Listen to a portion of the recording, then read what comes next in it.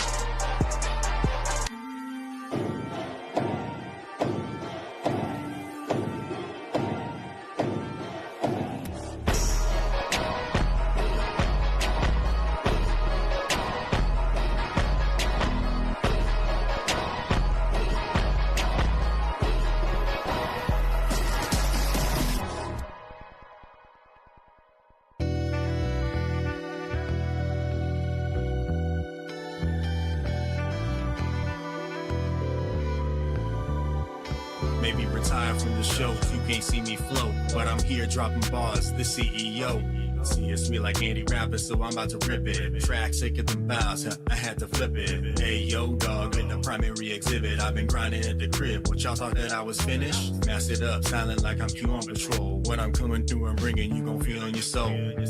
Being nice with the flame, try to show you. Hands hot like I'm Kim with the shorty. Lyrical trickster, boy, I done did it, so I run with it. And I'm rising up for you. Heat it up, I'm on fire, pyro. We some dragons in the game, no Spyro. Charging it up, I'm flashing like Benjamin. Fury any hate, yeah, your boy a walking legend. 10, 9, 8, 7, 6, 5, 4. You was set to hold these L's when you walk through the door. Let's get it on now. Select to make it first bit. Let's get it on now. Yeah, you know the flow's sick. 3, 2, 1, don't think we don't run. Through every challenge I can face, we already won. Let's get it on now. Select to make it first bit. Let's get it on now. Yeah, you know this flow's sick. If you're talking big, that's heat with no spark. My circle been solid since the very first arc. Never had a gimmick, just grinding the wheel. Steady aim, every shot been designed for the kill. Fighting through the dark just to sharpen my view. They switching styles every season, I just stuck to my truth. You can catch me in the ring, but I parry the most. Counter hit him with the bar, send it back to the ghost. Check my form when I flip it, no inputs a miss. Super R, yeah they salty when I cancel the diss. No cap, I've been trained for the long haul. Move like Mikado, one strike and then they all fall. Twins in the cut, yeah, I double the pace. Ain't no gang, you ain't never seen me running in place. Wise with the moves, only bosses relate. Yeah, I'm oral with the craft, I've been raising the stakes. 10, 9, 8, 7, 6, 5, 4. You were set to hold these L's when you walk through the door. Let's get it on now. Select and make your first bid. Let's get it on now. Yeah, you know the flow's sick. 3, 2, 1, don't think we don't run. Through every challenge that we face, we already won. Let's get it on now. Select and make your first bid. Let's get it on now. Yeah, you know this flow's sick. Yeah, I had to do it. I had to switch it up just a little bit one time. I had to.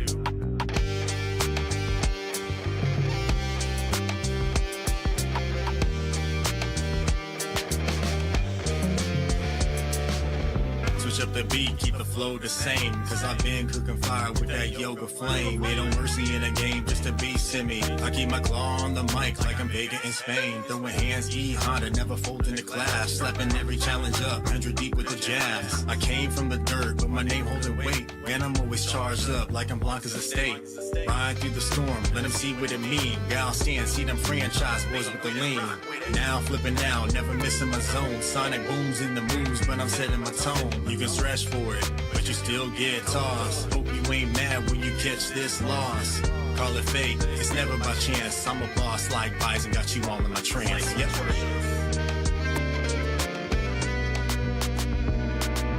10, 9, 8, 7, 6, 5, 4. You were set to hold these L's when you walk through the door. Let's get it on. Select and make your first bid. Saludos, saludos, banda. Welcome, everyone. Welcome. We're gonna see top six. Top six. We're about to see top six CEO. We have from Mexico on winners, La Jack versus Korea Matt KOF. This is a rematch. I think this one was losers finals for Combo Breaker, if I'm not mistaken. We have Güero Semilla. We also have Score, who also Score already won Samurai Showdown. So this is gonna be really, really interesting.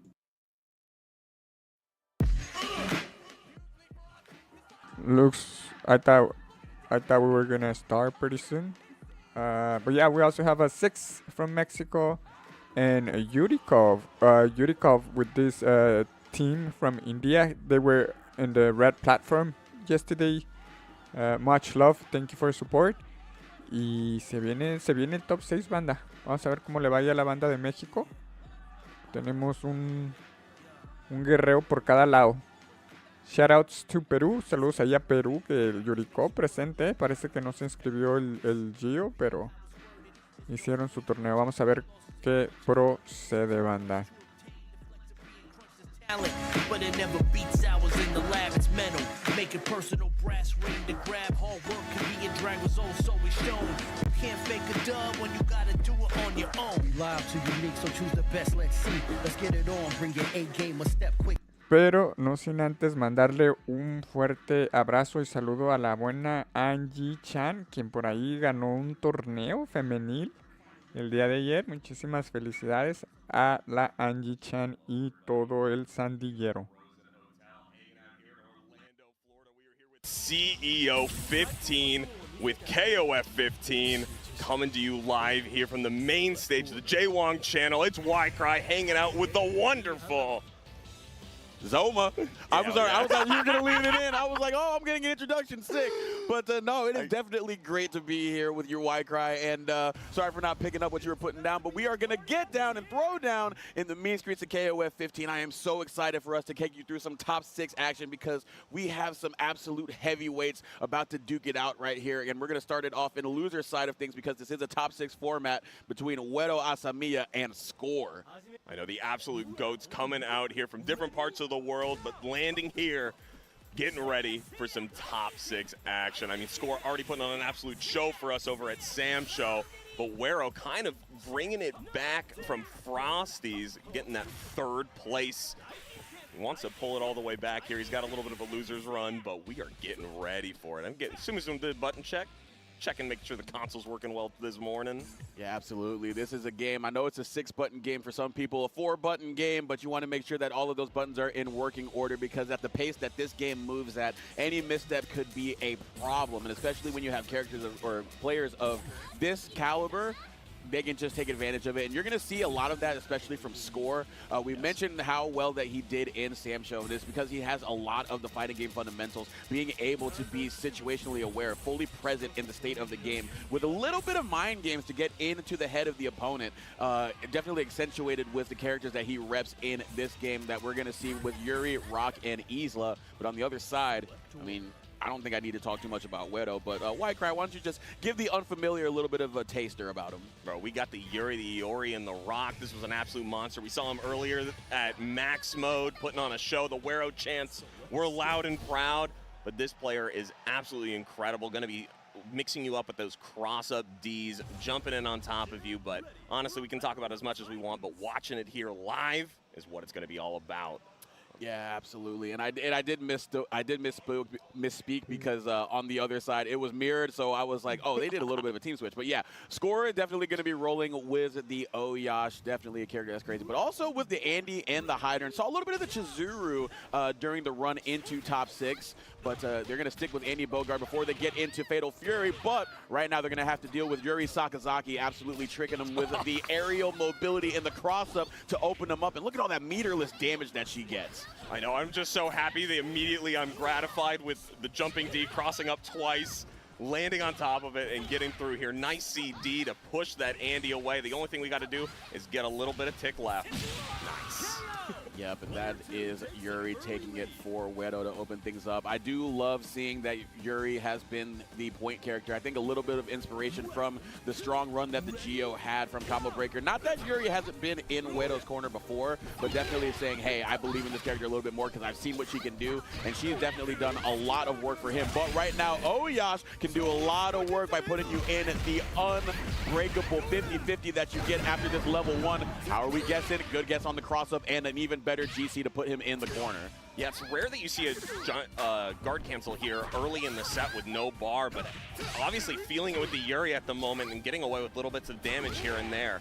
I mean, heck, obviously Oyashiro getting the freest 1 bar that's ever existed, but you have to get out of this vortex, and that's a great way to start it. The breaker, toss into the corner. Will we spend a bar or just go for the mix here? Yeah, make sure she's dead. Absolutely. Pay the premium. Get this gremlin out of here because she was controlling the skies like nobody's business, and you want to make sure that you get Rock out here before any more damage can be done and get as much health back in your own corner as you can. So we're back in the green, but Rock coming in with about 1.5 bars here, so can still threaten you, but has all of the buttons to make meterless things, or 0.5 combos really add up. And you might get one right here, but all we're going to do is the DP break into the Raging Storm. Rock doing the darn work here, but Oyash fighting back. Yeah, we're getting some shades of that Fatal Fury for just a moment here. But heck, honestly, I love when Rocks don't have a ton of meter because it doesn't tempt them to go for that level 3 install here.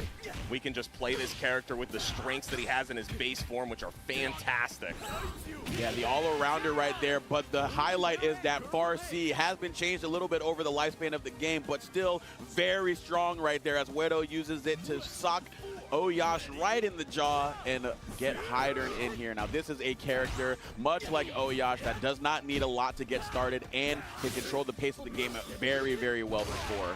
Yeah, wonderful flash there, getting them out of here. Light bits of damage, but we have a ton of bar to continue this pressure.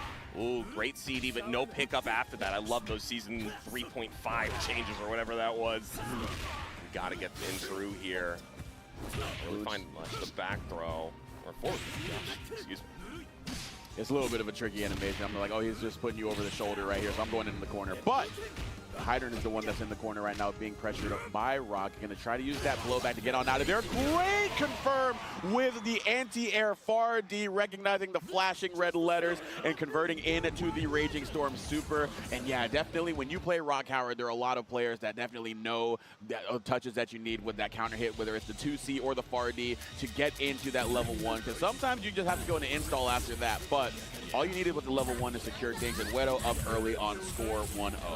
truly winning all of the neutral interactions that he needs to continue his pressure here. Has just been dominating on the ground, and the hop game has been working out.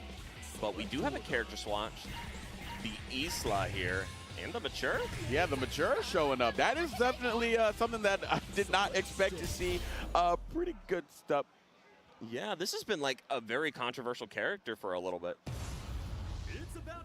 And it's just so interesting, especially in the second position. You oftentimes see her swinging around either in points, but hey, 1.5 bars could get her a lot of interesting options here. Oh my goodness. Yeah, it's definitely going to be very interesting. And also, you wonder if Wedo has experience against this character. I know sometimes you see her getting repped, especially during the launch of her and Vice. There are a lot of people trying to play her to understand what she does, but maybe a little bit of unfamiliarity, especially in the hands of Score, somebody who can definitely maximize her toolkit. Again, I think a lot of people would say that she's on the lower end of character power in this game, but it is KOF. Anything can happen, but there's going to take a lot of touches. But maybe we can see Oyash get something done very quickly up against the Yuri, because she was a problem, and you're already seeing Score make an address to get rid of it as soon as possible with the back against the wall. But we jump on out of there. Good punish on the landing. Oh, she's dead. That's so sad. Nah, not dead yet, but it's what happens after. You gotta guess, though. You gotta guess. Empty into throw. The madman himself keeping the mixed game strong, and heck, Mature not even going to need potentially to come out here for a little bit. We're all going to have to put in some work with the rock before we even get to see the hidden trump card. Yeah, the Oyash OCV has been abundant. I would know I was on the receiving end of one from Score. Definitely a very strong point character for anybody, but definitely does a really good job with them. But had the chance to get rid of them, did Wedo, but here we go, gonna get the standing blow back instead of the aerial blow back and get the advanced strike to catch them with the hand in the cookie jar. No command grabs around here. Yeah, and our combo game is a little bit lacking. Definitely could have gotten a break there to extend that conversion, but heck, as long as Oyashiro is stuck in the corner, we're thrilled and finds it without taking any damage whatsoever. Wero turning on the gas pedal. Now here comes the wild card in Mature again. Has a lot of things on paper that work out for her in terms of what they can do against Wedo's game plan to control the pace of the game. But a really good use of the standee right there to be able to get him out of the air, trying to go for the pressure reset. Trying to get a little bit tricky here with the Rekkas, but Rock's responding effectively here. Now has him in the corner, and this is where things can get really bad because Mature defensively, not necessarily with a great amount of tools, but got a way out of there, but gets hit by the Shatter Strike. And that, to me, whenever I play Mature, is my get-out-of-jail-free option. Most of her buttons are advancing, assaulting, and very susceptible to that Shatter Strike. So great awareness to pull that out, and even better to confirm after that. The only problem we have truly done is we've left Score with 5 bars on Hyder. Monstrous character coming in. Yeah, but we saw in game 1, Wedo definitely not fazed by him, was able to establish the pace of the game so well against a character that does that in their own right. But Score, now with the health lead, can maybe opt to play a little bit more of a slowed down game up against Wedo, who's really making a point to rush him down right now. Doing a really good job already having him pinned into the corner, forcing Score to throw out a normal, go into a quick max. That's 2 bars that you're not going to be able to get back. Wow, what a great grab from Wero there. Got rid of all of that pressure as fast as he possibly could and pretty much wasted Score's 2-bar pressure there. Needs to find something coming in here or else Score's gonna just die to chip. The little poking game working out so well, and Rock having so many great light buttons and closes. Another 2 bars spent. We need to make something of this. Yeah, the meter efficiency not necessarily working out for Score's favor. I understand the impertinence of the situation right now. You need to narrow the gap as soon as possible, but Wedo absolutely smothering and covering like a Waffle House order right now, forcing him into the corner. The wall that is that stand or that jumping CD, the blowback, and then just the jab to the face. My goodness gracious, just get a little bit disrespectful. Throw them bows out there, but Wedo gonna secure the first win of the day with a 2-0 set victory over Score. So fantastic. Really able to lock down Hyder, and I rarely get to see that done to such perfection. I mean, it was a beautiful sequence of just finding the corner, keeping him there, never letting him roll out, escape, or anything. And it really felt like Score was struggling to find his option out with the safe offense, really. It wasn't explosive. It wasn't crazy. Locked him in, kept him in place. didn't let him get away with anything nonsensical. Yeah, I think what was really good with Wedo definitely was making sure that, hey, I understand what Hydern and Oyas can do, especially they don't need a lot to get going, so I don't want to let them play the game. I don't want to let them get that snowball going, especially being able to put them into that 50-50 guessing game, or in Hydern's case, really a four-way guessing game once he gets that that Stormbringer onto you. So just making sure to stay aggressive unless the situation called for it, and really never showed its head. So Wedo was just very much rewarded for hitting the gas pedal there. Yeah, I didn't really see a lot of jumping C from him. I'm not sure if he was just scared of rock, just crouching C, or like... Well, I mean, that far D hit, and then you're just like, oh yeah, I got to really just slow. Like, I don't know if I can throw out as many hop CDs as I can, or I normally could with Hydern, even though it's a very generous button. Oh yeah. Like, I don't know if nice rock will be very giving. Hey, I'm fair to the players. I'm fair to the players, and I'm fair to the characters too. But yeah, definitely was a little bit more hesitant once they saw the way that game one ended. They were like, okay, I'm going to try to play more of a grounded game, but being slowed down a little bit in that aspect gave Wedo all the time that they needed to really hasten the pace in his favor. I gotta say, we see two legends on the stage right now. Absolute goats of the scene. We got the Yurikov and the Sace MX. These are probably, I mean, a heavy bias, two of my favorite players. Obviously, Yurikov coming from the USA, and Sace was the first, I feel, professional SNK player to truly put me in my place and say, hey, you don't get to play the game as long as Chorizo is on the screen, baby. So always have a big heart. In fact, it happened in Daytona in 2023. So. Okay, shoot. Yeah. Okay, so a little bit of a memorable story there for you. For sure. Yeah, however you want to call it, honestly. No, it was, because it's locked me into this SNK train, and I'm not getting off until the stops end. So I mean, SNK stocks are up right now. You see Fatal Fury City of the Wolves is out, causing some people to really turn heads and say, like, hey, maybe we look at some of these other titles going on here. I've definitely seen some people inquire a little bit more about the King of Fighters, especially this new version here. Some of them go back and play the old version of the game, but either way, these are two people that have been very, very successful in many iterations of the King of Fighters 15, or the King of Fighters series, and really doing well in 15. Yurikov going to be coming in on the right, CSMX on the left. So it's going to be very interesting to see both of them still on that loser side. So when you get a matchup of this caliber, you honestly would expect to see that on winner's side, but with a bracket this dense, unfortunately, one of these guys are going to go home after this first to two. Yeah, and this is so interesting. We see the Isla coming out first, generally a character reserved for the anchor slot, but heck, her normals are so good, it doesn't matter. We can play her like a poking monster here in Ryo. I mean, so many changes between this character. Still a monster, hits like a truck, and is going to try and find his way in on this long posting can thrower. There you go, the frame trap to open things up here. And I agree that Isla is usually the one that comes in at anchor for Yurikov. I believe that's what they were running for most of the bracket. But trusting the Meetsinkun at anchor, but maybe not necessarily going to need them right now. Isla doing a really good job of putting Rio into this corner. But yeah, I do like Rio as a point character to go up against Isla. You do have really good buttons both on the ground and in the air to sort of contest her movement. And then once you guys try to create space on you, you have that threat of the parry to build as much bar as you can. But here we go right now. They're going to need to hasten the game real quick because that wall's not going to be able to move that much longer because Isla just hawking them down. 40 seconds of pure rush down pokes and jabs, and the quickest confirms Yurikov is always going to be clean with it. Let's see what we can find here. The Chorizo gonna keep it moving here. This is the premier character for Sace in my eyes, but again, a little biased, so he's got to prove it here to me. Yeah, Chizuru definitely a dangerous character in the hands of many players. Sace definitely being a highlight there. As we unfortunately get the drop right there, the range not necessarily working out for the 0.5 bar conversion.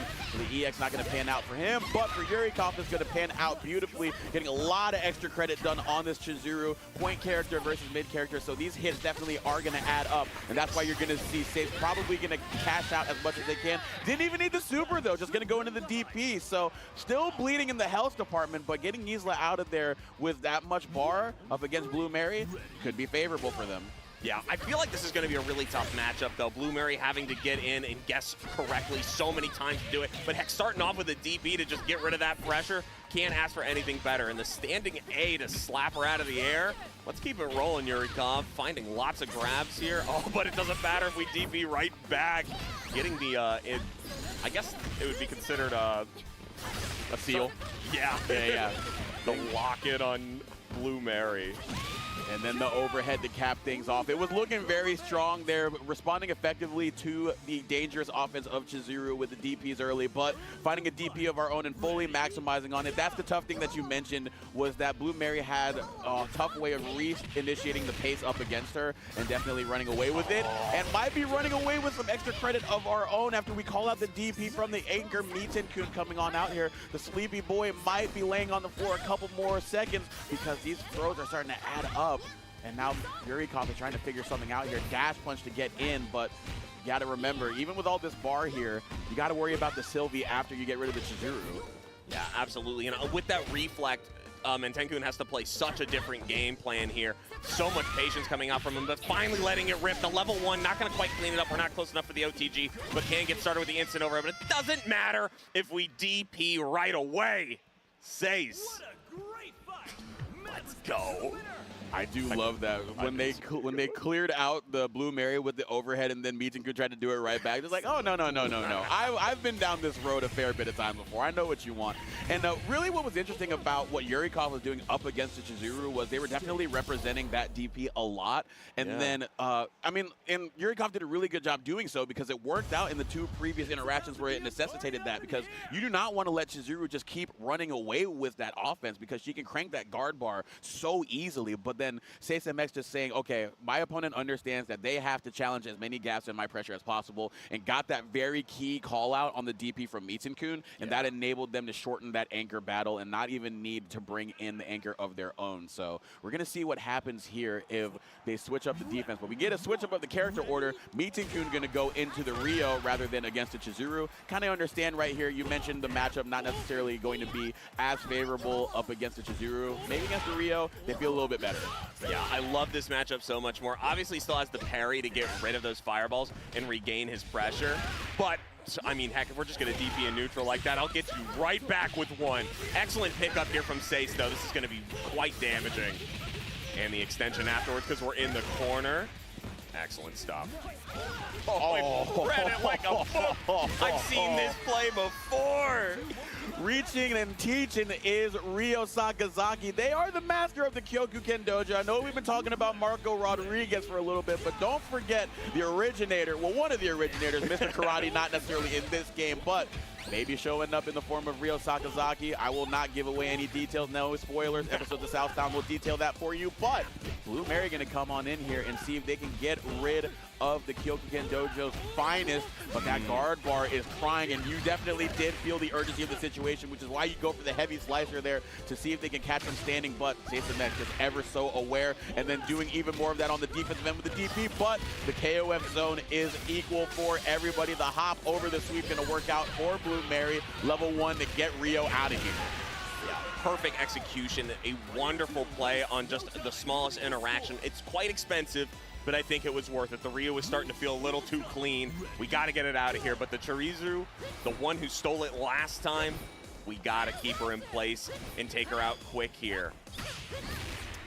All right, yeah, we're definitely going to try to see if we can build that wall a little bit here up against Blue Mary. Like you were saying in the previous game, Cry, it's up to Blue Mary to be the initiator and take some risks to get in. As you saw that the slicer was the way that they did it up against the Rio, and against the Chizuru was trying to do the light version, but just didn't have the spacing, so they got the full punish on that. And yeah, it added up right there, got the full punish, got the seal, and then put them into optimal position for Blue Mary to be at a complete disadvantage. So Yurikov going to have to bank on the Isla, or they will be going home at 5th.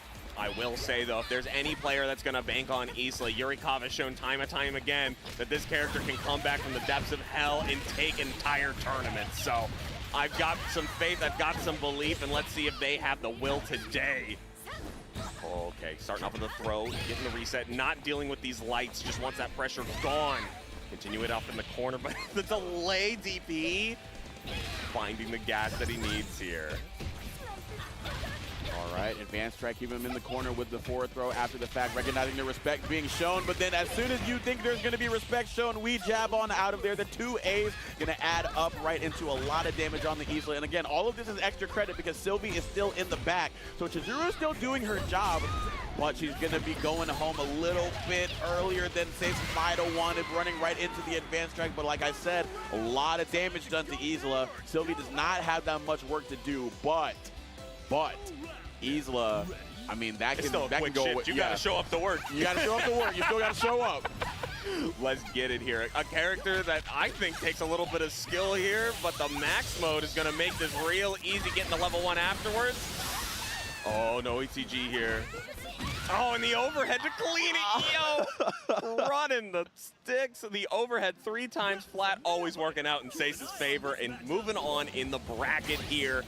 Oh, smiles all around. I love to see it. I know he's not thrilled. Yurikov been putting in so much work, having a tough time everywhere right now, and still showing up in 5th place here. That's wonderful to see, and we're so glad you're out here. Thank you. Yeah, I do love seeing all of these people still remain on the KOF stage, even in the face of Fatal Fury, getting the share of the popularity. It's just very fun to see all of these players step up here. And when I'm at that set between Sace and Yurikov, it was really very good of Sace to be able to identify the habits of Yurikov, especially in that game 1. So you saw a little bit more hesitancy defensively on the part of Yurikov in game 2, and like expectedly so. You want to definitely adjust to what your opponent is saying. Hey, I understand what you're responding with right now, so let me try to change things up. But Sace remaining 1 step ahead in terms of how they structured their neutral and their offense, especially with the Chizuru, which was doing so much work for Sace, was definitely the difference maker. Yeah, definitely, like, in the worst, I'm not sure exactly how to put the words into the mouth, but, like, feels good when an amazing player like that has scored you, and then he goes against somebody else amazing, so much better than you are, and does the exact same thing. I mean, look, like, anybody who's played KOF knows that Chizuru will house a player of any level. Oh, yeah. So, like, it's very funny, too, because you'll go on Twitter and you'll see, like, somebody at your local who gets, like, 5th, and they're just like, dude, Chizuru is just such a problem. Yeah. And then, like, you get so then you get people who are, like, SWC qualifiers just being like, bro, how do you fight Chizuru, bro? This character is broken, bro. But, like, it's fun to see, like, a game like KOF where so many characters can give you problems in a variety of different ways. A lot of people just trying to figure out answers to them, and you know, players that command these characters at the highest level just say, you know what, you're going to have to work for it because I'm not going to make it easy for you. I'm not going to make it easy. All right. And we're moving on to this next match versus Laik and Mad KOF. Really interesting. I mean, obviously, I have some characters down of who they might play, but let's be real. They could play anybody in this cast. Oh, anybody in this roster would just be thrilled. Mad probably going to show up with the Hydern and the Goits. Laik, I'm hoping for that Chris. I really want to see Chris. And you're going to get him. Yeah, you're going to see him right there. You're going to see him. Wonderful stuff. But from here on out, I mean, Laik putting on such an insane combo breaker losers run, coming back from the depths and running the bracket. And Mad, I mean, in our own bracket here, sending Wero and Yurikov to losers, and I think, no, Wero won his match, right? So Wero still having a chance here, probably wanting to get his revenge later, but I mean, heck, he's pretty much sent Yuri to the grave at this point, so unfortunately, we got to keep it running here. We're getting a good stage as well. This is winners finals. We're going to get the first of 3 of the day coming to you live. I'm excited for it. Yeah, Laik going to be running the Chris, the Gonitz, and the Rio, all to opposite the Sylvie, Hydern, and Gonitz from Mad KOF. And it's going to be very interesting. Talk about running brackets for Laik, especially coming over from running La Torneo de la Honestidad, Cinco, which I had the pleasure of commentating. Thank you so much for the opportunity for that. Definitely got to see a fair share of characters that I would believe Laik would label as honest. And Rio... Gonitz was one that I think pulled up a fair bit. We got to see a little bit of the stocks rise with the character off of Combo Breaker and in La Torneo de la Honestidad, but Sylvie is another character that did pretty well across a lot of events in this season of the game, but oh, that's unfortunate though. The D Tatsu not going to work out for Rio, and you're going to get to see a lot of what makes Sylvie very dangerous here, especially in the corner. The pressure is just very oppressive there, but a good job fighting out. Laik going to be able to find the right spot to challenge, and then get the stand D. That is a low little lady, so you got to watch the ankles. My goodness, I mean, truly oppressive here. Going to have guessing for the game at the moment. The jumping CD is going to not hit. Instead, the grab break immediately following. But we are in chip range at this point. But the DP is so solid. Sylvie trying to hit some extra mileage here before the demise. Or heck, I mean, we do have a bar. We could spend something off of a bar punish. But the EX Fireball is able to be dodged. Got to keep it finding here. Both players getting really conservative as the life is getting quite low. The overhead to just chip away at it. trying to catch the parry right there, throwing out the fireball to bait something out from Layak. Madkoff playing this so carefully right here. Has been living on a pixel and a prayer for a long time.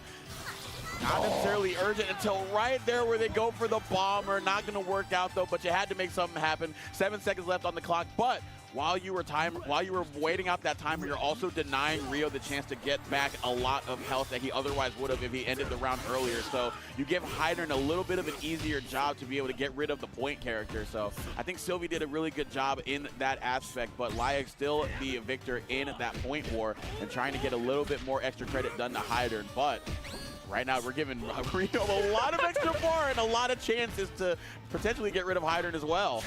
Nice, and just flashing it up into the air, getting that 44 seconds, the max HP we can snag out here. Good stuff. We're going to have a pretty much even match, unless you look at the bar here. Mad KOF sitting on 3 chunks of change. The Yoits, honestly, I like this matchup for Hydern. This is a good one. Yeah, very interesting though. Layak is very tricky with how they play the go-nets, especially by using that teleport and being able to represent burst options to get in on characters that otherwise can commandeer the neutral like Hydern can. And being able to maximize with a lot of damage that they can get on those punish opportunities as they catch the roll and being able to clear out Hydern just like that. Seeing a lot of value here, but then here you go, the mirror match coming in right here. Both of them coming up to the party, reading the book, and again, that teleport, so tricky, and Layak deploying it effectively in a variety of ways right here in the corner, mid-screen, but this time we answer it with the 2C of our own. The beloved Orochi gave us this 2C. All of the Hakushu use it, and we're gonna use it to get Gonets away from, well, Gonets. Yeah, fighting his inner demons right now and currently about to spend a ton of bar to keep those demons grounded and away from us. Oh, instead just going for the reset here. DP to keep it super safe and a little bit of extra chip at the max mode should finish it up here. Excellent stuff. Quick and finish. Trip guard 2B working out there, catching the jump out from the corner from Layak. So the anchor Chris gonna come out here. A bit of a student and teacher relationship right here. Gonna say, hey, show me something that I haven't seen in the practice room so far. But you definitely seen that JCD come out from Chris, whether it's the Orochi version or the regular version. That is something to be feared. And the flames burning bright for the anchor. Layak gonna go up early, but it is a first to 3. So Madkoff gonna have a little bit more time to figure something out here, but the anchor did not give him a lot of time to do so in that aspect. Oh my gosh, yeah, so nice. And I mean, I'll never overly root, but man, I really wanted the Chris to show up before that happened. One of my favorite characters in this game, the changes to the counter hit CD in the air has just made him one of the most fun characters to play. I love in the local hitting something, EXing crescent slash into it and just getting a crazy confirm afterwards and having everybody's jaw drop. It's the only cool thing I can do in this game. Thank you, SNK. It was really funny when the JCD changes came out and the first character that people thought of, as we get one right here with the French woman JCD from Sylvie Palapala. Got one for Shermie, got one for King. Of course, Sylvie's going to have one as well. But Sylvie, Shermie, and Chris were the ones that people were like, oh, this is going to help them out mightily. But Sylvie not going to need too much help from the mid if they can get rid of Rio. But again, finding a right time, Layak is getting that 2A challenge right there, trying to go into a little bit of a stagger throw, but still going to be able to get the parry into the DP. And now it's just like that. The life bar is about even on both parties. Just sending it, running through there. Sylvie finding the gap and the pressure, the moment of hesitation, cutting through it with her stiletto heels. Let's go. Oh, wonderful stuff. And now the going to was really the problem last time, but if we start out solid here, spending half a bar to take them all the way to the corner and do a ton of chase them down, the Predator missile of the Pop Star. Goodness. Where was this player? Wait a minute. Mad KOF is online. The Red Bull's hitting. The caffeine is flowing. I mean, it is early in the morning right here. I mean, a little bit early, but these are some seasoned veterans, I'll say. So they might prefer the earlier times than the later times. But we definitely prefer an early exit of the Gonus that was doing a lot of damage in that first game. The JCD's working out so well for Sylvie, and it's just such a great button that she's afforded, whether it's in pressure or in an air-to-air situation. The way that it shrinks her hurt box and then to fully deploy exploits that forward-moving hitbox to be able to maximize the interaction value and the expected value of winning those, and then being able to use it to trap Okris in the corner right here. It's just so tough because it forms such a wall that you got to lock down. Plus frames after that, Okris got to find a way to get on out of here. That guard gauge is flying. Oh my goodness, Mad KOF has lost his mind. Holding it down with just the point character. Perfect play right there. It's a little bit of fury coming out for sure. I mean, his name's Mad KOF for a reason. And he was mad about that first game. He was mad. He wanted Liag to know it. Oh, heck, I felt it over here, and these load screens always make me boil just a little bit because I get to sit in that loss that I just had. I'm like, I was just up 1-0 a second ago, and it just went away just like that, man. But yeah, the Sylvie just coming alive. Yeah, perfect play there. Little things that we need to adjust. Obviously, the jump into the plus frames, reacting to those, and we have a much better character here to do it with a traditional DP, being able to get us off the ground and immediately representing that option after the parry. Good stuff. We just need to get rid of her quick here, because I think the rest of our cast has a little bit of a problem. So I was going to say an interesting thing that Rio and Liag could do here, because the JCD was such a problem for them, and we saw earlier getting that parry up against it, so maybe playing a grounded game, but Mad KOF already responding before I can even say that, just running up at him and just saying, hey, I will control the ground as well too. I have a character that's pretty fast in both the air and on the ground, so really good space control afforded in both aspects of the neutral. So right here, going to get a little bit of an even life, even meter situation as Liag trying to force Sylvie into the corner, because we do not want this character to live any longer than she did in the previous game. Excellent stuff. Finding the parry there on the incoming. You definitely saw Mad KOF opting for more hops that time than the full jumps, representing that cross-up option or anything in between. But Liag just absolutely on top of it right now, and that crouching A just to represent the amazing pokes that this character has, man. Let's keep it running. Ooh. Trying to find something there. I do love the spacing that Liag is operating at, sitting right out of that 2C range, but again, doing a really good job. The carryover from game 2 was that they saw Mad KOF use a lot of JCDs. Sylvie, of course, the one that did the most of it, but they know that Hydrant is very good as well, but unfortunately, spacing not going to work out that as well as it did in the interactions prior. 2C still going to hit and enable the Stormbringer to finish off Rio, but Rio in that parry built up so much bar for the mid to come in and work with. The Gonus not at all without a stick of butter to cook with. I know. I mean, obviously this character was the monster prior in the first game, and heck, with the quick max immediately afterwards, oh, we're looking at a very hurt Hydern here. Do we do a teleport after this string? No, we just find the hit instead. Can spend the bar here, might opt to save it. Nope, we're getting rid of him. Get it quick, get it done. Give me that perfect on the board. So I want to make sure that the people at home recognize how good that first quick match conversion was. They ran up with the 2B, knew that recognized that ever so slightly the opponent was in the air. So instead of going into 2-1-4, they canceled into the EX Tornado to get that anywhere juggle and get the conversion that they needed to get as much damage for the interaction as possible. So Liag with the heads-up play right there to maximize the interaction reward there. And that is the type of caliber of player you get here in Winners Finals at CEO. These players are absolutely converting off of the smallest interaction. And the stability of that tornado there, so nice. Even finding the sweep to get that tiny bit of extra damage, carry him a little bit towards the corner. Mad KOF needs to put on a little bit of a show here to bring this back.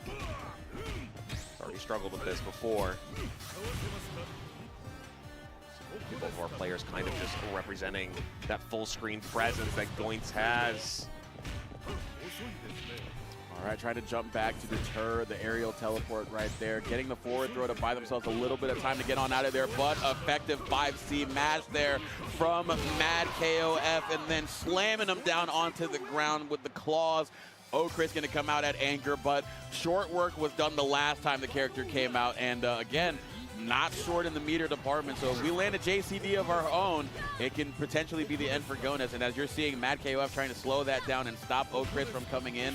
Better at the zoning department, so you're able to slow the game down a little bit more and force Liag to think about their approach. And all at the same time, you're creating space for yourself. Yeah, I love around the range that Okris is sitting at. 3.5 bars is definitely that sweet spot. Being able to get the, yes, baby, let's go! and we get to do the EX extension here, but we don't even need it. Does it just for the fun of it, baby. Let's go. Lyak finding another Okris, jumping CD, counter hit, and confirming right afterwards. That's the GOAT. That's what I'm talking about. The god Orochi bestowed us with JCD. Every one of us of the Hakushu has one, and we are damn sure going to make sure we use it there. Again, that counter hit JCD, or that counter hit JCD change that was given in one of the more recent patches that enabled more opportunity for that juggle confirm, and Okris maximizing it beautifully. That was the second time that we've seen that, and again, it's just so tough when you know that's on the table. What are you going to do to play around that? You don't go to that well. You stay away from that jumping CD range, and you are trying to counter hit it. I mean, Goitz can obviously just do that crouching C. It's such a good button, but I understand it's not what you're thinking about when you're playing that character. So maybe a little more grounded, maybe a little more tornadoes. I'm going to leave it up to the players to do that because that's why they're here, and I get to sit over here. The classic. That's his problem, man. The classic. But the problem character, once Lyak won the last game in game 1, was that the Sylvie would just come back and rebound effectively. But right now, making sure that that does not happen because we are forcing them into the corner here. And good jump out right there because that guard gauge was about to run out. So finding the right way to get out of hell, get out of jail, but doing the same is the Rio right there, getting the DP conversion, double DP into the Ranbu, and then again, going for that delayed throw to keep Sylvie guessing. And now, again, much like we've had before. Wow, dash in C? You gotta be kidding me. So quick. That KOF, my gosh, man. And now we're at a problem state, right? Sylvie last time able to snowball with just a small hit like that and around the same bar as before. Oh my God, close C off of the teleport. Absolutely insane. Yeah, spending this level 1 here to get that extra damage, keep him towards the corner, and get a wonderful Oki situation for yourself. Rolls out. Oh, nice pick up. Oh, yes, the conversion ever so good. Not quite enough, though. Gonna have to do one more bit of damage to get Sylvie on out of here as we exchange lightning bolts and teleports. Trying to see if we can get any modicum of space control with these projectiles, but putting up the wall in that tornado is gonna be so important. But finding the right time to roll through! Mad KOF now in the driver's seat. The plus frames got the low, and then of course, we wall them out with our great jump normals and then chip out with the DP. I think they were a little nervous to do the DP before, but they definitely did a double take on that HP bar and said, oh, I'm sending this. Going and sailed. Oh, all right. Nice quick confirm there from Okris, but getting mashed on immediately with the DP. I mean, heck, I'm in heaven right here. We get to see a lot of Okris with 3.5 bars. This is going to be wonderful. Hey, he's giving you heaven, but he has been putting Mad KOF through hell, has been absolutely so strong. Don't even believe they've taken too much damage when Okris has come in outside of that round 2. Got the slide in as well, but a little bit too late on the conversion after the fact. It was a little bit of a tricky situation there to get the conversion on it, but we're keeping Hydern pinned down here, but good use of the Moon Slash to get Okris away before things were dire in the guard gauge department. But again, that low into the quick max is going to start evening things out here. Yeah, excellent stuff right here. We're going to get a nice quick confirm, and we get that corner pressure from Chris. This close A to continue that pressure. No JDs or anything like that, but he's better than me, so we know he's picking smarter options. A little bit of shades of 98 here with the way he's playing. Lots of sweeps going into the slides. Trying to find any sort of gap here. We're kind of run out of pressure. We're essentially playing a point Chris right now. Nice, the dash up. Standing D coming out from Hydern. Giving a lot of space back, though. We saw it with Rio up against Hydern, but look at the ranges that they're playing up against Hydern with, just sitting right outside the range and then meeting them in the air again with that JCD, getting that conversion as well. So Okris once again gonna bring out the Gonits, but this time a lot more favorability in Mad KOF department. But what are you gonna do when the Gonits has narrowly laid a scratch on the Okris to this point? Oh, I love that pressure. That guard bar is absolutely terrified, and Mad KOF representing it immediately. Yo, we get that level 1 confirm here as well. The only problem with this is the combo is literally so long. He gets guard meter back, but the standing close. Confirm this into level 1. Oh, do you get a bar? You do! That's the game, baby. Oh, Chris. That's what I'm talking about. Leic putting on an absolute show with one of my favorite characters in this game. We love to see it, unless our username is Mad KOF, running down to the loser side of this bracket and having to put in the work to get back to Grands. I mean, what else can you say? Bien fuerte ahí el Layek, very strong. Layek looking super strong. Let's go see what's gonna be the next match. You guys can see the bracket right there. Thank you guys for staying around. I'm gonna see and check what's gonna be the next match. So let's just see if it's gonna be Güero. If it's gonna be, who's gonna be the next?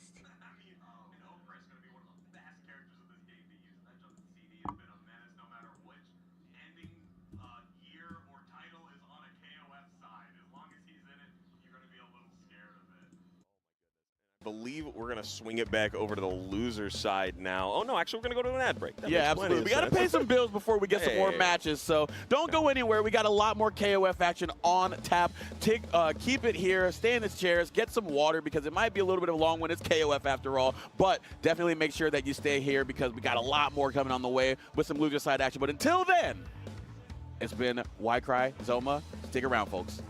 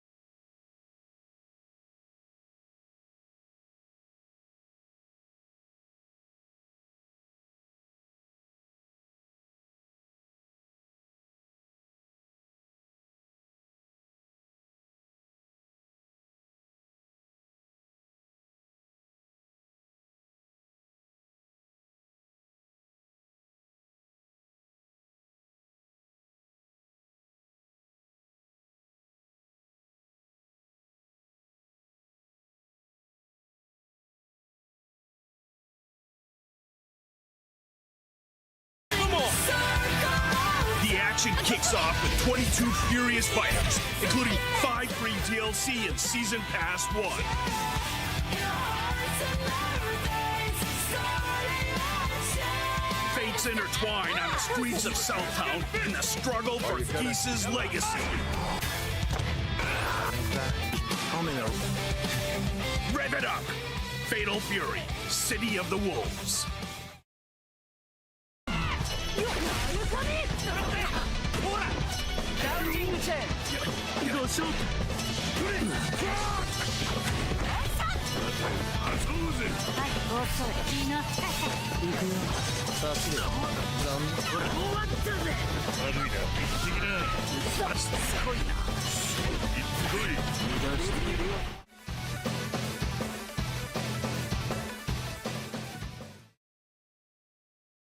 Tenno, officially licensed FGC merch designed by the FGC for the FGC. Discover our newest drops releasing for the first time during CO, including the newest official Street Fighter design, the CO 15-year collaboration, and many returning favorites.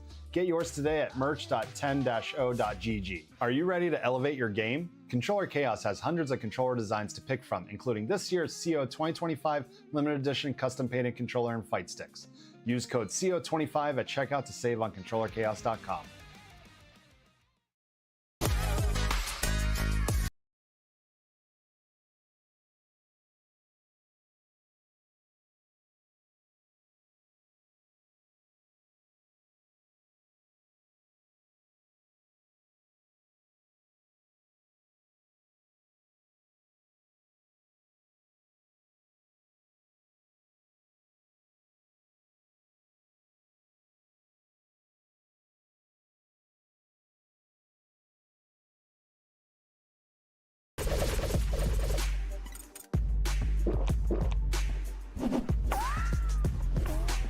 Red Bull gives you wings.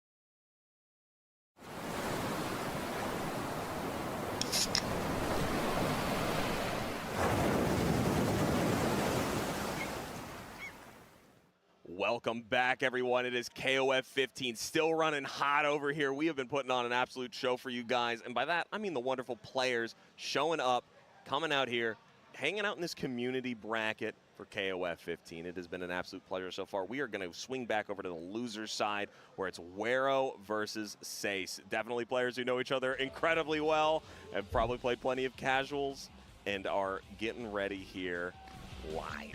Yeah, two of Mexico's finest stepping up to the stage right here as we get underway, trying to sort out who will be meeting our grand finals winner side opponent in Layak, another one of Mexico's strongest soldiers.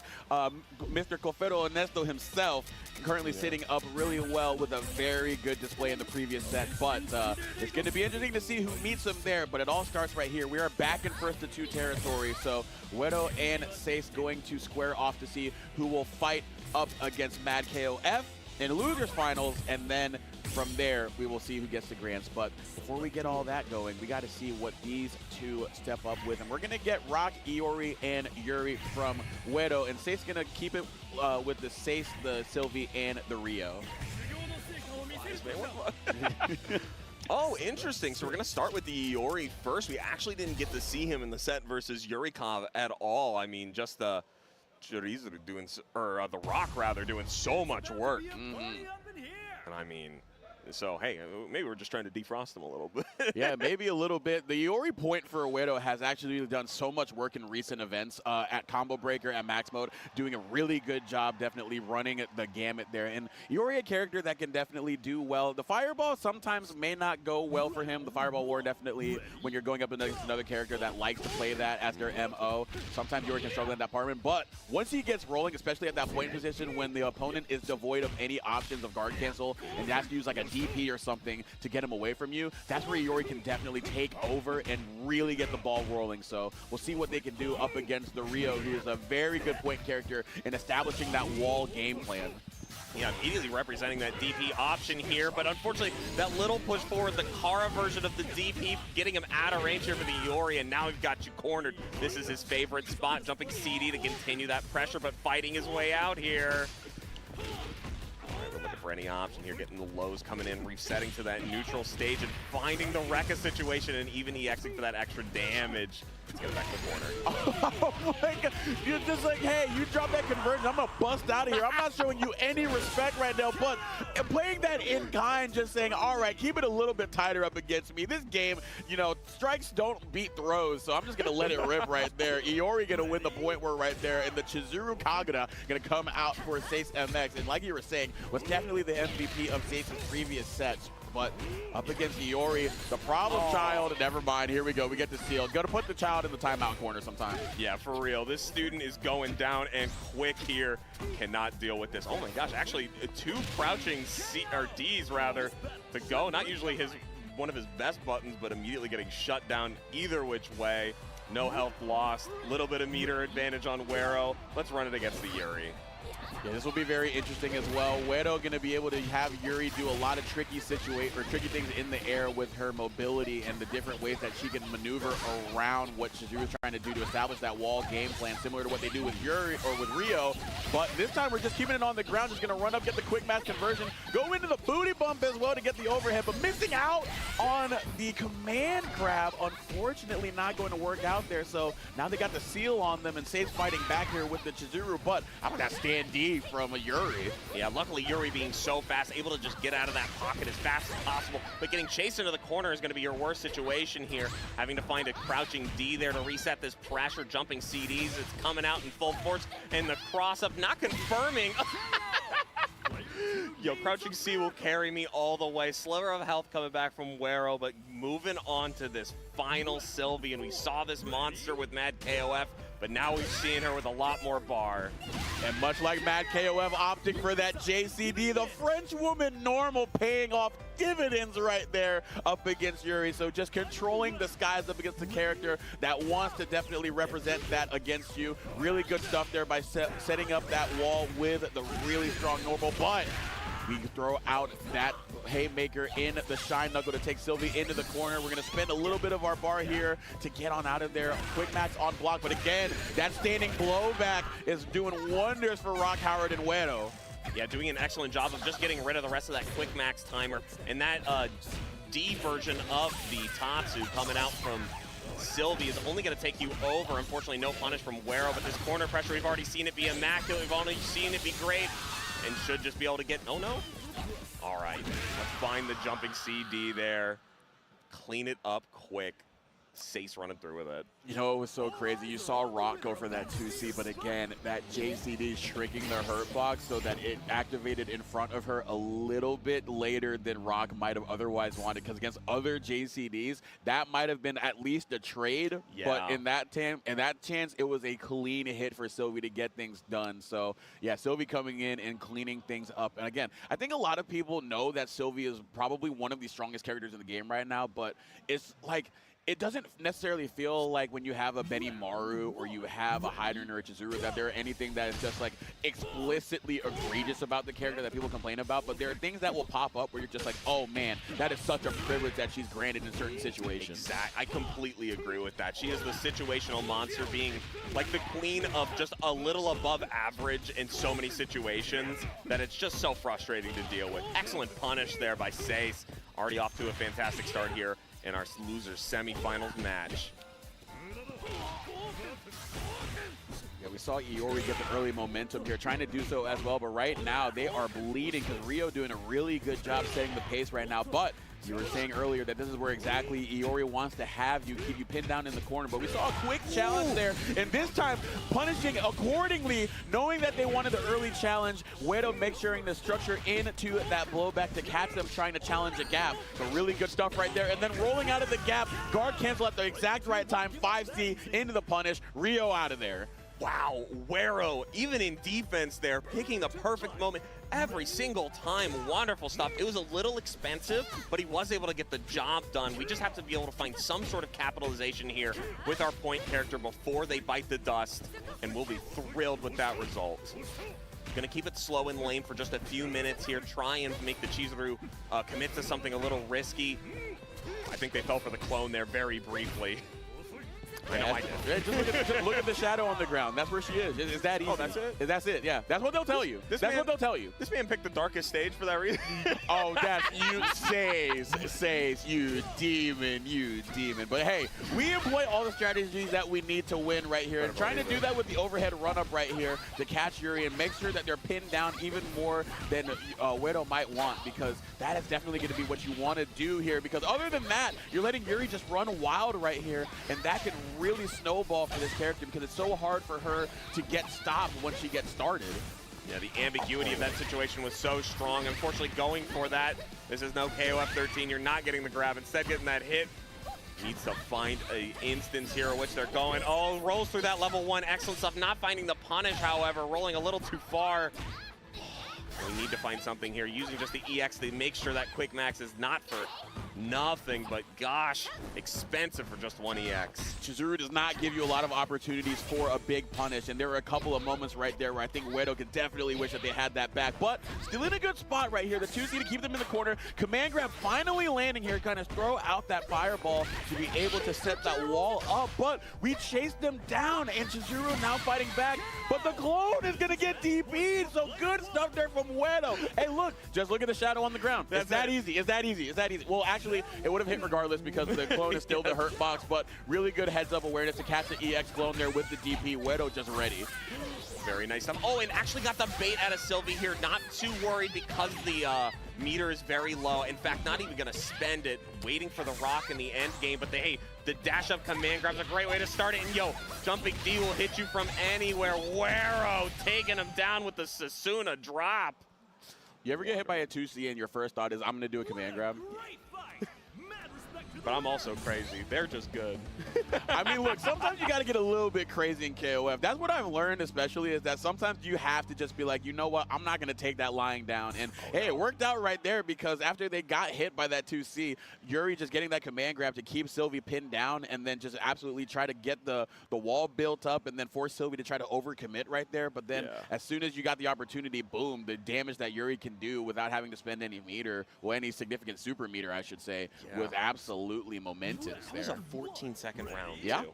Yeah, that's Yuri. Insanity. That's Yuri Sakazaki. Picked right for like 1 bar with 2 EXs in between. My God. Absolutely insane. But hey, both of our players putting on the show.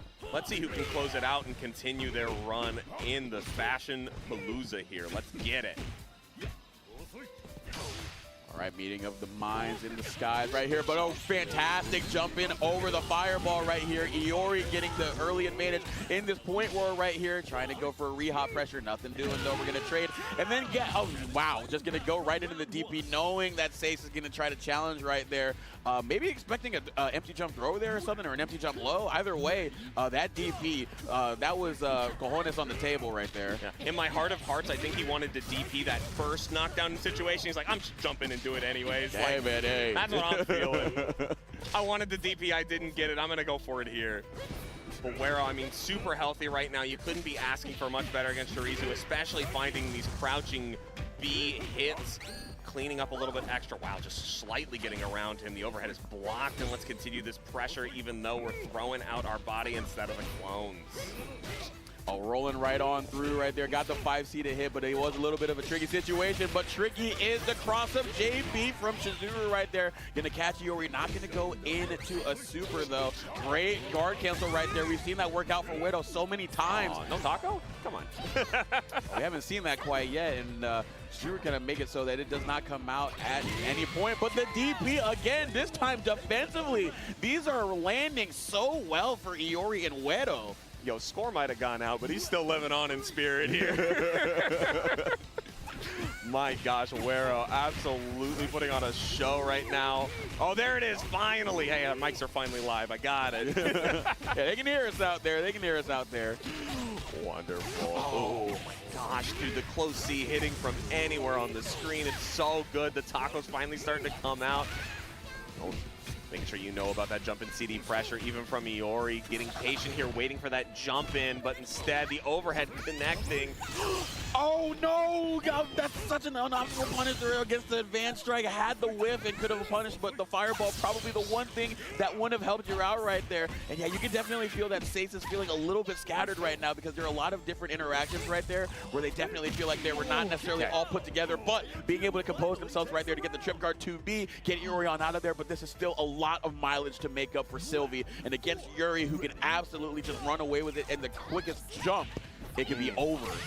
Yeah, and it's just such a hard hitbox to jump in with that jumping C, but I mean, Sace is definitely one of the players that can do it here, getting really patient in these defensive situations. I'm nervous that that patience is going to be his undoing if it wasn't already, but 4 bars is a lot on Sylvie.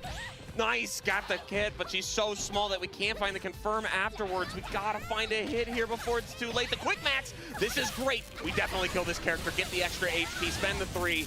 Excellent stuff. We're gonna move on to just the anchors. Rock coming in with about 2.5 bars, and Sace with the, pretty much 1 interaction till death. Cookie, I hope you're watching, because the Denji Beam, your favorite super, is going to be able to clear out the mid and force out Rock. That is exactly what you need. Get as much health back as you can, and not a lot of meters spent outside of that quick match. You still have 2 bars, and Rock has 2 bars of their own, so install is not necessarily on the table, but you have to worry about that Rock fireball baiting out a jump into the level 2, which was really scary right there. There you go, into a side knuckle, but the improper spacing, so there you go. You get the punish right there, and this is how Sace can get started right here. Get the wall going here after a ton of damage being put on Rock. Excellent stuff from there. We should get a setup here with the Invincible, but the CD Clash is traded. We're fine. The throw, we're not dead yet. Can go for Chip here with the level 1 and tries for it. Excellent stuff. Oh. He read the situation perfectly. I think Sylvie was looking for a way to roll and couldn't quite find it fast enough. I mean, like a deer in the headlights. You're just terrified of what's going to happen next, but put on a wonderful display. Getting to that point with, I mean, there were sitting on a slipper for half. A la verga, estuvo bien mamona, ¿no? Ahí era... He could have done super, I believe, at the end. But he wasn't ready. Creo que podía haber hecho super, ¿no? Muy buena reta. Muy buena reta. Estuvo muy chingona. Jueguen bien. Jueguen bien. Very good match. Very good match. But yeah, there was a lot of things that were going to be hard to make up there. So really good stuff there. After things were going haywire, to compose continue. Rock, identify the situation that would give them the best chance to win, and then doing it beautifully with that quality checkmate situation. Oh my gosh, yeah, incredible stuff. I mean, dude, I freaking love KOF. It's the best. Rocks. It's the best. We were thinking like, oh my gosh, like Sace is feeling a little bit rattled. There were a couple of times where he was just kind of. Hey, but you gotta admit, the King of Fighters is really exciting. That was a really good match. It was close to a comeback. You get a lot of excitement. It was not top characters. I really enjoy. Hey, KOF es otro pedo, KOF se sintió la energía, el comeback, el hype, banda. Nah, I got this. I'm clean as fuck. You say, no, I'm almost there, man. But Rock slamming the door on that and slamming the door on Sesa Mesh. Going to go out at 4th place. But now we have our 3rd place match here, our losers final. So we are back into 1st to 3 territory right here between Mad KOF and Uero Asamiya. Madcoff dropping up against Layak in that winner's finals 3-1. So trying to get that rematch up against them, but gonna have to go through another one of Mexico's greats in Uero Asamiya. But we're still going to keep that same team in tow to make it happen. The Sylvie, the Hydran, and the Gonus up against Uero coming in on that left side here. So gonna see what's gonna happen here. We're gonna keep it rolling with the Rock, the Iori, and the Yuri. So definitely trusting in this team right now. Yeah, and this is gonna be a run back from pools, believe it or not. Mad KOF sent Uero down there and is now coming back all the way in losers finals to exact his revenge. This game is so great. This game is just so good. This is the best game, man. Yo, we're online. Oh my God, yeah, the padded room, we're back, y'all, we are back. I've been missing it. I knew something felt a little off. And it was my crazy chamber of laughing and despair coming in live here for you guys. We'll just change it up for grand finals, but for the moment, we'll let them feel comfortable. Yeah, Sylvie spent her fair share of time in the lab, if you're familiar with the storyline of KOF. So she wants to do her best to break on out of there, and she's breaking through in the point war. Yeah, she does feel at home right here. So these are familiar circumstances, and getting rid of Iori that quickly right there, as soon as we could get into the set, it's already forcing Yuri to get on in there. So we're going to see what the game plan is up against Sylvie, but Madcoff definitely doing a really good job space controlling with the air normals up against Yuri previously. We'll see what happens here for Uero. Excellent stuff with that crouching C, able to keep her in place, but immediately jumping out. Hey, if you're Sylvie, I'm probably jumping.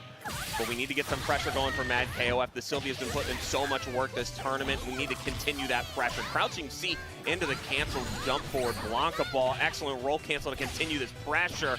What can we find? Instead, we find a hit off of the Yuri and the finisher with the heavy DP. Wonderful stuff for Uero. Yeah, definitely wanted to make sure to get Sylvie on out of there before any other damage was done. Hyder now going to come in up against a young idol wannabe right here. The old man going to try to teach her what's good, and what's good is that 2C that will hit you from Methuselah and kind of put you in the guessing game right here. And yeah, you tried to DP, but guess what? If I go on the other side, somehow that's a safe jump because I'm Hyder and I get to do what I want. Hey, he's battle tested, he's battle scorned, and he knows his setup perfect and true. Great stuff there. Okay, Rock on Anchor. We do have the option here to go for our install. I always say, I think it's a little bit of bait, 2.5 bars, but in this situation, we got 2 characters to fully go through. If we find a good confirm, if we find a good max, let's get it ripped. Let's see if Uero can find that opportunity here. All right, going to be denied momentarily with the anti-air Moon Slasher and then the anti-air Stormbringer right here.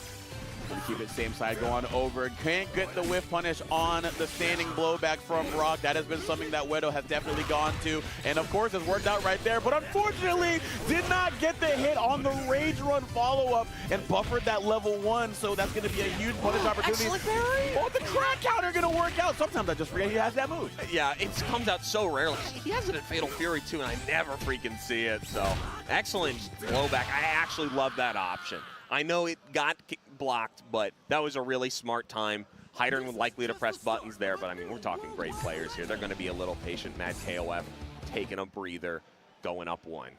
Yeah, it's actually pretty interesting, too, because once you feel like you're playing with that house money up a character and you have the other character on death's door, you're just usually trying to take a little bit more chances because you feel like you have more room to play with. But interestingly, Mad KOF just maybe on the other end of that, recognizing that, you know, that's probably going in the mind of Wedo. So I'm just going to be like, you know what? I'm not going to do what I want. I'm going to do what wins. Yeah. And what won right there is just being a little bit more hesitant in terms of resetting our offense. And getting the punish on the Shatter Strike worked out beautifully right there. So really good selective patience there from the Hydern being paid off there. So we'll see what Wedo does to respond in kind. We definitely want to get a little bit more mileage in that point war because a lot of the games that Wedo has won, the Iori has done a lot of work. We're not in the padded room anymore because we knew that Sylvie was a little bit comfortable there. We're going to the concert stage. Wonderful, yeah, and we got the wannabe idol versus the idol herself. Let's go. All right. Oh, I love this. Oh, but Yuri coming in at point instead of Iori this time, so maybe feeling that it's going to be a little bit more of a favorable matchup into Sylvie. Yeah, I mean, the Yuri already has been putting in a ton of work, but I don't know, man. Mad KOF Sylvie is just a whole nother beast. Keeping it plus there, but also, if we just find the hit, it's fine. Oh my gosh, it's rare you see the auto combo coming up from Made KOF and finds a runaround, but getting grabbed for his troubles, needs to find the last sliver of health before Wero is able to recapture his glory here. Crouching D getting that roll, getting grabbed right away. Oh my goodness. We're making up so much in that health department right now. That deficit is not as big as it was prior, but we're rolling through the charged fireball right there. Mad Cop testing the gangsta of Wedo, just absolutely calling that out and getting the proper timing to get the punish on it. Really good stuff there, but Yuri did a really good job of making it a little bit more manageable for Rock, who's now coming in at that mid position rather than that anchor. So the shift of the team order going to work out here potentially for Wedo as they can get a little bit more damage done to Sylvie as was done prior. Yeah, I think if we're able to take out this Sylvie relatively quickly here, most of our HP, we're already just going to be in a better situation. Okay, and that'll do it. Rock is obviously the person who fought Hydern anyways pretty much for the whole time, so you just get a rematch of that, continue with the pressure that you were doing before, and heck, we have a character sitting around in the weights.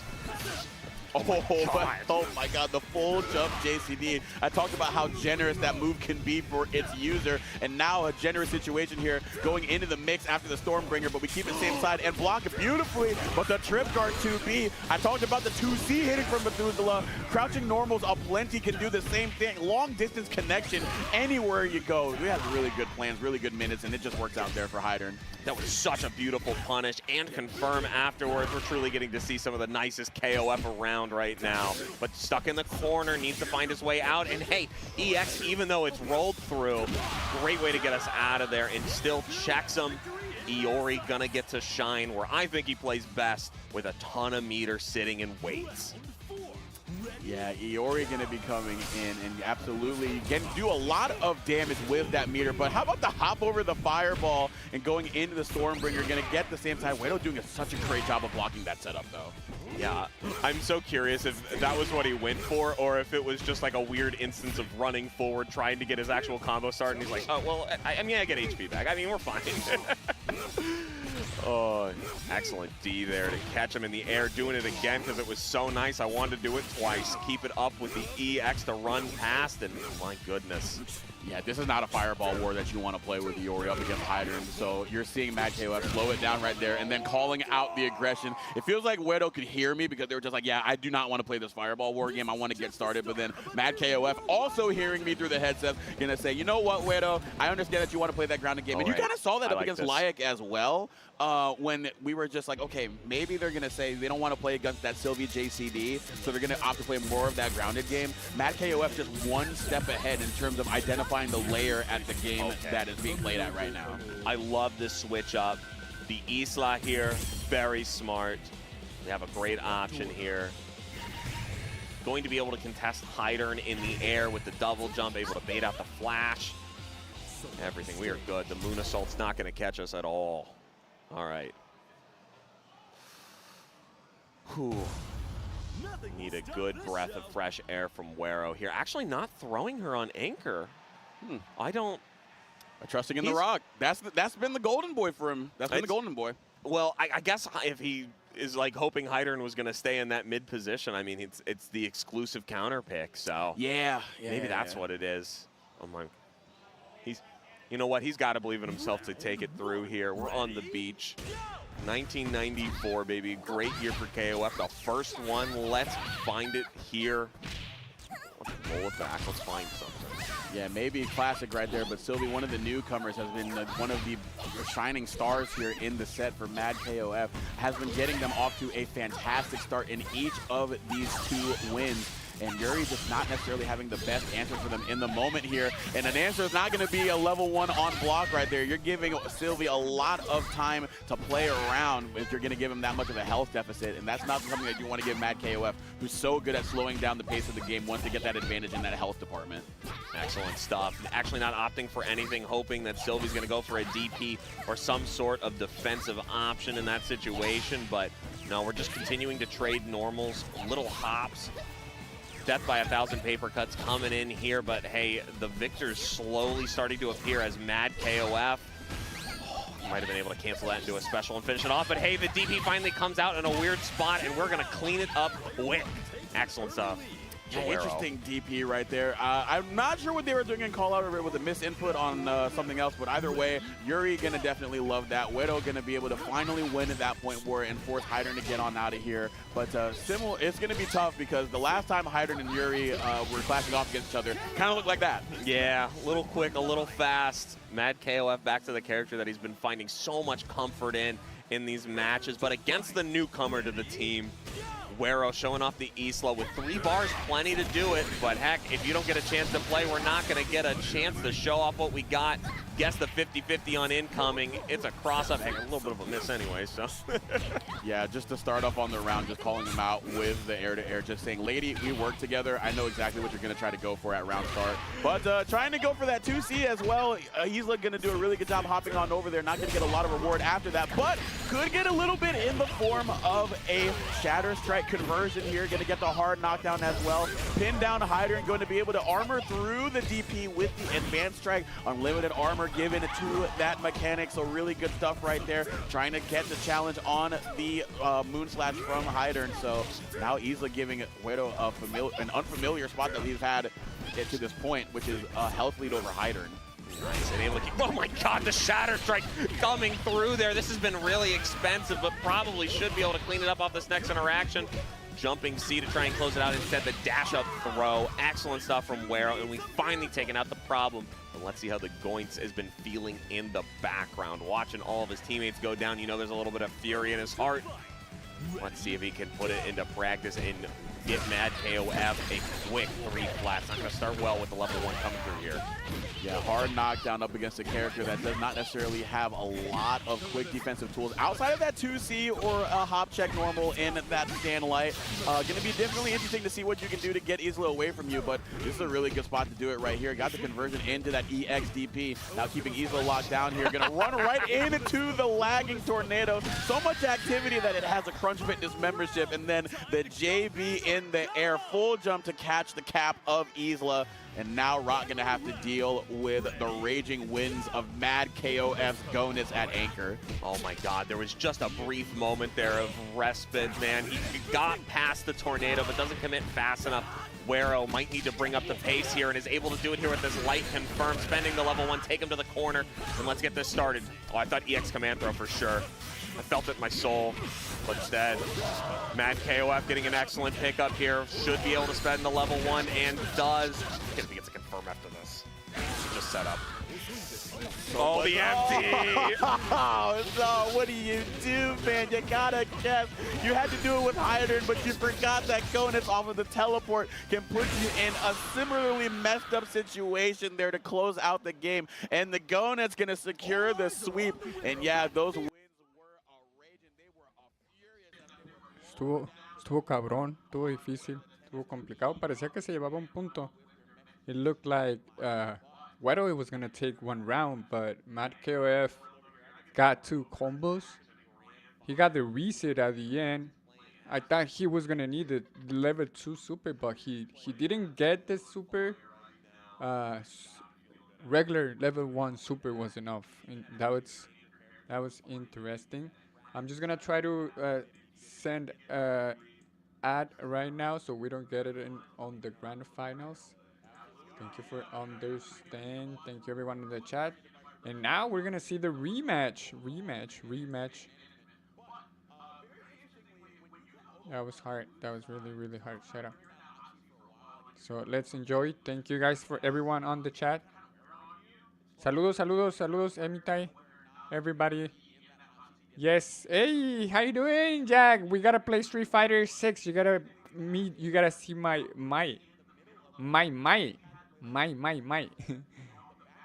Thank you for stopping by.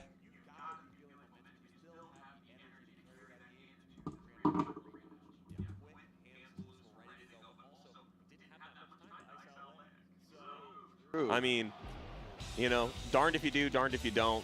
Let's keep it going. We're getting a rematch here from the winner's side. First of 3, Mad KOF having to win 6. Layak just having to quickly tie up with the 3 wins to take our medals for the day. There's a Mario Bros in the back. But yeah, this is really interesting match. I want to see how Mad KOF tried to adjust to Lagic. Lagic was, I think he was winning the mirror match, to be honest. I think Mad KOF Goenitz was doing super good against everybody, but Cofero Nesto knows the matchup really well. Oh, that's Nact. Nact in the house. I want to see if Cofero Nesto is used to play Nact. Creo que no tiene mucha experiencia Cofero Nesto contra Nact. A ver si le funciona. Yamazaki. Le va a mantener Yamazaki. Okay, Yamazaki in the house. This is going to be a nice match. Le quiere dar el puñillo la Jex, pero Matkov dice, dame la mano, perro. Saludito, and let's go. This is going to get really excited. Enjoy you guys. This is shades of it, fantastic. Yeah. Wow. Yeah, okay, so we're going to get a little bit of a switch up from the set previous. Yamazaki going to come in for Layak, and Naj going to come in for Mad KOF. So, I love to see this. I really do love to see it. Of course, Mad KOF is going to have to really bank on this character switch with the Naj. And I think they want to, I feel like they're trying to do this in response to trying to get either an earlier advantage to deal with Okris at anchor, or if they do get to a point where they do mid versus anchor, Naj feels like something that would be a little bit more of a contesting character for them. But regardless, we're going to see who wins here. CEO 2025 Grand Finals between Layak, El Cofero Ernesto trying to become El Cofero Primero versus Mad KOF coming over from the loser side. Let's get into it, Cry. Dude, it is so great to be here, and let's keep it going. The close C going into the quarter circle back D, finding some nice pickups. I mean, the quicker we get this Sylvie out of here, the happier Layak's going to be. Has been running amok throughout this entire bracket, especially against one of his games earlier. JD going to find this mark, not going to be able to convert, but we're going to be able to catch the roll out from the corner. Stan CD going to whiff, trying to catch something there. Oh my gosh, so we're going to go to that fireball war. Very interestingly, going to go into that parry. Is going to lag behind, but going to catch the jump in with the D, or the heavy DP right there. So the Rio looking very clean here early and looking very healthy in that meter department. Let's see what the Naj does here for Mad KOF though.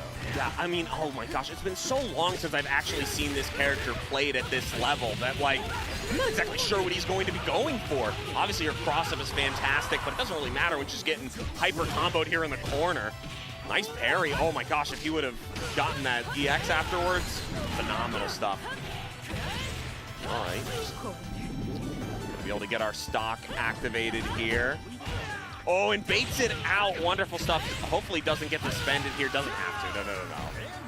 Yeah, the dive kick not going to be needed right there. Unfortunately, though, in this game, does not carry over between rounds, so you're going to have to build that back up. But Yamazaki, the GOAT with the coat, going to come on out of here. I imagine we're going to see a lot of JCD action there from him, but it's going to be tough, though, because if you have Naj'd up against Yamazaki and you're able to keep up the offense on him, one of the things that's bad about him is he doesn't have the best defense in the game, so you can be very oppressive and very free with your offense against this character, as we are already threatening stun. Yeah, a lot of hits coming out from her. It's one of the reasons she's such a stun master and why we're seeing those E-axes. And he's aware of that, and he's spending the level 2 building that extra time. And oh, never mind, she's gone. This character is how I got 7th, by the way. Hell yeah. He would just 2A, and then he would just be like, all right, go next character. All right, I have meter. You tried. No, Yamazaki, I mean, an absolute monster in plenty of our brackets as well. Getting through there with the jump CD, actually beating the counter strike. Oh my gosh. All right, that JB going against the air normals of Gonus. That's such a good button to be using by Layak, because you know that Gonus is going to want to go into the air. You play the character after all, you know what he wants, so you're going to be able to snipe him out with that quick air-to-air button, very long ranging, and then also getting that poison super out of there. Not going to opt to build any more bar, but just going to run up with the 2A and get rid of Gonus, saying, I do not work for you. I do what I want. Give me that horse meat sashimi. I'm going to get me a W right here. Layak looking very good here with the early set advantage in grand finals. Hey, and my only complaint right now is how come your character's keeping my character from being on the screen? But no, putting on an absolute clinic of why this character is such a menace. The mid-screen confirms. I mean, obviously we haven't even got to see the reflector come out, and that poison detrimental to everybody's health bar and my confidence as a player. Absolutely. One of the best supers in the game in terms of its utility, especially when you're able to get the stomp and kick them away to create as much opportunity for that poison to tick down and the explosive damage that Yamazaki can get. But here we go. We're going to get some explosive damage right here on the DP bait from Sylvie. So right now, the Rio, who was doing a fantastic job to open things up right here, going to absolutely make it so that it happens even more here in game 2, because right now, Sylvie is on the back foot early. Yeah, trying to look for anything coming through here. Has gotten a lot of spare hits. Well, Ryo going to be looking for any sort of option. Hey, the command grab. We've seen a lot of Sylvie games, and this is definitely the first time it's shown up, especially the non-metered version. Excellent pickup here with the EX. Opts not to spend that bar, instead going for the situational setup here. Plus frames and rolling his way out of that. Respecting the possibility of a DP after those plus frames is going to be to their detriment, though. Allowed Rio to get some breathing room by doing a back roll, and then going to be able to capitalize with the interaction right after that. So Naj going to come in against Rio. Going to see if we can get a quick victory here with the mid character. We saw them do something similar right here, but the problem was when Yamazaki came out, it was kind of curtains for them, even though they had the early advantage on them. So we want to make sure that we have as much meter as we can. So if we get a touch after getting rid of Rio, we can do that to Yamazaki, because otherwise he can run wild again. Absolutely, and currently doing a nice job of building his time, but hey, the quick pickups, that's why we have this character being able to convert off of a weird aerial hit there. Naj'd, let's keep it running here. We gotta get through this iron wall. Foreboding, it's scary, and it's currently whipping counter strikes at mid-screen. It's just so dangerous to play around that Serpent Slash right there. Tried to go for the Shatter Strike after the plus frames.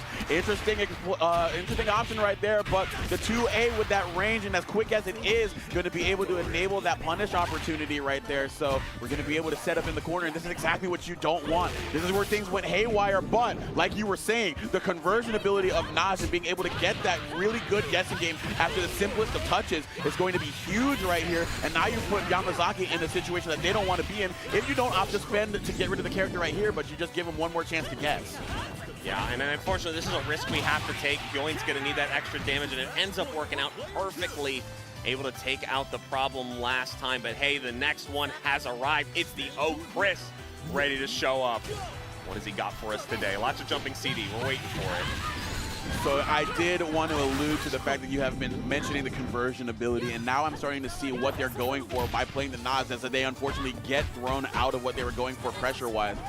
Being able to go band for band with them in terms of that air-to-air conversion ability, have the quicker buttons up against the JCD, which takes a little bit more time than, say, a JC or a JB, and then you could be able to convert that into the vacuum. Nice. Would be really, really good here. But the frame trap, again, going to work out here against Okris. This could potentially be the end of the character. It absolutely is, with that air super finishing it off there. I personally struggle with that matchup, and again, more retribution for me for finding it. Even the best players struggling there, so hey, I know he's not thrilled, but hey, it makes me feel a little bit better, so we can take that for what it's worth.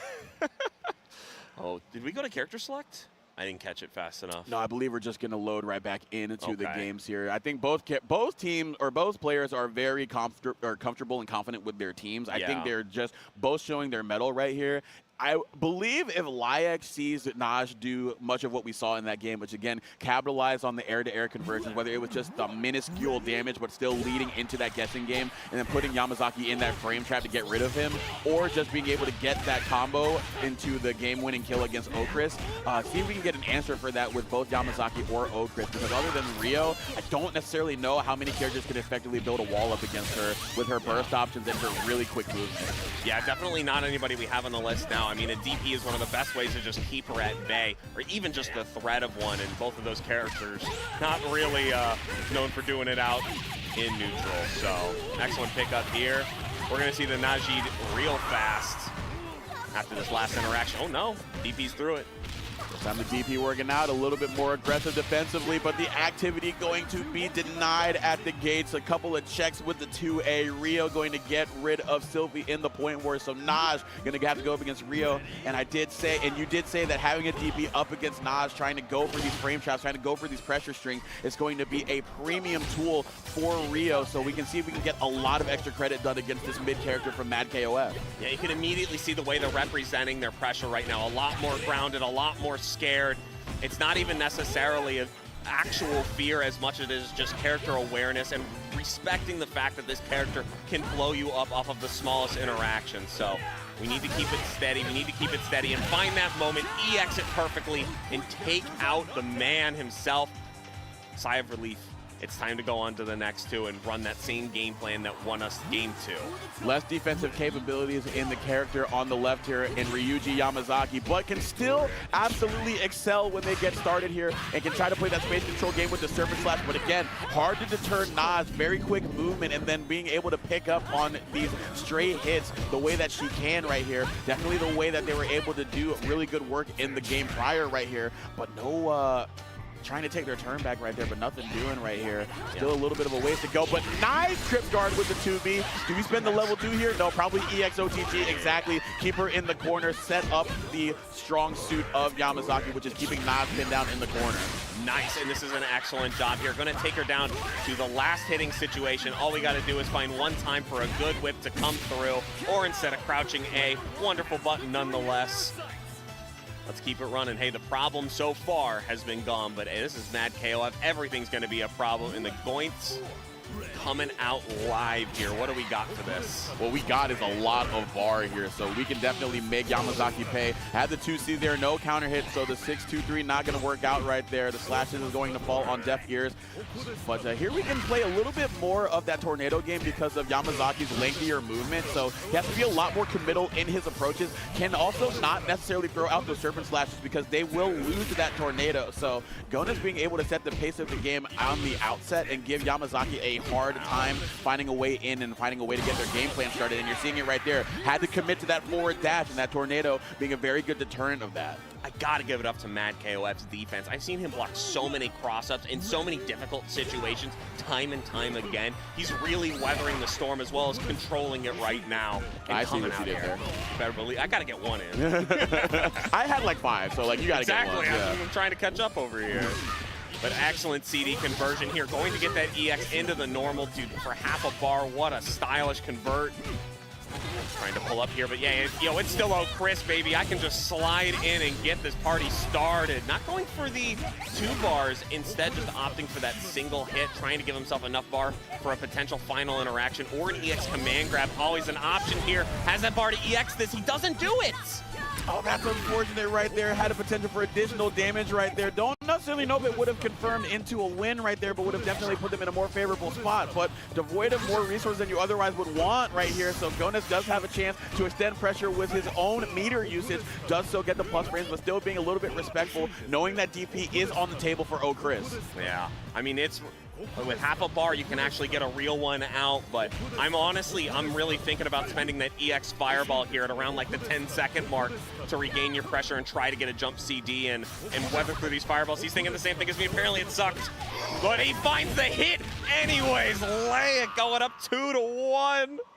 Wonderful stuff. Even in the worst situations, finding that final hit that he needs to close it out quick. I don't know how these guys aren't panting, dude. I'm losing it over here. Dude, I don't know, but Layak regaining composure, even though they were down and out for most other players, but just knowing that they can just bide their time, knowing that the tornado is going to be the game plan for Mad KOF, trying to slow them down and just time them out, but then finding the exact perfect moment to roll through and get the punish. And now we are 1 game away from becoming the champion here at CEO 2025. Championship mentality. This is absolute perfection right now. Layak trying to do it before the reset, but hey, DP and getting whiffed, gonna be a hard way to start yourself off here. Nice roll through. Aware of the plus frames that can come out from Sylvie in the corner and just respecting that so well. All right, gonna slowly inch there, but denying even more corner positioning is Sylvie with the EXDP. Fantastic response there, but going to be caught with the JB same side, and now we could go into a level 1. Nope, opting not to do so. Gonna have a little bit more in the tank. Should we get a light into an EX Tatsu on a stray punish opportunity with the 2A? But here we go, just gonna need the heavy version right there. The JD going to hit, and then the force stand going to enable that JD or that D Tatsu to work out. Yeah, and obviously Ryo, no stranger to huge bits of damage, but I really do think the Yamazaki with that extra 1 bar benefits so much from having that 1 available, and I think it's Layak just being hyper aware of that, knowing that he's playing one of the best players. Let's make sure I have something for when Ryo eventually falls. I'm gonna try my best not to let it happen, but we out here and we gotta be realistic. Nice. Oh, wow. Quick burst off and then converting into the super off of the EX dive. So good stuff there from Nas. And to your point, additionally with the damage being enabled with that extra bit of meter, you're also giving Yamazaki more resources to play defense with in the form of a guard cancel. So very much appreciated coming in at mid, because at point, sometimes you get locked down very, very easily by other characters. So having more of an advantage in that meter department, so you can definitely contest a lot of what Nas is trying to do to you, but contest you do not get the chance to do because the whiff right there, but unfortunately a whiff on the conversion right there, but we can still get the conversion with this level 1. Oh, not enough meter. We needed the level 1. You even saw him go for the button there, hoping he'd just build the bar off of nothing, but the level 2 gonna take her all the way to the corner, slam her down a few times. The poison still activated and chipping through this EX to keep him in the corner. We spent it all, make it worth it. Never mind. Oh, no, that's so tough right there. Even though you get all that frame advantage off of the EX Todome stomp, unfortunately, you can still get thrown out of there the minute you go for a strike. Even if you go for sand, you are still in range to get thrown. And that is really good awareness here from Nas, just disrespecting them. Because you got to go for an advanced strike, but you don't have the opportunity to do so. You don't. JC! Oh my God! Najid! Trying to stay alive with just a sliver of health, even committing the entire bar to it. Perfect awareness. Getting a little bit of bar off of that whiffed full command grab, okay. Oh my gosh, and yeah, the jump CD's gonna come through. He doesn't have a ton of options to chip here because his fireball is so slow and his DP not really great, but the jumping A is gonna finally ground her, and we're gonna get a fight of the anchors here. No aerial, just defenses in this game. If you're in the air, you're opened up to taking that damage any way that it comes out. So Chris gonna send out Gones, a couple of well-dressed individuals dressed in white, and the jump over the 2C, gonna catch him on the other end with the whip. Now keeping Gones pinned down, and gonna get the 2A whip, or gonna whip punish on the attempted challenge from Gones. Excellent stuff there from Leia, getting all these great light confirms, and you are trapped in this mess. Even if you try to roll, you're getting stuffed by these lights. Your guard bar going down, not EXing that. Maybe you should have gotten the anywhere juggle with it, but hey, plus frames. Slide in. We don't have the quick max, but we can keep it going. Guard bar slowly coming back to us. We need to regain that pressure, and Fireball's definitely not going to be our way to do it. Slowly inching them into the corner. That JCD gonna slowly crank away at the guard gauge, but the air-to-air conversion right there into the EXDP. Now gonna use a couple of jump ins to keep the pressure going here. Great blocks on the reset from the teleport going into that JB, but we are slowly getting put in the corner, but great use of the guard cancel to get out of there.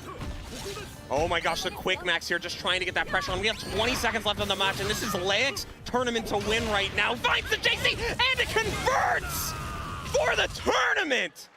The perfect Chris pickup in the final moments. Dude, he's been putting in the work with that jumping CD and is able to close out CEO 15 with it.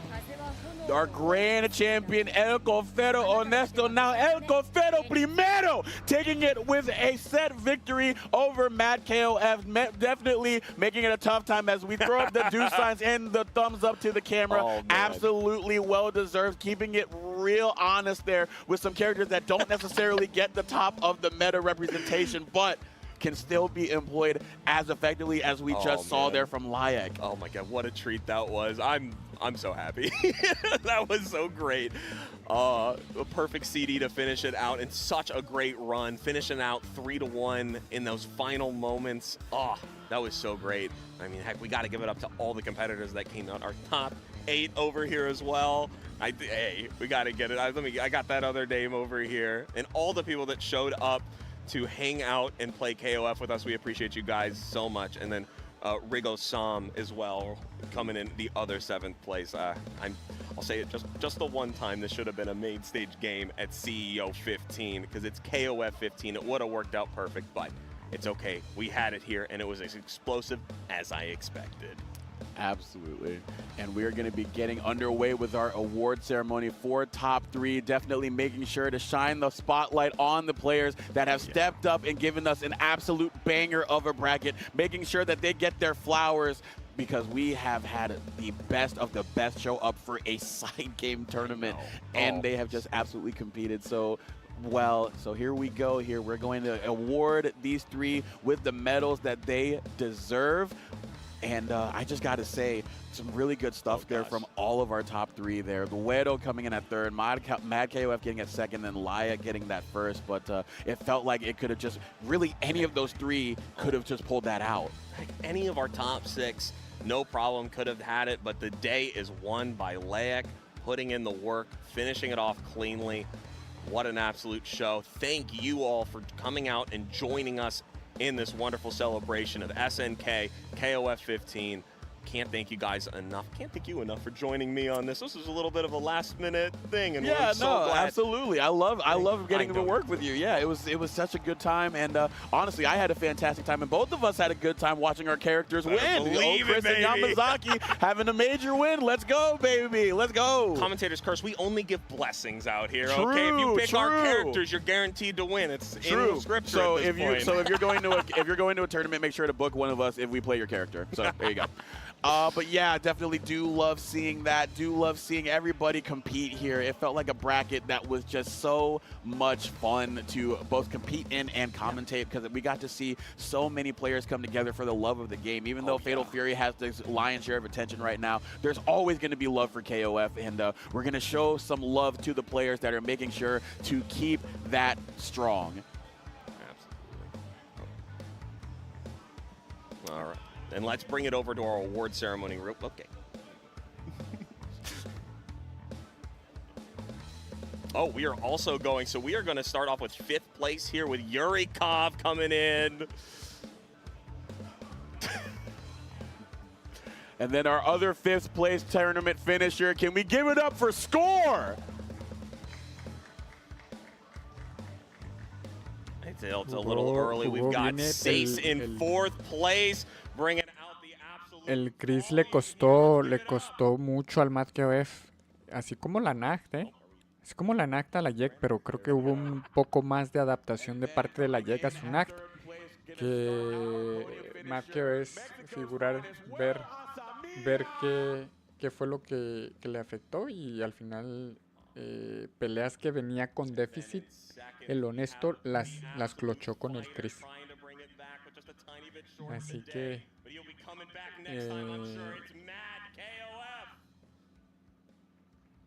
felicidades ahí al honesto y al más que jugó. Fueron buenos tiros, muy buenos tiros. El Cofero Honesto, El Cofero Primero, our CEO 2025 champion. Give it up for Lion. Yeah, we got to give it up again to every single player that came out here. Such an absolute display of talent. Así que vamos. Y ahorita después de este de KOF ya sigue City of the Wolves, Fatal Fury. Yeah, absolutely. Our return to Orlando was Fatal Fury is next after King of Fighters. Should be about 10 minutes break, I believe. Let me see. Don't go anywhere. Such a pleasure to take y'all through it. Why Cry, give the people one more thing before we get out of here. Dude, I've got to give it up to Retro Revival for making sure this came out here at CEO 2025. We weren't sure if it was going to happen, and I reassured our TO every single time. I'm like, there's no way they don't let this come. And it came, and it showed off everything that it has. Thank you, Orlando. We will catch you guys very soon. Yep. And we will see y'all around. Dive Kick is going to be up next, so make sure to stay in your chair and keep it tuned with this Jay Wong stream. But until then, KOF will never die because Y-Cry and Zoma will make sure to bring it to you live every time it's nunca around muere, the stream. So no y'all señores. keep it easy, play some KOF, and have a great rest of your Sunday.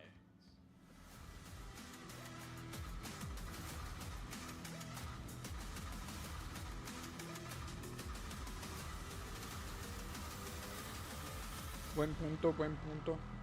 Pero sí, están tan fuertes. Los que están tan fuertes.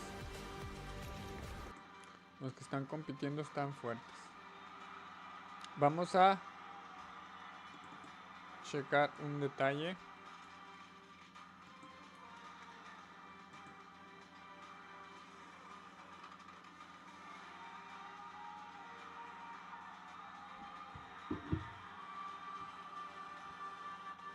Déjenme agarrar la foto que vamos a usar para el día de today.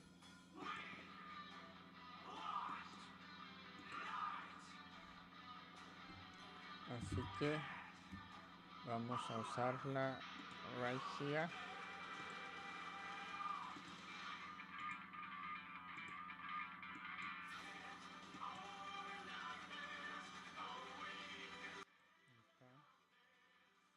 Vamos a acomodar esta madre. A ver dónde está CEO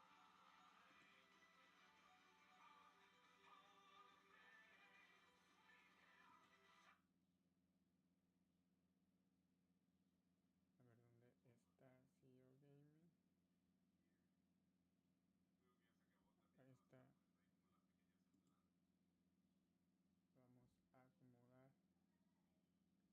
Vamos a acomodar CEO Gaming.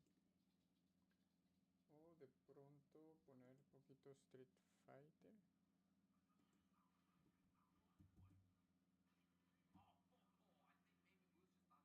Stolen turn on run. That's not what happened. It's match point. I mean, the fact that that overhead came out so late is what made it work. Just 1 second, guys. It's just 1 minute. City of the Wolves Fatal Fury should be starting in about 10 minutes, 8 minutes. So this is just while we wait, okay? Y ahorita sigue Fatal Fury, está puesto a que comience según el sketch en 10 minutes, en 10 minutos, banda. Entonces vamos a andar aquí guachando al Terry del KOF, mira. Terry. Vamos a apoyar al Terry bandera. Let's support Terry. Fatal Fury starts in 10 minutes. Much easier to land all 3 hits of that now. Oh wow, just go burn knuckle right at you. Chases him down, chases the backdash down with a drive rush. It's on Takamura to make something happen. Boost, the way he's playing now, all of a sudden, is much more neutral focused. Oh, actually caught him out of the air, and wow, the wake up is working again. Both of these players have just called out so many situations with ODDPs and level 1 supers and level 2 supers and such. Uh-oh. Definitely. Oh, again, look at this. No life left. What are you gonna do? Good block on the overhead. He's still pressing. Dude, he is not giving Takamura any room to breathe, and the standing medium kick finds its mark. Loose. Moves forward into top 24 losers. What a cool match between two players who have super fun, similar styles. And I love the hug right there. Camaraderie. Yeah, exactly. And again, you know, although he has been playing fighting games, certain fighting games before Street Fighter 6, but he just showed up at, I think it was a TNS, and like he beat Knuckle 2 in Grand Finals, and everybody was like, wait, who's this Moose guy? You know? And it was kind of crazy. Yeah, very cool. Yeah, very, very strong play from Moose over there, so well done. Again, love seeing the young players here. You know, actually, I'm not even sure how old Moose is, right? So 100 years old. In Winterside, NL beat Kings Vega 2-0. So the players who moved on from Winterside in this pool were not Pedro and NL, Crime and Punk. In loser side, you just saw one of the matches. The other matches we have are Daigo versus Aqua and Xiaohai versus Junior and Tokido versus DCQ, who took out Lex. oh, wow. Those are the three remaining to qualify for top 24. And we're going to go up to the stage in a little bit where you will see Daigo and Aqua. I need a soundboard where I just go, oh, wow. And so every time you read me those results, I just press that button. I hear that. That's the reaction every time I hear about any of those matches. But yeah, Daigo going up against Aqua. That's right, Aqua is one of the premier Blanca players right now. Always happy to see a hardcore Blanca player out there. Ah, Daigo. Man, never change. Last night, I went to the market to get a sandwich downstairs in the hotel. There's a little market that stays open late. You can get a sandwich. And who did I see walking around, eyes barely open, wearing the sweats, the full sweat outfit? Daigo Umehara. Walking around in between the aisles, like, just no idea what was going on. I have It was so always great, dude. said that it is not like, especially like at Evo, like it's not an Evo. We could say that not a CEO, not a combo breaker, unless you see Daigo walking around looking lost. Looking lost, always. The first time I ever saw Daigo in person was Evo 2004. My friends and I were walking down the hallway, and there was a guy asleep on like an ottoman, like a futon or something. One of my friends was like, "Hey, you know that's Daigo." Like, I was like, "Wow, that's weird." I mean, that's been happening the entire time. The first year he came out to Evo in Cal Poly Pomona, you know, there's the famous picture of him sleeping on the table. Yep, the whole time. Oh, wow. Classic. Starts with a crouching medium kick right away into the drive rush cancel. And here we go, Aqua with a great start into the corner pressure. And now with the OD up balls, just to be able to catch Daigo. So Daigo returns the favor right there. Yeah, I love Daigo's focus. He's really redoubled his efforts on focusing at actually being one of the best. Obviously, he has the ability. Yeah, he's been focusing a lot on content recently. But yeah, more recently than that, after having played against Noah, he's really redoubled his efforts to winning, and he's been #1 Akuma online. Oh, and what a comeback even in this round. So his path to getting here, he lost to Crime, we mentioned that before, but he beat El Chicote and Angry Bird and Kobayan. Wow, okay. Yeah, I mean, I think a lot of it also is, you know, being, you know, signed to the Reject team, because the Reject team is absolute insanity right now, you know, and being signed to Reject, I'm sure he was probably like, you know what, I need to, you know, live up to being part of this team here. That team is full of killers. Well, you know he can do it. Oh, a little stolen turn on the side switch. Maybe activate into level 2? No, man, he is so cautious. And jumping? No anti-air, no anti-air. And Daigo burns himself out. Oh, he is pumping it. Yeah, the jump. That's twice now he's jumped at Aqua, and Aqua has... Oh, boy, that was a dangerous heavy. Man, how many jumps has he got on him so far? All right, Aqua, though, gets a throw, and Daigo should get the drive gauge back right there, just in time when he got to the corner over there, too. Aqua has really wanted to hold on to level 2. That's true. No Lightning Beast activations here. Oh, okay. All right. Aqua lost to Mena RD 2-1, but the players he took out included MJ Gamma, Nephew, Ryusei, and Nauman.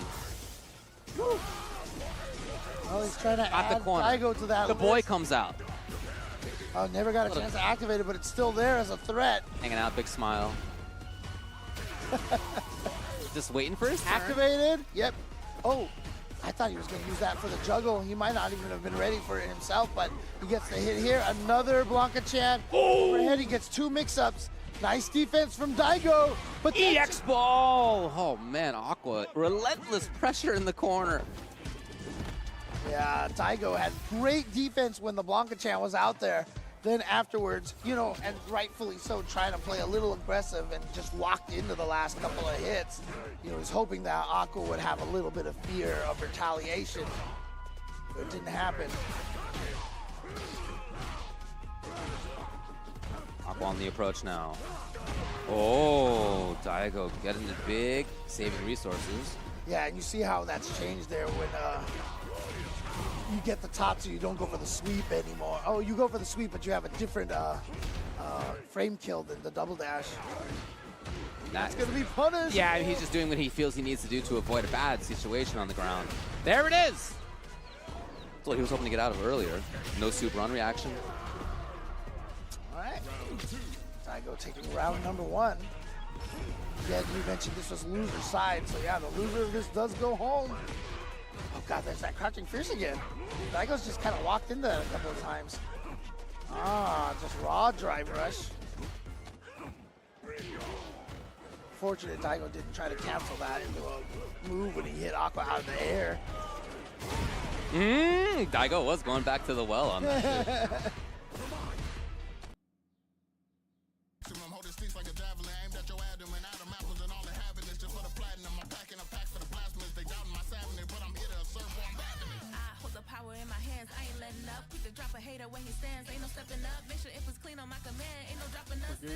It's coming soon. This is the channel. We got the channel. We're set up, guys. Go get water, whatever beer.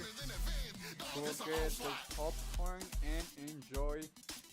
Let's see these people who already got 3K. They already have $3,000 on their pocket just by doing top 8 in this game. This game has a lot of support. Shoutouts to SNK supporting the game. It's nice to also see that they support King of Fighters. It's gonna be on the finals King of Fighters. There's a lot of money for King of Fighters too. We're gonna have a lot of good players watching. So make sure you guys check that out. Now we're just gonna wait. This is the channel. Set it up. Get whatever you need. Banda. Quédense. Aquí ya encontramos ya. We're locked in. Ya estamos locked in. Locked in. Vamos a agarrar la soda, la cheve, la caguama, las papitas, los nachos, los chitos, los duritos, las papas, el gazpacho, los raspados y vamos a chingarnos este pinche desmadre que se viene con el tweet. Ya llevan 3,000, ya se llevan $3,000 nomás por hacer tape. Trae, ¿no? Ya trae, ya esa feria trae. Ya si se pasan de lanza, pues se van a pasar de lanza. Let's go, you guys. This should be start pretty soon.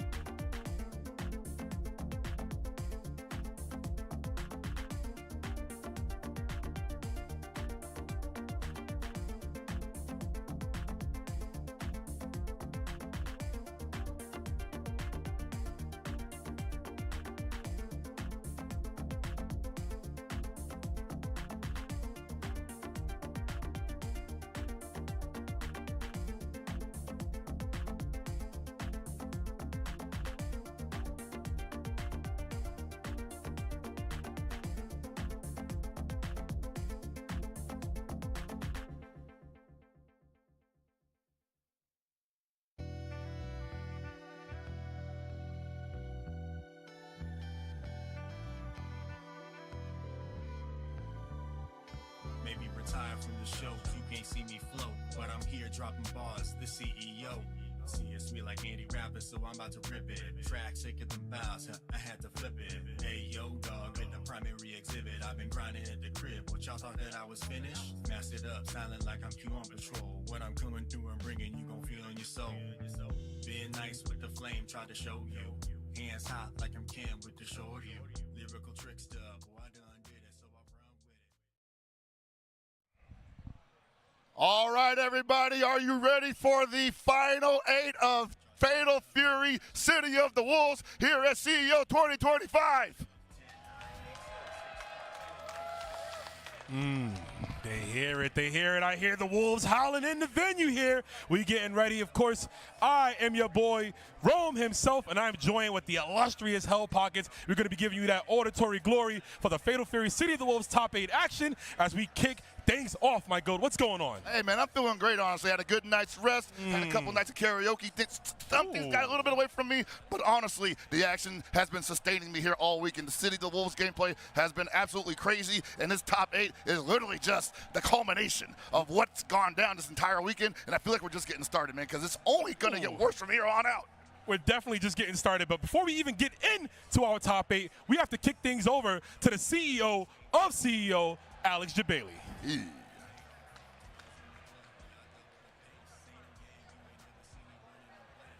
Thank you guys so much for that intro. Give it up to them. They're going to be some awesome commentary. With that so far, I'm right back. Want to say thank you for tuning in to CEO. We're ready for Fatal Fury. But before that, I'd like to introduce Gibby from the SNK booth who has some news for you. Hey, everybody. Hope you're enjoying the show. We have a little something that we've been showing off the last 2 months at a couple of events.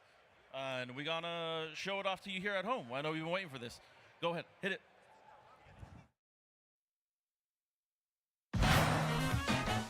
Andy Bogart of the Shiranui style. At your service. That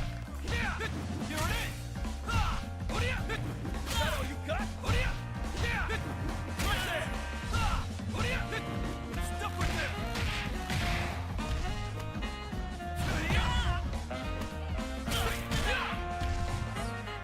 Right.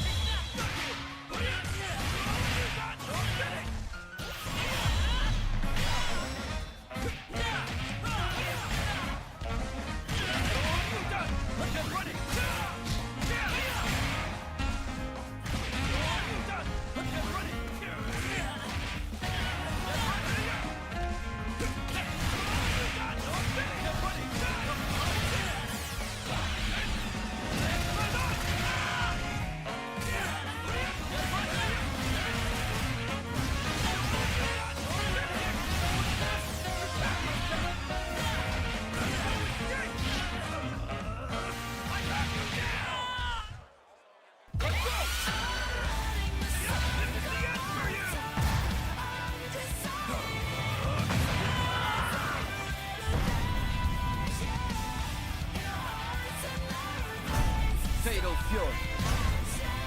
City of the Wolves.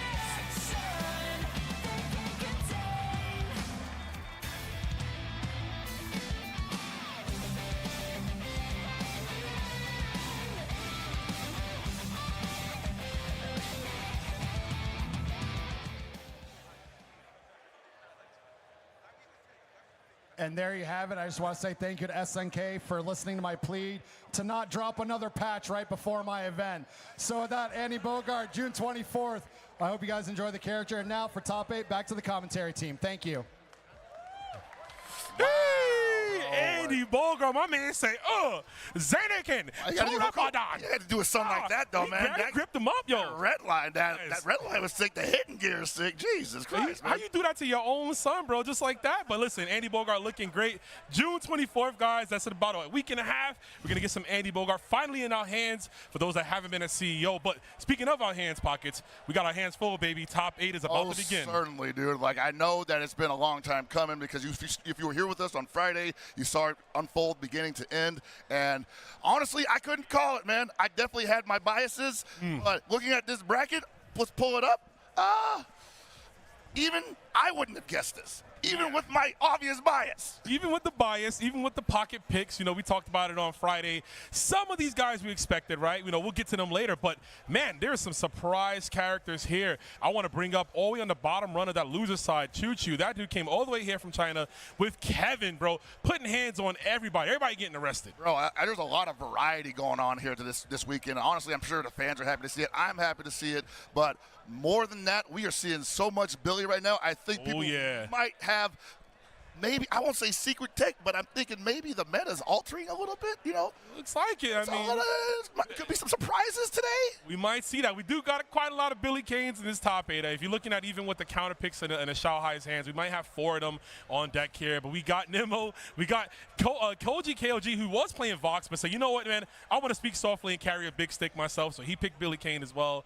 And we got Masao, we got Lagia up in the place. Lagia, good to see him out here. Yeah, man, the previous SWC 2024 champion for KOFXV, making his jump over to City of the Wolves and already in top 8 in his first American tournament. Yeah, the first time here. I want to bring attention to this too. Lagia, the youngest player in this top 8. Normally it would be Citizen home of the Wolves, right? Because everybody that plays this game. Hey, I mean, I'm sorry about that, but it is what it is. It is what it is. You got a few numbers up there, but speaking of numbers, we're going to be seeing who's going to be coming in. Our first matchup here, we should be getting the entrances ready to you. Let's get to the entrances, baby. Let's go, Renz. What you got for us? Rome. The Asianism is crazy, fam. That was OD. That was OD, but he's not wrong about it. We're going to get our first match underway. I already know y'all are feeling good. Give it up for the man that turns drop combos into EVO championships, Reynolds! Oh, man. Man. I respect it. This guy, the one-winged angel, huh? Oh, pulling up here. I mean, great song choice. Reyno, we know how devastating this player can be, man. I mean, I always say when you see him smiling, you need to be running, bro. Yeah. He is that type of a player. This guy, former Evolution champion, we always got to bring it up because he's one of the few, if actually the only American to win KOF at EVO. Absolutely. That is his major claim. Well, right. Not his only claim to fame, but honestly his major, but he has so many other accolades on top of that. Coming to put staffs in ass. Give it up for Koji. Rich going crazy over there. Koji, K-O-G. Hey, yeah, the T-Hawk. I was expecting that, man. That was my first interaction with Koji KOG. Was that T-Hawk at Evolution 2014, I believe, or 2015. That was the last one for Street Fighter 4, where he got top 16 with T-Hawk. So yeah, I think that was a lot of people's introduction to the player. Like, also a lot of other players know him for his anime background. Oh, yeah. So he definitely one of those multi-game champion types. For sure. I know him for that verse, too, early KOF 14. Yes, sir. He had a pretty strong verse in that game, so good to see him out here getting top 8 here. Had to put Vox Reaper down. I understand, listen, there's a lot of money on the line. We're trying to win it. But right now, you got to get through the man. Oh, yeah. Previous runner-up to Combo Breaker 2025, Reynolds. Looked good for it, qualified for EWC by, getting second place to Goichi. But he's here to finish the job, get his ticket to SWC 2025, and a shot at that 1.5 million. Trying to get even more money. But look at him, he's already dripped out in True Religion, right? He's got the gold chain on. He's trying to add a few more to that. So I totally understand. And like my man Pockets mentioned, chat, we got a few qualification spots here. The SWC, SNK World Championships, will go to the winner of this tournament. But this is also the final tournament with 3 qualification spots for the Esports World Cup. So you already know that's where the other money is. So everybody's trying to get time, there. Baby. And he's still doing the pose. I respect it, dude. No button check. We're just getting the vibe right, man. Getting the vibe, yeah. You got to feel it. Look at him. He's like, but interesting. He's not even trying to psych him out. He's just like, hey, bro, this is just me. It's my natural habitat. That's how I am. Yeah, that's his neutral stance, right? I'm actually going to play this way. You all can't. Oh, imagine. I mean, I've seen so many different type of peripherals, man. There's probably going to be some controller where you can just put your one part of it, like the Wiimote, right? And yeah, definitely, right? You just play that way, right? You just get that in there. Complex motions. Yeah. I mean, it's going to be interesting to see, Koji KOG. Like, we talked about is a grappler specialist, but playing Billy Kane, and I don't blame him, right? Billy Kane, right now, the guy to beat in this tournament, and I'm going to keep it real, Pockets. I did not expect to see this many Billies in this top. Well, it happened so fast. Like, we had been talking about Billy possibly being that dude as early as pre-release, just simply because at the showcase, Smokes Billy was doing a lot of damage, like literally hour 3. Oh, yeah. So we already peeped like, hey, this character could be a problem. But out the gate, you know, people were already looking at Hotaru, they were looking at Kain, and they were looking at Hokutamaru. Yes. So Billy might have snuck under the radar for the first couple of months of action, I think. And now, and I won't even say because of the patch, just because of the patch, but I think it's just, you know, time spent, new ideas come to mind, new matchup wrinkles appear, and you just start thinking like, hey, why haven't I given much attention to him? And everybody just had the same brain spark at the same time. At the same time, yeah, I was just thinking that, like, you know what, I feel like everybody watched like a tournament where Free-0 won, and it was like, oh, why am I not doing that? You're straight up, bro. Just like started playing the character here. So, but the first match of our top 8 is about to begin. Yo, let's get ready, guys. It's gonna be Koji KOG going up against Reno, Kain versus Billy. So here's the thing, man. Key to victory here is strong defense against Billy. His offense is really strong and very unique for this game. You're going to have to be able to JD, you're going to have to be able to guard cancel, stuff like that, or else he's going to crank up your rev gauge in a moment's notice. Yeah, look at that. The defensive capabilities right here being put in check here. Reno's at 68%. Like you mentioned, just getting whittled down, that pressure from Billy. Yeah, he just has to be able to stop that, but that's the only way you can do it. There we go. The JDs are coming out. Whoa! Okay, cool me off, he says. Cool me off. Get him. Oh, no. Not quick enough for the punish. Gets the jump in, but not a wild punish.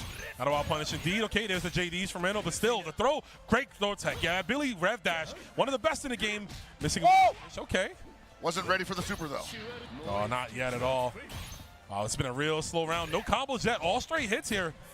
And I think right now, Reynolds is possibly trying to just hold on to that meter. I don't expect him to, yeah, wow, the altering of the timing into the rev flow, that is a huge wrinkle into the defensive plan for Reynolds. Yeah, just a constant mix-up. My man Koji's popping off screen. I can see him here, but he's feeling good right now. Both players starting with SPG too. Reno might have to, I was going to say have to go to it, Pockets, but it looks like he's going to lose that rev blow. Yeah, like immediately. Like the thing about Billy, though, is like you have to play great defense, but his offense is fairly simple, and as long as he's getting a hit and he's not on defense, he's having a great time. You knock him down, he might be putty in your hands. Definitely. Speaking of putty, you're about to get turned into it with the ignition gear all the way in the skies. One more hit here. Oh! This is the only chance he has, because I imagine if he can't hold on to the offense here, Reynolds is not going to get another opportunity because he's one touch away from losing the first game. And speaking of opportunities, this is the best opportunity. Billy does not have a wake-up option. He is out of resources. Reno just needs one more setup. They're going to go for the super, and that's going to actually do it there. Reno with the clap back. What the heck, man? That turned around so quickly, but that's what I'm talking about. Once Billy ends up on defense and he has no resources for the metered reversal, he's thinking either I'm going to have to start JDing everything, but I have no real guard cancel option, or I got to jump the hell out of there. I got to somehow get out of there. Right now, though, he is getting in there with that other super confirm, but we see the last round start out like this, Pockets, right? And Reno slowly making the creeper. Oh, but the throw bait! Fortunately for him, not jumped in by the jump D. And I understand how you feel. It looks bad, but this is the way you have to play Billy in the neutral. If you're not already pressing him at the beginning of the round, the only way you're going to get out is by just defending or going for the high dodge against the C pull stab. Nice JD there. Don't let him do that to you. Yeah, you don't want to get that. Oh my God, that could have been punished. Thankfully, he wasn't. Oh! Wow! So slow. Punish? Yes! Optimal punish on top of that. Oh yeah, we got all the meter we need to. Reno's looking to set up shop here. 95%. Oh, that's going to do it. I like the attempt there, but Koji Kog hanging strong. Yeah, he is. I like that too. Like that, just that 2B was just like almost like, can I dip my toes in the water? Can I see here? Once he saw that hit, he said, all right, let's go to town, and just mashed out the rest of it. Oh, certainly, man. Like I think Reynolds right now might have to calm down just a little bit. That kind of went a little faster than maybe he wanted it to. He had sparks of brilliance there on offense and on defense, but Koji Kog just kind of set the tone early and didn't abandon the game plan. Oh yeah, I mean he's still kind of running that same playbook, right? If it ain't broke, don't fix it. Really up to Reno to get down, but that was a huge hit right there. We're gonna convert it to massive damage. Has the corner. Opting to spend a lot of Rev excels here. Why not? Yeah, and Koji, to his credit, refusing to let Reynolds challenge anything for any significant amount of time. Okay. Wow, big gamble there, pays off. Could not hold on to the pressure, unfortunately. Reynolds not looking good here. One more round, and he's going to go down to the loser's bracket early. And face even more Billy Canes. More Billy Canes. In the matchup we got to learn on the fly here. Oh, no. Speaking of flying, yeah, almost punishing the tackle. But that had to happen. What a dash in. Sometimes it's not a bad idea to try to backdash Billy in the string, right? Because if you pop out, you get hit, you can punish on the way down like you saw Reno just do. I think so, yeah. Maybe the key here is to stay airborne as much as possible and avoid the counter hit, maybe. Absolutely. Can't avoid that big old blasto to the face. Whoa! What are you rolling to, bro? I think that's good data for Reno. He's seeing that Koji is doing performing actions on wake up almost 9 times out of 10. He might want to start meeting a little bit, especially if he can bait out the level 1 super. mean, he's going to let it fly again. But yeah, I mean, definitely the idea you want to take into this. Reno has a slither of that SPG. I want to see that Rev Blow get used in this matchup at some point, but I know it's hard. I mean, Koji is just making it very tight in these strings here. Interesting thing here, Koji Kog is actually revving himself up, but hold on, he's cooling himself off now, and now Reynolds in danger of overheating. Too far away for the down C, the wild punish. Almost a chance he needs, but this is going to get rough. Reno cannot sustain another hit. We got that damage for Billy. That's not going to kill, but it's going to be very close to. This is real bad. Just the stab. Damn, big pull to the neck there. KOG is going to move to top 3, which means he is guaranteed an eSports World Cup spot. Congratulations to him. The job's not done yet, but you were on your way to the big dance.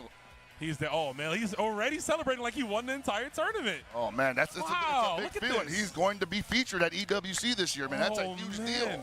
Yeah, you got to give it up for him, chat. Wow, that's amazing. The hard work really paying off. Yep. The tournament isn't done, but you can see just how much this game, how much everything means to these players. And I feel it. I totally feel it. Oh, man. Beautiful stuff right there. Shout outs to both those players for putting on a phenomenal display this early, right? We just started first match, busting shots already, and you can expect that to keep going on. I was trying to tell you, man, like this is definitely only going to get more intense as we go on. The first match of the day probably has it the worst in terms of like you're going in cold, the nerves are shot, the emotions are already super high. You've been thinking about this all night. Mm-hmm. And now everybody else who just watched that has to come up there and follow that act. Follow that act, yeah, basically. Do it, you know, go behind the stage. You are the wrestling event here at CEO, so go behind the stage and say, yeah, follow that match, right? Yeah, right. Keep that energy up, Keep that energy up. But no, listen, man, I had trouble sleeping. You said you slept well, right? I slept pretty well, but not for very long, unfortunately. Yeah, I didn't sleep very long. I got interrupted a few times in my sleep, so I was like, in and out, so I can only imagine these players with that much money on the line, with the stakes that high, being the CEO champion, getting the spots for the SWC and EWC, I can only imagine the amount of pressure that was on them. I mean, there's a ton. Again, like, you know, it's not. It feels like it's 8 in the morning. That's how it feels like to go up first in the top 8. But, like, yeah, the pressure is tremendous. We're not talking about just EWC, but an SWC spot is up for grabs. And just in general, winning a tournament is a war of attrition. Yeah, I mean, you'd be the first CEO champion for Fatal Fury, right? Like, a return to form here for the game. It's been 26 years since we had a Fatal Fury, of course, and this is the first time CEO is back in Orlando. So it just feels like we're all coming home, right? Yeah, man, it's a big freaking deal, you know? Yeah, almost like it is, man, and it has been already. The match is going to be super exciting, man. I can't wait to see these next entrances we got coming up, of course. One of the best parts of CEO, because of that wrestling tie, you know, when you get your top 8s, you get your own entrance theme, and you get to come out to it feeling like a boss. Absolutely, man. It sets the whole tone for your matches, so hopefully you pick the right song and the right entrance gimmick, because it's not always about walking down the aisle straight up. Sometimes you got some helpers. Sometimes you got some props. Sometimes you got a callback to an old meme. But sometimes it go to like Dominion just teleporting into. Oh, that was wild, dude. That's got to be on the highlight of all time. Oh yeah, it's always going down. Shout out to Dominion. Shout out to everybody hanging out. But yeah, we're gonna be getting that settled for y'all. But man, going back to that Andy trailer, man, I'm super excited. You know, seeing him in action. We got to play him here, of course. If you're at CEO too, if you don't know, you still have one more day. Today's the last day. Go get a little early hands-on impression of Andy. What you thinking about him, though? I mean, honestly, watching that trailer, I think that he's going to be pretty good. I saw the flip teleport into command grab. It's got a pretty good distance on it. I just said Citizen Home of the Wolves, man. You think we're going to react to that? Not at all, dude. I'm getting mixed every time. It's left, right, and grab. Forget about it. I'm going right to smart style, bro. Give me my instant DP. Yeah, I might try to shut this down immediately. I don't want to even think about doing inputs. Give me that zoomer energy. Give it to me straight up. But with that being said, guys, it is time to go back to our next matchup. What you got for us, Ringe? You already know what this next one's gonna be. I'm talking Esports World Cup qualified. I'm talking SNK World Championship qualified. The KOC himself. Give it up for Shao Hai!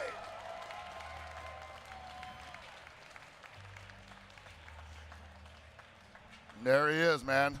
As Colt would call him, the man to surpass. Oh, man, he is always the final boss. I don't care what game, I don't care what tournament, just cold, hard, ruthless. Shao Hai, one of the best to ever do it universally across the board when it comes to fighting games.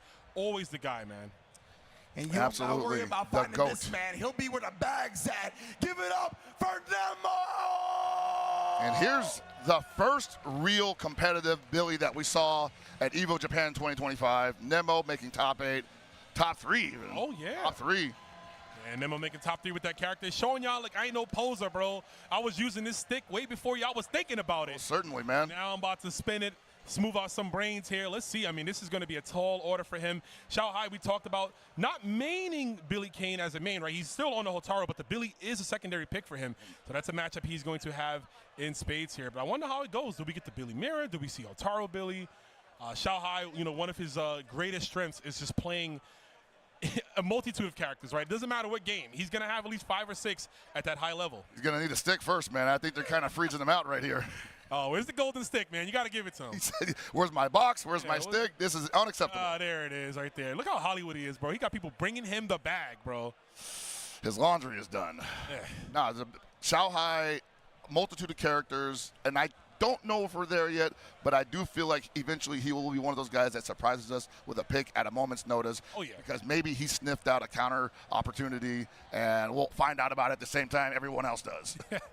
just bust out a Mai real quick. Like, oh, yeah, Mai counters Billy. We're like, what? Okay. Oh, hold up. I mean, if anybody knows, it's going to be. Hey, it's either him or Aru, right? Or Aru, yeah. But here we go. I mean, this is still big here for Nemo. Nemo also looking for that EWC spot. Xiao Hai already claimed his and SWC. And SWC all on the same day. This guy, again, he's just here on. He's like, I'm here on vacation, man. I'm just having fun here. I'm gonna ruin some lives while. That's what I'm saying. He goes on vacation to Florida to step on throats. I love it. Oh, there's the box tech. I was wondering. I was like, who's going to bring it out here? Who's going to be hiding the tech? Xiao Hai, though. So it's interesting. I actually didn't see a lot of this overseas, but whenever these guys are in America, the box tech is always out. Because they know that we be watching. We be watching, bro. I mean, we come from an FPS background, right? Yeah. You know, just screen watching all the time. Straight up looking over the angle. Yo, Nemo, just peek. Just move your chair back. Yeah, just move your chair back. Xiao Hai was like, hey, no stream sniping. No stream sniping. Oh, man, the box tech, man, always working out here. And it's so pivotal in this game, right? Because of the defensive options, you can always kind of look and see when somebody's looking for like a wake-up guard, justifying guard cancel super, right? Yeah. If you see them buffering, if you see them going for maybe a rev blow, like this, it's definitely potent to make sure you're looking at their controller. Right. I think just like decision-making in this game is like leads to such heavy results that, you know, one good decision can completely turn the tide of a round or even the whole match. You know, I think that easily. You look at KOF or like things are so momentum-based, but in this one, while being somewhat momentum-based, it's also very much disruptive-based. We're always trying to disrupt somebody's momentum here. Cantankerous is a word I love to use for this game because even people that look like they winning can lose in an instance. I've seen players dominate, put themselves into overheat when their opponent has no health, and then immediately say, oh, you have no bar? I'm going in, I'm breaking yours, and I'm going to preserve my meter. So it could definitely happen here. We're about to be crossing sticks out here. Billy Kane mirror match. I might be in heaven pockets. I ain't going to hold you. Honestly, I think all the Billy players should be studying this entire top 8. There's going to be so much tech put on display here, and a lot of it we probably haven't seen a lot of yet or have probably seen for the first time. Oh, yeah. I'm expecting some big surprises. Definitely going to be a bit of a button check right here, but I think the Billy Kane mirror match is a tough one to play. I mean, anything you can do, I can do better, right? Mirror matches are always going to have that caveat to it. But Billy in particular, not having certain options to deal with, like the pressure from another Billy possibly without super, it's really going to come down to who's going to have maybe those high evades to blow up the heavy punch into the straight pole. That's what I'm thinking, yeah. Like that's like the #1 thing. And you don't see a lot of Billies just go for that on autopilot anymore because they know they can get blown up by the hot dodge. So they're going straight into rev stab, into the spinning canes and whatnot. So that's not entirely out of the question here, but I think the defensive responses to this will ratchet up in this situation, basically. Basically what I'm saying is one of these guys has to guard cancel that. There it is. And then the other one's going to be like, well, can't use that anymore. Can't use that anymore. Well, there's that option's gone. I don't want to put that much pressure on them because that's very hard. That's very good. It's easier said than done, right? Exactly. But also, we got these high-class players right here. Xiao Hai with the purple and black. Got to do what you got to do. Nemo on the default. Both rocking the SPG on point. Another great tool in this matchup here. We might see some of that rev blow come to fruition. You don't even see people trying to hyper defense against the EX spinning. So, like, honestly, like, it's probably one of those things that people just may never be ready for, at least not in the next coming months. For sure. Nemo with the throw into the corner, too. All right. There's the rev guard. I would say rev guard not a bad option, too. You push Billy out, and if Billy is committing to those strings, you can get a whip punish with your stand C. Yeah, that's something that we didn't see a lot of in the previous. Ooh, caught him. That's what you were talking about. And this is big. This is huge. The momentum shifted immediately. Hard knockdown in the corner, or out of the corner, rather. Wow! Brother, what did he do? Did he try to wake up JD, possibly? That is That is new. Yeah, because that wasn't, there's nothing special about that. Just empty heavy? Like, huh. Yeah, no, I know we all thought that, he would be running the Hotaru here, and still might be possible if he doesn't like the way this goes. But right now, it looks like the better Billy. I mean, listen, Xiaohai is in a lot of cases going to be one of the better players at any character, even if you are a specialist. It is what it is, right? But we do have Nimmo. Nimmo super gets baited. That's going to hurt here. Xiaohai going to get the clean punish counter. Gets him out of SPG, which is the only small victory there. But now you're in the corner, and he's going to super for the hard knockdown. And you got no defense. You got the wake up super. No, you're going to eat the meaty OB. Oh, 5 normals in a row from Billy Kane. I told you, man, big surprises in store for us.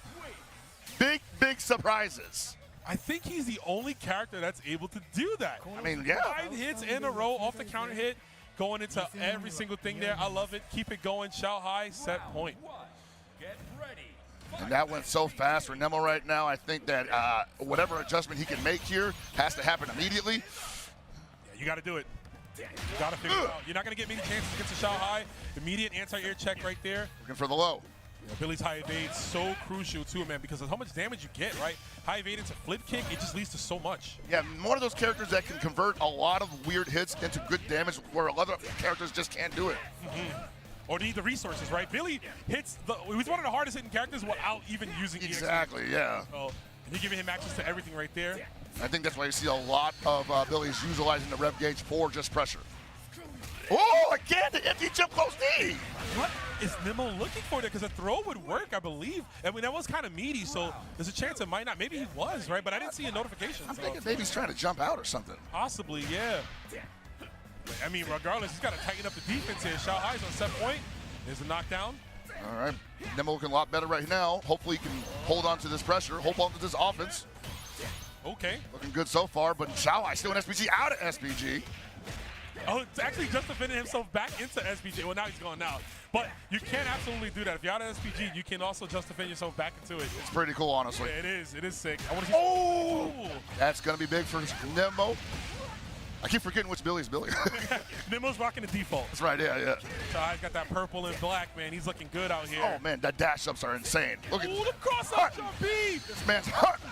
He's hunting, and one more guess for both players here.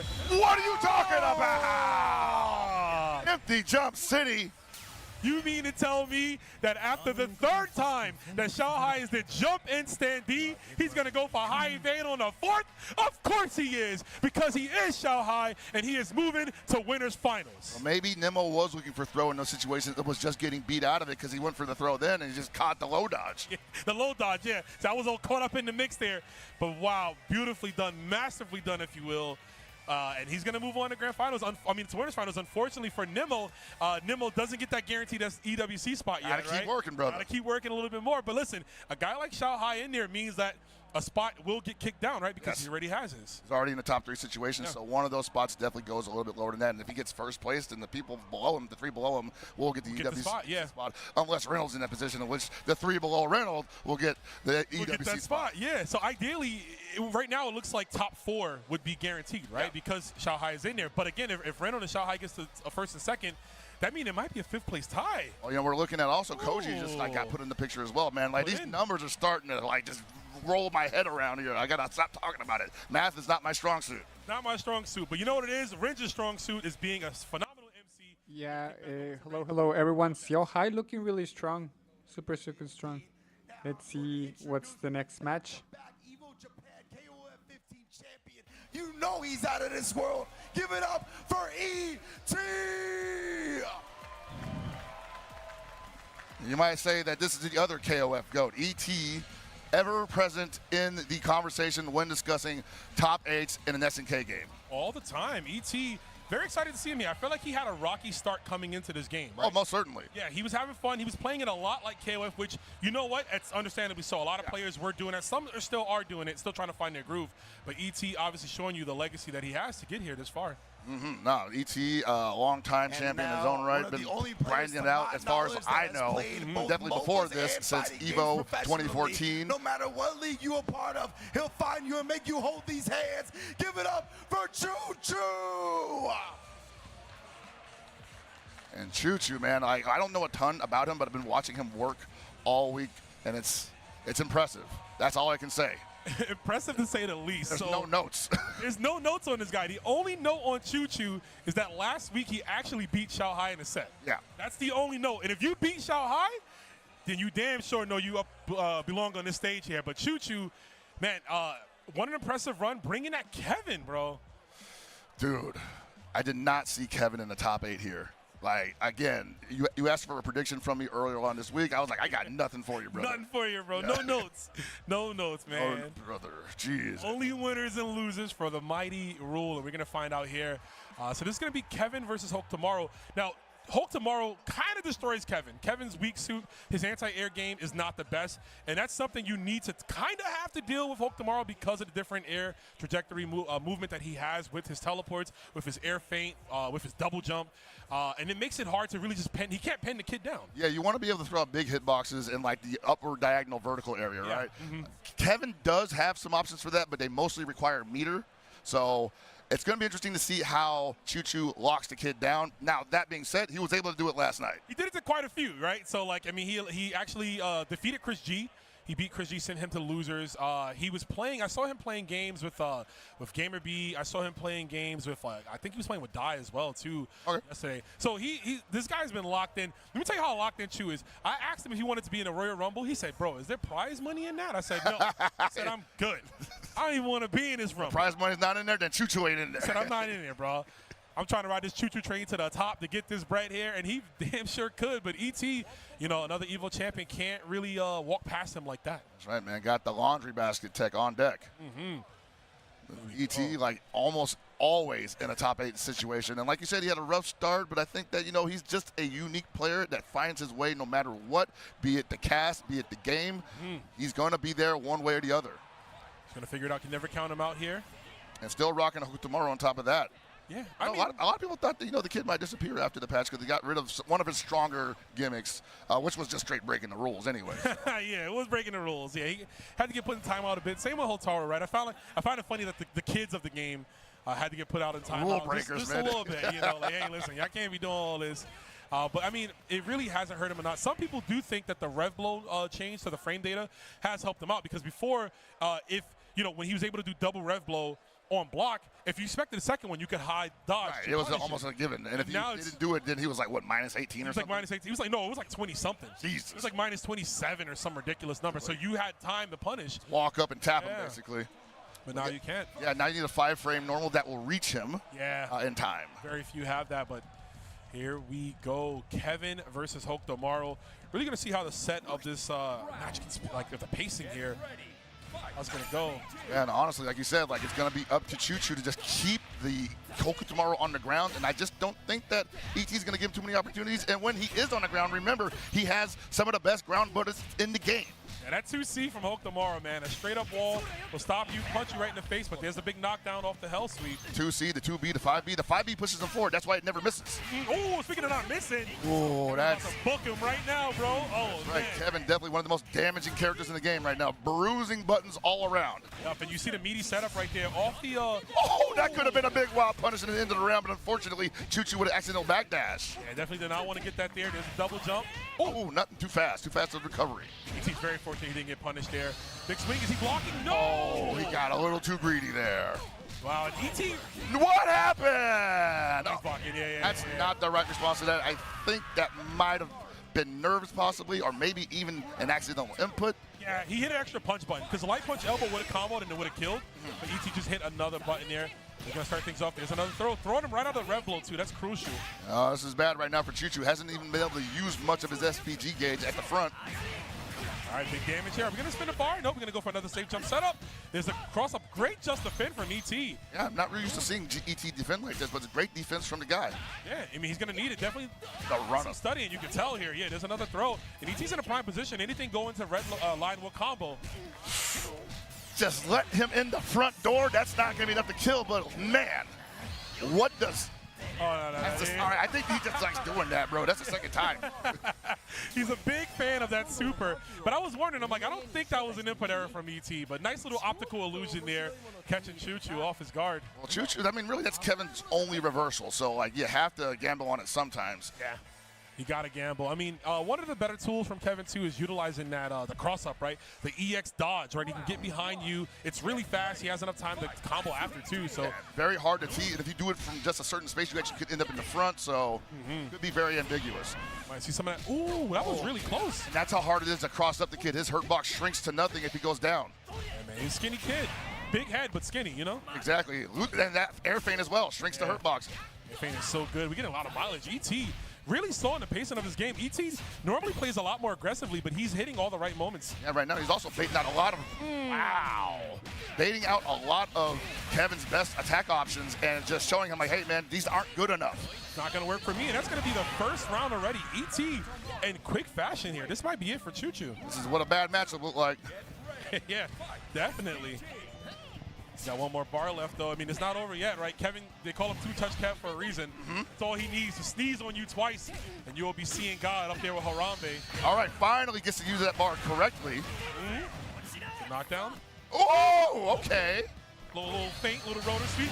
Wake up super immediately. And that's the second time that's happened. He's just getting a little too eager in this game. Like, there's not a lot of reversal options for some of these characters, so they are going to wake up super pretty often. Gonna use it, yeah. Something to look into. Especially Hope tomorrow. Oh my God, he still had enough time to convert pockets. Yeah, no that's way. so crazy. But hey, man, they obviously want him to have it. We're going to build the bar here. Oh, that could have been it. He wasn't ready yet. Working as intended. Anything will do at this point. Choo-Choo with the big hit right there. And this is going to secure the round. Much needed to extend his tournament life. Sometimes that's all it takes, Rom. Sometimes you just need that big hit with the big boot, and Kevin is the best at doing it, but still has one more round to go. Is this going to shift the momentum, though? Definitely can. Oh, he wasn't blocking low. Gets caught by the hell sweep heavy into the feint. This is looking bad. There's a super feint. No, not again. I thought he did. And like really bad media option there. He could have just blocked it or probably go for maybe he was thinking throw tech. I don't know. There's a chance. Wow, really hammering out on that rev meter, too. I like that. Using the target combo. Hey, on the ground! Oh, he's actually done. Oh, no, he's not, because he's actually going to be an overheat. But he blocks the super finally pockets. We're going to the next game. That is tremendous. He finally got the safe jump block. I don't know if he was trying to do that before, but he finally played that wake-up scenario correctly. Bro, I was like, if he gave out another wake-up super, I was gonna, come on, bro, please. Empty jump normal and get hit by wake-up super. Now, that is something that, you know, it's very likely to occur. We just saw Xiaohai get that empty jump D like several times. Empty jump mid, bro. ET could be like, nah, not me, sir. Not today. It is 1-1, man. That 2C, just using that float, man. What a strong tactic here from Hulk tomorrow. They really cooked with this character. Oh, yeah, man. Like, great by design and obviously great intent for the character. Just mashing out there. I respect it. Yeah, speaking of intent, I wonder what ET was looking for there because he did just get hit. And this should be it if he does spin the super bar. I think he should, honestly. Yes, there we go. We do not hold on to super bar in this game. You get it back so quickly, and you're only using it for damage here. You're not using it for defensive auxiliary techniques, so. Exactly. Level 1 supers, man. So high damage. Great usage of them. Tries to anti-air jab. Oh, man, he's getting caught. Got to use that SPG of your own, but now you're not going to have access to it. This is where it gets real ugly. And just that jump D was not low enough for to punish the throw. I'm not sure he even has a button that'll reach that low from that height in the air. Oh, it's tough. Oh, nice. Really good snipe out the sky with the kunai. It's not looking great for Choo-Choo, but still not out of it yet. Man, it's so hard to cross this kid up. It is. And this might be That's it right there, man. Let him in the front door again. The kid is just all over the place. Yeah, great stuff there from ET, taking it 2-1 over Choo-Choo. Really dissecting that Kevin, man. Had him looking like a guinea pig on the table. It is unfortunate that Choo-Choo couldn't make what happened last night happen again here, but that just goes to show you it's really difficult for Kevin to get this kid on the ground, and even when he does, he's still got to box him. Seriously, man. I'm sorry. I'm just laughing because, like, ET's wincing. He won, and he is wincing, man. It is so funny. You know what it is? He was doing that gamer lean the whole time, and his back is all tight right now. Oh, man. Good stuff to ET, though. We call him Bull Right Cho. He's out here. Leaving the stage, but shout outs to him. Choo-Choo, thank you for playing, coming all the way out here to compete as CEO. Hope to see him at more tournaments out here, really. That Kevin is inspiring. Well, certainly, man. And I think you will, because this has been the year of a lot of travel surrounding not just Fatal Fury, but also KOF, Samurai Showdown. So, like, there's a big opportunity, there's a big likelihood that a lot of these gentlemen and who else is here could be at the next event that's a qualifier. And I think there's 2 more left, so. Yep, 2 more we'll left. definitely be seeing each other again. Mm-hmm. Just like there's 2 more matches. There's actually 1 more match. 2 players coming up here in this round 1 winners top 8. Ringe, who we got coming up, baby? What's good, what's good? Give it up for another SNK legend, a former SWC world champion. Let's hear it for Lagia!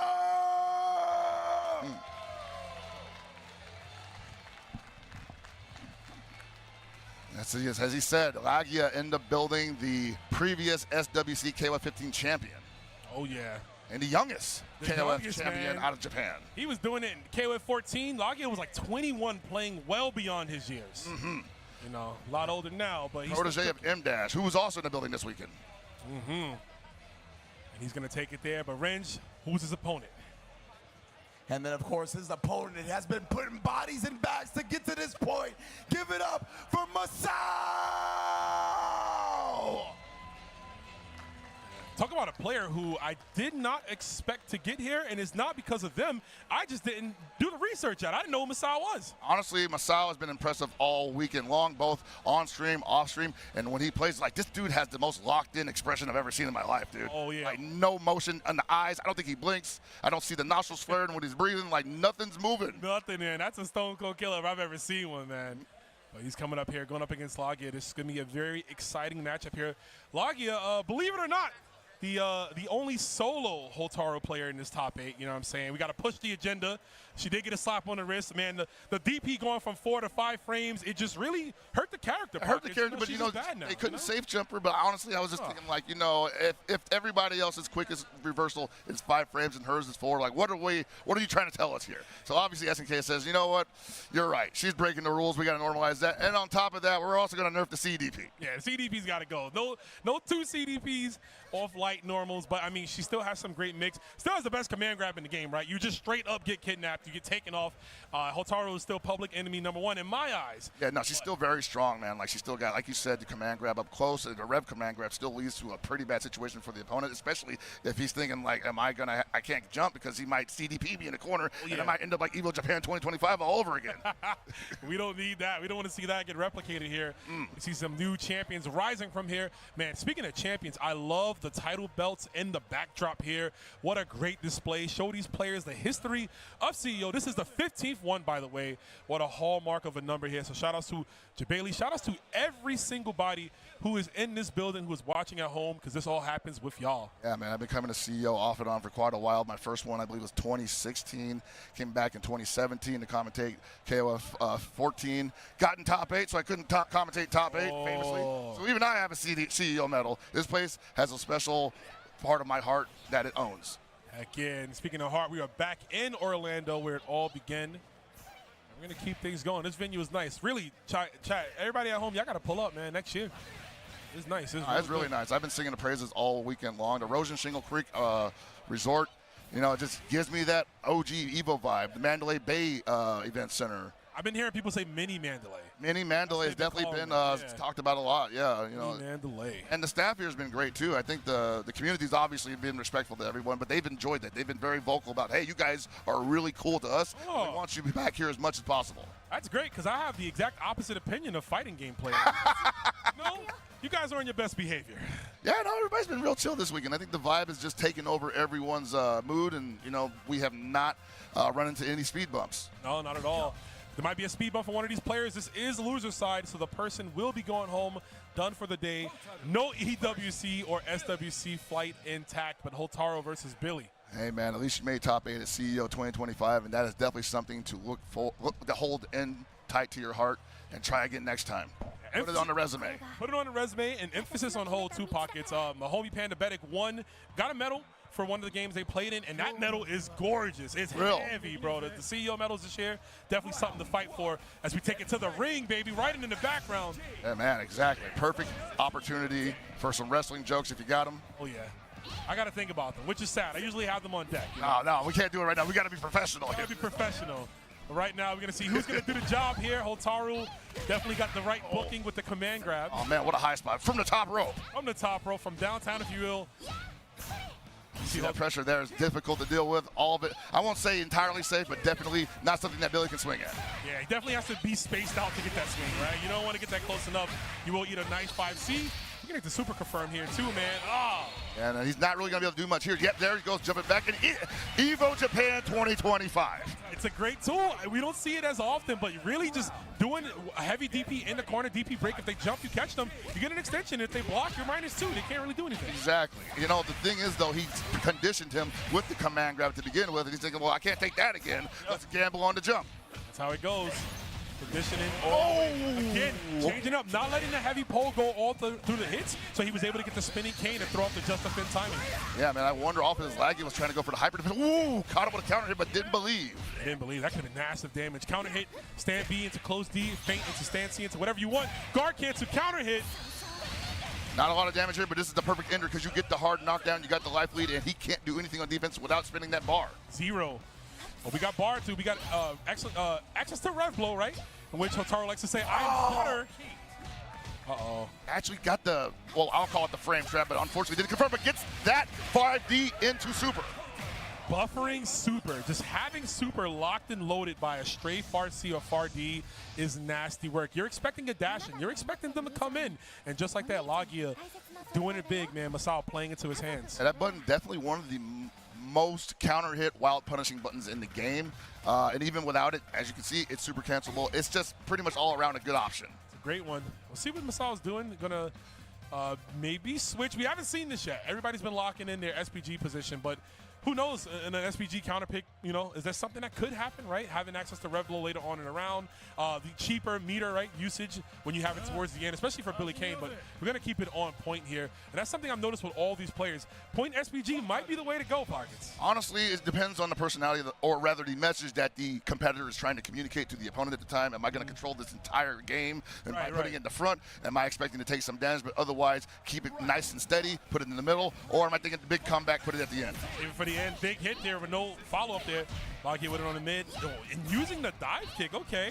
And once again, well, I was going to say once again, Masao letting Lagia in, and that's not where he wants the Hotaru to be. Not at all. Definitely, there's another wake-up DP. She's trying to get through on the other side there. She fast, man. I'm telling you, put some J's on her feet, bro. She be cooking. And she strike up and down the street, dude. That's crazy. How you moving like that in the ring? The ring is kind of like planted, you know what I'm saying? The canvas is hard, but still. Maybe she got the grip on the shoes. No, the stick-em grip, you know what I'm saying? Oh, Billy Kane just trying to stick to it right now, using the stick, but right now about to eat it to his face. Another wake-up, actually run-up there, excuse me. You're seeing, yeah, Lagia just not respecting any of Masao's strings here, just poking him out of it, not converting necessarily, but disrupting the offense, and Masao backing off. Lagia running away with this one, literally and figuratively. That run from her, so fast, she just closed the distance. Wow, in your face, heavy reflect kick, and you don't do anything about it? Bounced off the rope and ran all the way up to him and tossed. What? Smart stuff, delaying the air movement there. Oh my God, Lagia really big cooking right now, but delaying the air movement for the dive kick. Against the anti-air, man, like that will actually like make you second guess your life, because that's such a good tool for him to use, and the fact that she can circumvent it with that move, I don't know. I'm not that confident anymore. I don't know. I'll tell you one thing. You talk about circumventing life. The only thing life left here is Lagia in this tournament as he's going to move on. Masao done for the day. Going to be put on a T-shirt, unfortunately. I'm sorry. But shout-outs to Masao for competing out here. Another one bites the dust, bro. I'm sorry I was holding that in. Oh, yeah, do it like that, dog. Yeah, that's Hotaru, bro. #1 kill out in these streets. It's still played at that level. You see how fast Lagia's been playing. And one thing I want to bring to attention with Lagia, we saw it one time in that set, he probably has the best guard cancels in this top 8. I think so as well. That was very much coming into play there. But also just, I think Masao just was not ready for that speed of play, because you saw that the defense, the offense, it was all getting away from him because Lagia was just moving a mile a minute. A mile a minute. You can't see where he was coming from, but I mean, that's the breaks right there. Lagia's going to continue on, pushing forward for that journey to get that EWC spot. Masao and Choo Choo right now, they're done, man. X, they're gone. We'll see you in the casuals. We'll definitely see you in casuals, but let's take a look at the bracket and see who else we got in this tournament here. We are firmly grasped in this top 6. Remember, there's 3 spots to go. 2 of the players already have a spot for the EWC, which means there's a potential 4 other players to get them. Yeah, man, this is still, well, as far as anyone's concerned, this is still anyone's game about who can take the entire situation, because you have a bunch of guys here who could easily turn it around. Even though Shanghai's the best, who knows who else could be the best today. We're going to find out later on, because we got a break to go to. We got to pay some bills. You guys don't go anywhere. We'll be right back with more Fatal Fury City of the Wolves here at CEO 2025.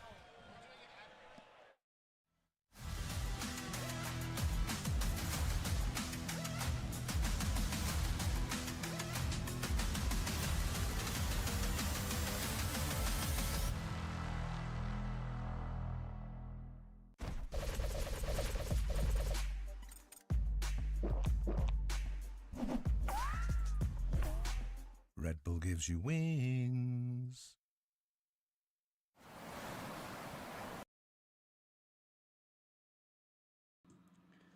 No, pues sí se ve mucha diferencia. There's a lot of difference. Xiao Hai looking super strong, very very strong. Um, let's see the next matches. I do believe he's gonna win, but he has already qualified for both of them, SNK Tour and the EWC. So let's check the rest of the matches. Thank you guys for staying around. Thank you for the support. All the people on the red platform, on Twitch. Thank you guys. Appreciate it. Vamos a ver qué rollo con el resto del torneo. Pero hasta ahorita se ve medio indestructible el Xiaohai. Y es a 2, Cualquiera puede ganar en 2. Pero Xiaohai, Xiaohai.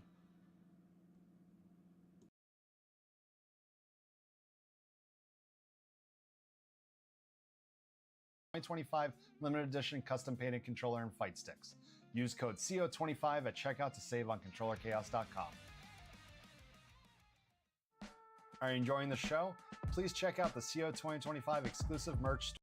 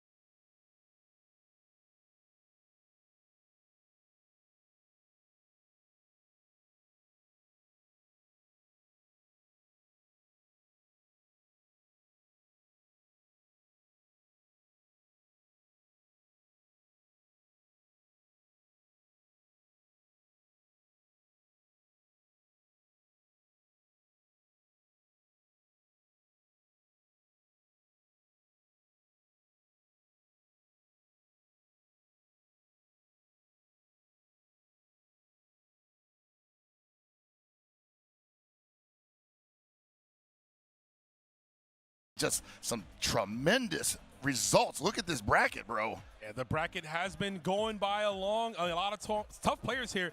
2 O's across the board, except for the final one on the bottom. But we saw KOG getting his EWC spot by sending Reynold to losers. Xiao Hai defeating Nimmo, sending Nimmo down. Nimmo's going to work a little harder to secure theirs.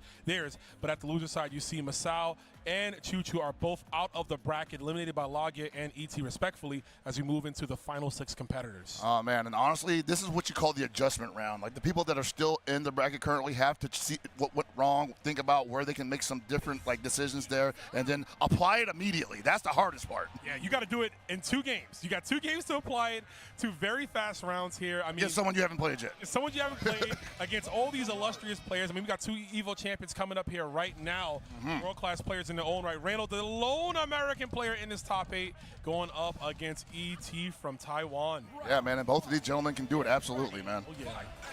Seen it happen before. Hope tomorrow versus Kind. So Kind's heavy fireball going to be a good tool in this matchup, right? Just to snipe him out of the sky. Possibly, but at the same time, if he never really takes to the air, if he stays on the ground, he's still kind of a problem to deal with. You have to rev guard like that, push him out of the way, and look for the wild punish. Yeah, rev guard to like push them, create that space, and look for a whiff punish opportunity. Tactic to everyone to utilize empty low from the hop there. I like using that extra jump. Look at this corner damage, man. He's not going to go anywhere for a while. Hook tomorrow, one of those characters just cannot do defensive maneuvers without meter, had it available, and just found a... Oh! Found what? I was going to say he found the 4-frame normal to get himself out of the corner, but now he's down on the ground. The only thing, he's looking up at the skies right now. Yeesh. 4 hits from the super. That's the only 4, baby. Mr. Fantastic. Yeah, you see them long limbs on Kind. They are also very good at wild punishing, and that leads to so much for that character. There's a lot, man. He will make you hurt, too. Gonna get the Aura Blast right there. Oh, okay. Nice. He read the reversal with the rev blow. I mean, why the hell not? Not at all. Spin the bar 2, blow him away, says Hope Tomaru. Working on a perfect here, and he chipped him out. Great answer. Chip out perfect, and again, great answer like you said. Air rev blow, the only way to really stop it is if your character has a rev blow of their own, or like that right there, we're gonna see. And that didn't used to catch previously. Oh yeah, that was adjusted there.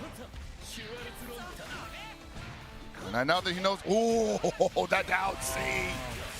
That said, wow, punish, baby. That's going to take him out of SPG, so you no longer have, wow, you just woke up mashing, Reynold. You're not supposed to do that. Yo, wake up 5A, man. Set the pace. I'm going to let him know. You got what I mean? What happened there? Oh, my God. What happened there? Counter hit confirmed. Reynold with the setup. Oh, no, that's wrapped up, but it's okay. It's okay. He's over here.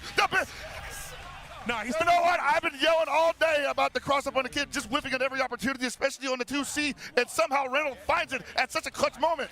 Laying that 5B, man, from the skies, but, man, what a genius play from Reynold. That setup was definitely on purpose. You see right now ET fishing for a big hit from the rev blows. Yeah, and you saw that Kind does not have a 5-framer that'll reach him, so it was really hard to stop ET from doing that 5 rev blow. You had to dash it and throw him. Yeah, your only idea, I mean, if you have super meter, right, you can try to discourage that. Supers always beat rev blows no matter what. Oh, he was waking up with a button there. Caught him there. This is going to be it. We don't even need to spend the extra meter, and Reynold's set point right here. The man's awake. He's awake, and so is the crowd. Everybody's cheering. Nobody wants to fight Hulk tomorrow. They went, oh! Quick draw, McGraw. Reynold with the down C into the wild punish. He gets shot out here. Okay, low profile. Puts himself in the corner. ET immediately going to the super confirm. What a dash out, though, from Reynold. Oh! Yeah, almost thought he was going to throw a button out there. Would have got countered, though. Oh, tried to wake up with a button again. ET saying, nah, kind of snipped you out this time. No more of that. Is that 4-frame 5A from Hulk, though, right? And he's rev guarding because he's like, nah, I do not want to be stuck in that Kind vortex on defense. I want no parts of this, bro. You're getting away from, oh! I see Badai Taiku, not enough to kill off that super, though. The do, and there's the cross up, the tricky movement right there. Break Kuhadan to get the perfect spacing for the jump B to be as ambiguous as possible. And now you see ET changing the momentum, the pace of his offense, not necessarily going for the easy stuff, and peppering it with generous doses of rev blow. He's sliding it in right off his elbow like Salt Bay. Whoa, that could have been anything, honestly. He kind of just stood there waiting for it to happen. There's the 2C. That's big. That's going to be out of SPG. That's also going to possibly be a hard knockdown in the corner with a Rondo setup. Yep, he's looking for it again, and we saw what happened last time with the Rondo. What a mash from ET! That's the 4-framer right there. It's hard to get around it if you are just standing right next to him. I'm trying to bait throw? Yeah, that'll beat most of what he has. Speaking of beat, this might be it for Reynold here. Oh, no! Other side, it's not over just yet, though. We step back to the Snipe Sniped out of the air by the Rev Shuriken. Perfect. Yo, he had the scope. He was looking in the skies. He smelled it. You're about to jump, bro. What a read. Seriously. 1-1 for both these players. ET not out, another one. I don't know, man. Reynolds might be approaching too much from the air right now. ET seems to have clocked it. He is clocking in right now, too, man. Big damage, double rev blow for the knockdown, taking you out of SPG because it get even harder for you to knock this kid out. And this is bad. That's a bad touch, unfortunately. He's only got one more touch left in him, but fortunately, he's almost got some meters. So I imagine next. What? Ooh, okay. Tried it? I wonder. Oh, my God. That's a setup. You got to laugh, right? There might be a flash kick in your future if you can. Speaking of, goes for EX Teleport. No one has reacted to that properly today. It's a tough tool. And that's going to be one round for ET, and Reynolds on his back. ET looking like he's going to move on. And another shot at the SWC qualifier spot. There's a chance. The run-up B! Are you kidding me? Takes him out. SPG almost gone here. Flash kick to the other side. It's got hard to get over this character. And you know Reynolds got to be feeling the pressure here. He was a round away from clearing this out, and ET just battling back for another game. Throw tech, yep, meets him in the sky. Press the button, no, he did not! Oh, baited out the super. ET likes to go to that well. We saw it a lot in the choo-choo matchup. Another bad drop from Riddle, but still, I mean, this is a great position for him. No meter for ET. Text to throw. Oh, that's so difficult to anti-air! Tricky stuff right there. ET's going to spend a lot of bar here. Next confirm will do it for both. Had to get away from him. Oh, the overhead, good block. Great block there. Oh, there's 2C again. Oh, he got the super. Oh, it was just enough! Just enough damage. ET survives, and he is going to eliminate Reynolds from the bracket. Just enough at the clutch moment. ET lives by the super, and he moves on. Reynolds, we'll see you next time. Wow, man. Yeah, I'm trying not to lose my voice right now, but that was a lot. That was a lot. That was a lot. And ET, ever so emotional, man. Again, look at these players, bro. You put a nice bag. You put a great game with a nice bag attached for these players, man, and they are going to play out of their minds. ET, I've never seen ET like this. He's always smiling, having a good time, and you see the smile creeping out, but you can also see the emotions just flooding out of his body. I'll be honest, man, it's happened twice so far, and both of those matches were against Reynolds. I think people are just happy to survive that because they give so much respect. Everyone has so much respect for each other in this bracket, and you come up with a clutch moment like that, something that was so close, and you were so close to losing it. Yeah, man, how are you not emotional over that? That's impossible not to feel just beside yourself. I mean, and we got to bring it up. That setup that Reynolds did with the two orbs, just putting it, waking up the super, he knew, like, that was so calculated. I definitely need to go back and watch that because that was beautiful. He had the proper punish, the high evade target combo right after to get the follow-up off the counter. It's a backbreaker, man. Like, a lot of people would just be like, what do I do after that? I didn't know he could actually set me up that badly. Like, how do I respond to that? And ET just finding it. Found the hit there, man. But ET looking like he found Nirvana. Of course, the tournament isn't over yet. And we got another match coming your way here. We're going to have Nemo going up against Logia. So this is going to be another matchup to get us to see who's going to get close to getting that that EWC spot. Man, again, can't call it. Cannot call it at all. Everyone here is so strong. But I feel like at any moment, someone's wheels could fall off.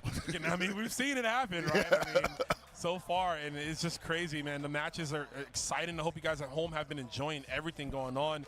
And this tournament only going to get tougher from here on out, man. We still got Koji and we got Shanghai waiting in the wings in the winners finals. We'll get there when we get there.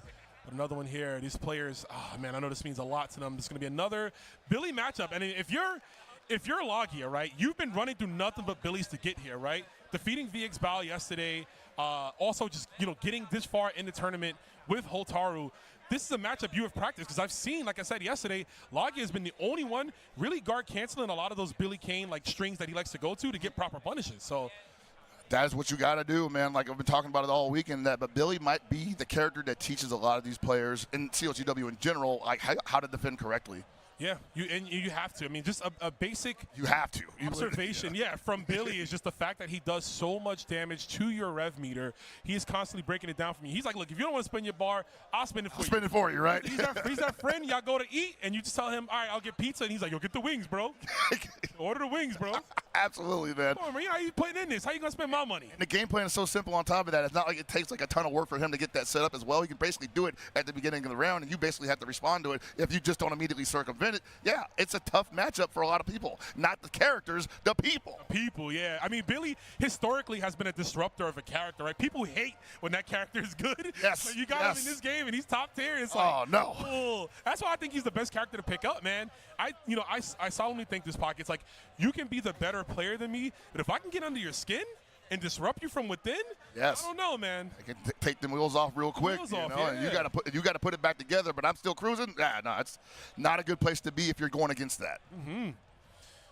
We're gonna see here. I mean, Nemo got to the stage here on his own. Just strong plays, man. Really, I mean, always been a great player, right? Marvel vs. Capcom, Street Fighter, and here in Fatal Fury, just keeping it going. So no slouch. Let's see if he's done his research. I mean, Hotaru's a character a lot of people were playing pretty much up until. I mean, people are still playing her, but there has been some drops because of the little slap on the wrist she got. Yeah, a little bit, and it's interesting. Like a couple people got slapped on the wrist there, and they're still present. They're still fighting from the front position here in top 8. So the only new addition here, really, other than Kevin, is Billy. Oh yeah, basically. And you know who's kind of a new addition, but none of them just got this far, was Marco. We didn't have any no Marcos, but we've had some, Definitely had Marcos in the bracket this weekend that were performing phenomenally, just not enough to get in the top 8.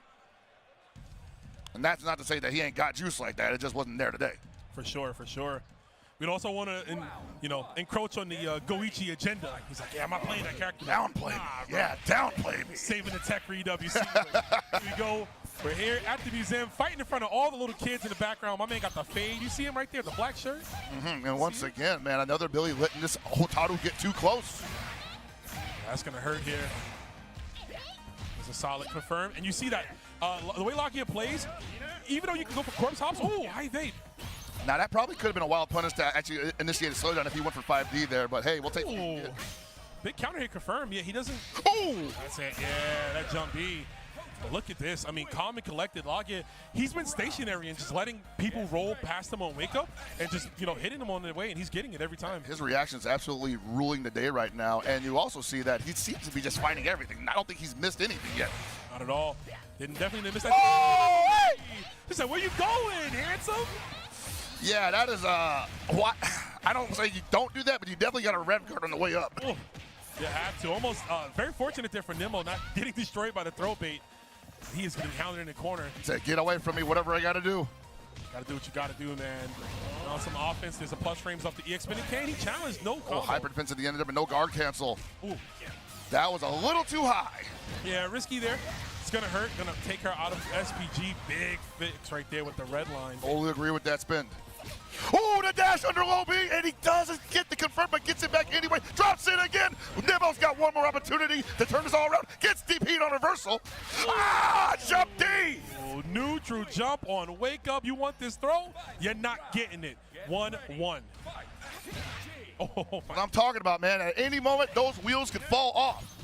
It can happen here. Well, speaking of wheels, man, the wheels are starting to turn for Nemo here, finding the right spots, just like that jump C connecting on your dome. Loving what I'm seeing there. You see Freenel do that a lot, looking for the wild punish jump C from out any range, from any height, because it's always going to give him enough time to confirm or at least continue pressure. Oh, yeah. Look at this. Try to go for the empty low, and again, Lakia. Oh! Yeah, there's that guard cancel. I think that's what he was looking for before, and that's going to definitely hurt some of Nemo's confidence on that string. Not right now. Yeah, and then what a check from Nemo. You knew that Lakia was potentially looking for a run-up throw, maybe even a run-up command grab there. Lakia had the 2B scouted, and a great comeback for him. Much needed. Felt like Lakia was dominating that. But, man, he put him on a back foot. Lakia just took a huge breath pockets. Yeah, I know. I think I was happy that he got that hyper defense guard cancel, but just unfortunately couldn't make much out of that. And Nemo just barely sniping him out with those light attack series. But again, he knows he will do that. He knows he has that on deck. He knows that he will use the guard cancel. Even though it's so expensive and does not get a ton of damage, that means that his very simple pressure is no longer 100% safe. It's a trendsetter, right? And it's something you want to get out there to establish, to make sure, like, let them know I have this tool at my disposal and I will do it every time. Oh! Neutral jump D's in a row. What are you grasping at? My man said this is low-hanging bait and I'm going to eat it. He was looking at the this is delicious. Cafe the extra value bait. Yeah, right? Extra the 4 for 4? Yeah, man. I'll take it all day. All day. We economical out here. You got some nuggies in there? And I don't like Nemo letting Lakia get that close, man, because that's not where Billy want to be unless he's got the knockdown. Yeah. Especially not against this character. Yeah. 5C is a reality check. That's exactly bro. right. He's guard canceling everything, and he's putting them on his back. And Lagia smartly not spending a lot of rev gauge after the guard cancel because all he needs is the disruption. Oh no! Hey, there's that nerf. Otaro players in shambles now. Hey, whatever. It's technically a feint at this point, right? We pick it up. Big damage here. Not be enough though. Pockets is gonna leave her with a little bit in the corner. Oh, wake up, Lopey! What are you talking about? Because I ain't got a DP, but I'm pretending this is one. Oh, I got a DP though. 1-1. Wouldn't have it any other way. Whew, yeah, Nemo, a brave man. I'll tell you that much, dude. Not a lot of Billies will just run up on a Hotaru like that. Yeah, you know, it's starting to make me wonder now. These low Bs that he's getting on Wake Up, did he try these against Shao Hai earlier? But the meaty close D was just every time eating them. Yeah, I'm thinking so, man. And one thing I'm seeing from a lot of people here is that they are waking up with buttons no matter who they're playing, especially the Gatos. So it just might be a matter of course at this point. It is. You know, sometimes you got to, whoa! I like that. I need to see more of that. That's not the best feint series, but hey, if you catch them looking, and his feints are so animated. Yeah, they are, It's like a real feint. You're like, what's coming? Yeah, exactly. Feints are multifaceted tools, right? You can use them for combo extensions and in the proper sense of a feint that we've seen. Tries to guard cancel rev blow too slow. I like that attempt, though. He's got to show him that he will do it back. But also, I mean, it puts that in Lagia's court, right? Lagia may be able to cancel into his. Yeah, he also might say, oh, you might be sweating a little bit if you spin a meter on that. Not liking your defense, huh? Well, that throw looks like it hurts, bro. It's like getting tickled. Yeah, right? By a pole? Yeah, by a pole, bro. The pole away from me, my guy. The pole's too rough. Yeah, man. All right, Lagia looking like he only got one touch left. And that should do it. If he's going to spin meter here, he should. There it is. Almost thought that was going to drop. I was like, hold on a second, bro. I was like, I'm about to look at the ring like, uh-oh. No, that connected, and it puts Nemo in a winning game situation here. Right, game point for Nemo right now, and Lagia is already on defense. But no health meter loss for the most part. All of his bars available. Using that throw off the pull-in. What a challenge from Nemo. You are not taking your offense back at all. It is never going to be your turn again, he says. Oh, the feint into the throw. You just brought it up here. Animation on that really tricked him up. And especially if he's not used to seeing it, man. It might look like, oh, no, guard cancel on the hyper defense. That's on, oh, no, Lopi. No rev meter spin, so he can't turn that into anything. And he throws himself out the window with the wake-up super. Lagia is out. Nemo moves on. Nemo feeling it right here. My man has been popping off. Even yesterday when he got into top 8, his first words from leaving the stage was EWC because he is getting closer and closer to that spot. And I think he might be having it. Lagia, though, unfortunately, going to be sent home packing back to Japan. Another chance he might have at these later tournaments, but this is going to hurt, Pocket. Yeah, you know, like he did come out here. He went so far in the bracket, and I do once again want to state that I believe that this is first American Fatal Fury Champion tournament, and if I'm wrong, obviously correct me, but honestly, like, what a performance nonetheless, and he has every right to feel emotional about that, as well as Nemo. I love the respect that the crowd is giving him, man. Nemo's still in the chair there. The reality set in, and that's really what it is. It's the reality of not being able to compete. Obviously, there's more chances. There's some other tournaments coming up, but CEO was the last one to have 3 spots, right? So even if you didn't win, if you said, hey, if I don't win a tournament, if I can at least get into this certain type of space, I might be able to secure a spot.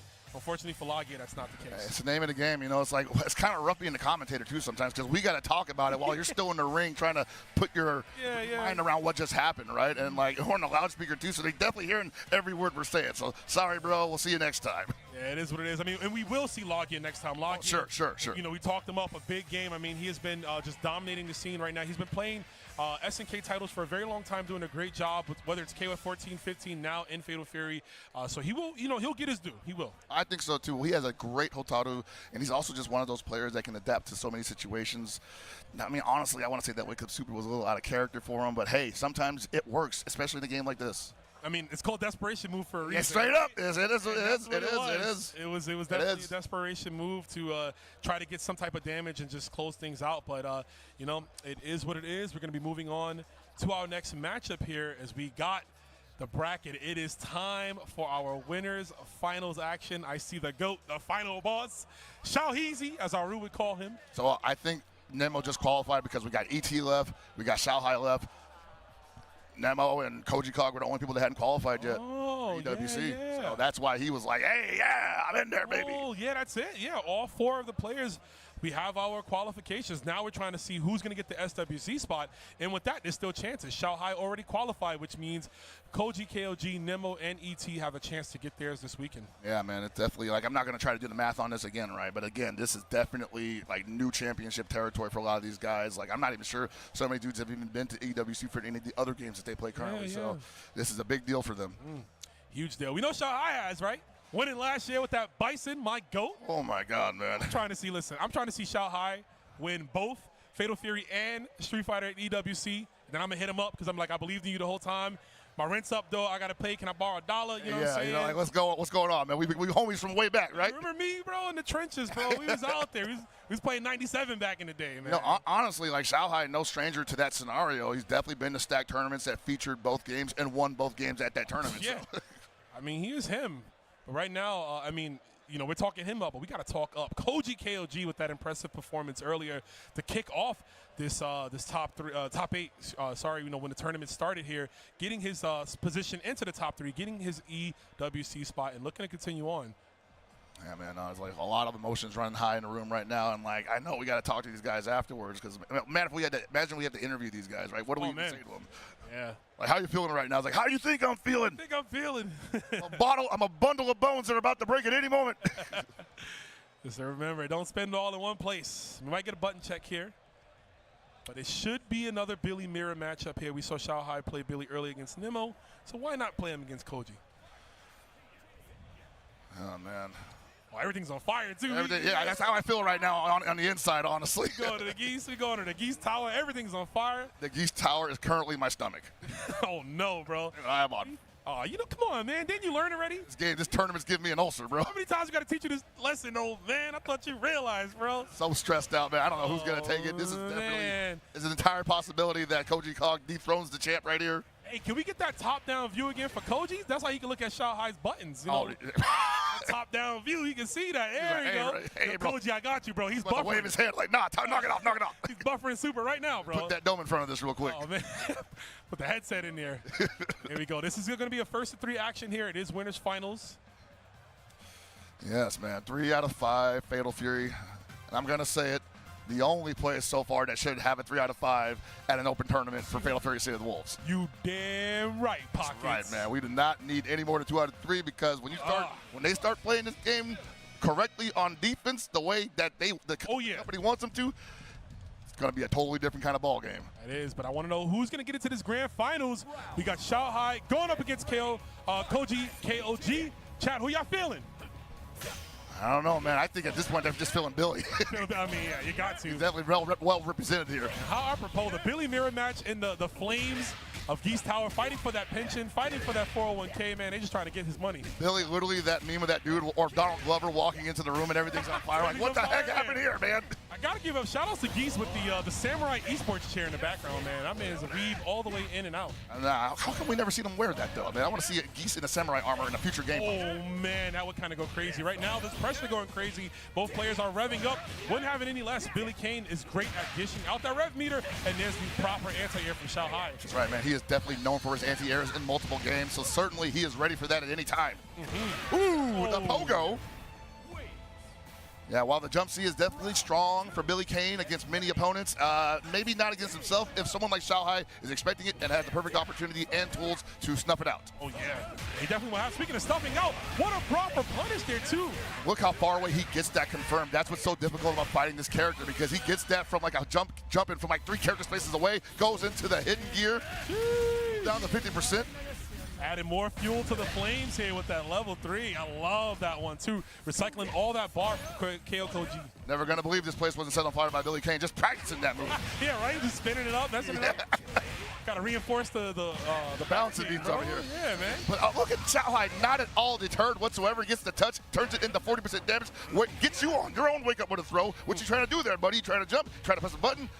Ooh, trying to go for the target combo in the air. He tried to hyper defend with that before he even had to start blocking it. He pressed the button there. Looks like he was the startup of a throw, possibly. Empty low. I don't respect your rev guard, says Shanghai, as he closes out the first game. Koji Kog caught a little surprised, a little on the back foot there a couple times, but I'm not disliking how he's approaching this mirror. Yeah, I would agree. I think he's doing a fine job. It's just clutching it out at those pivotal moments, right? Of course, the round enders, when you can get that big damage going. Shanghai just born in that, right? I mean, his clutch game is like no other. So. Yeah. And I definitely think Koji, I was going to say, he's definitely going to stick with Billy in this situation. Might be able to catch Shanghai going for the hyper defense again on the standard stream. It worked the last time, but I just don't think he was ready for the full capitalization. This time he has to finish off. He's got to. But, you know, fortunately for him, it is winners finals first of 3. That means he has that extended game to get more knowledge, more intel, anything he needs to figure out how to dissect Shanghai. Yeah, absolutely. I see Koji Kog possibly playing this a little slower than Port. Wow, so far away. Double dash, but just I don't know what he went for there. I don't think he had enough time to do anything really. He probably just got from a mash. That jump B. Oh, it's gonna hurt. And I like the attention to detail right there. The counter and confirm. You normally can't combo that EX spinning king off a jab, but with the wild punish jab, you can. Good trade. Yeah, you can't jump in on something like that. If he don't got a DP, he will find a way regardless. And He will. 2CR definitely an option for that. The high dodge always present. This is going to hurt. He can spend literally every bit of his meter to make sure. And he's still going, baby. Look how high with the optimal Strout. Look how one interaction that kind of messed up Koji's momentum turned into all Shanghai. All Shanghai, man. Again, that clutch factor. That was a great combo. Ooh, that could have been a big punish B1 for Jump C. All right, not even trying to hyper defend that. We'll let that rev guard jack up. Still at 50%. I like it. And no one blocking the toes on that pull in. That fishing reel special. I'm not sure why. Maybe they're looking for a dash to throw possibly in between. But yeah, it's working for Shanghai. We got a super though. A little more difficult to react to it if you are down back, and that's true. Or you might get hit by the low dodge. Speaking of hit, you got hit by the high right there. Throw in the corner, man. Once again, Shanghai loves being in this position. I mean, who doesn't, right? You're up against Billy. You've got him in the corner. Will he wake up super? Probably not. You're going to wake up with a win here. Shanghai quickly putting 2 up on the board. My man putting up Chamberlain numbers, bro. Dude, that's crazy. 2-0 in the winners finals already. Koji Kog's got to wake up immediately. He has to, man. Or I don't want to say dark future, but the expected future of the final boss being in Grand Finals winner's side. Well, certainly, because at this point, he's fighting for the SWC spot. Yeah, he is. I mean, whoever gets second if Shanghai gets there is the spot, right, that you want to contend for. But here we go. I mean, not counting out Koji Kog just yet. Empty jump low, and you know when that's hitting, man, you might be cooked, bro. That's when the opponent is just getting creative with you. I like the just defense. Oh, all the just defense. Give me that health back, he says. Oh, JD, baby, all of it in there. Good tech on the throw. Oh, man, but Shanghai's just in cruise control. Really, he's the one in control of this whole set. Oh! You saw he went for the full jump there because he knew, like, hey, Shanghai's had great anti-airs the entire game. How about I alter the timing? That's what your timing, man. You got good reactions? Let's give you something to react to. Oh, he beat it straight up this time. Alter the timing. Damn. Okay, put that big old boot out there. And while the high dodge is built to anti-air, all air moves, and even some mids, you got to get it out first. The timing to it, yep, it can get stuff just like rev blows, right? Rev blows can lose early on to a throw, we're seeing some more just defense here. Yeah, he's starting to find the way out of that string. Unfortunately, not able to turn anything in. You can just defend everything, but you still have to respond. Got to take it here. Shanghai about to give it all here. And going to save the bar, looking for the next one to confirm. Did you see that frame kill, bro? That was nasty. That's wow. Yo, frame kill that builds you some bar. Perfect game. Sheesh. Perfect rebuttal. Shanghai set point.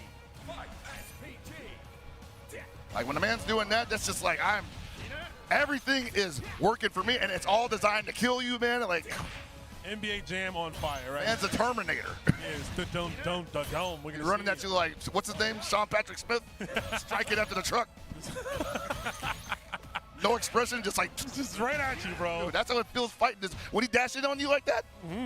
Especially that Billy dash right there. That rev dash is so fast in the game. Yeah, man, just visually like haunting. Yeah, it is.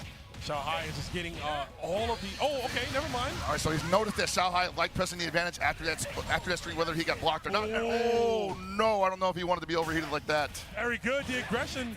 Koji looking nice right here. He knows he has a prime position. Shanghai's gonna have to bust out with something. Oh, he doesn't. He just takes the guard break. And this is definitely going to be it. If we don't drop the combo here, Koji should be giving himself an extended life, and he will with the super confirmed. All right, one for Koji. He absolutely needed that, and I don't know if there was a gap there or not.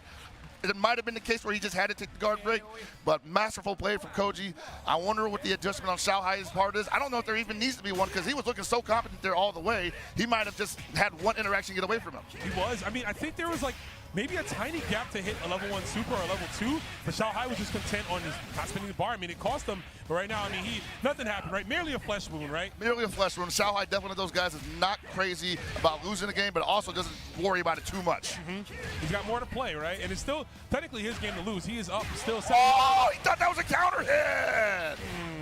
Too low. Thought that was a counter hit. Empty jump D, how do you like it, sir? Give him the stand, right? You know what I'm saying? Oh! Yeah, Xiaohai was like, let me put this little fake warning shot out here. Oh, you reacted? Got him. Got him that time. You see that high dodge being utilized in neutral. It's actually great because so many players, and I've been saying it all weekend, like taking their turns back with a light mid that's usually standing. It's going to snuff it out every time. Seriously. Not the worst tool you can use, and we're going to take Koji out of SPG. This is crucial here. Xiaohai big chilling right now. Lice lead. Love the rev guard there in response to Xiaohai's empty jump. Oh. Also, that might be the data that Xiaohai needs. Maybe next time he empty jump throws. I don't know.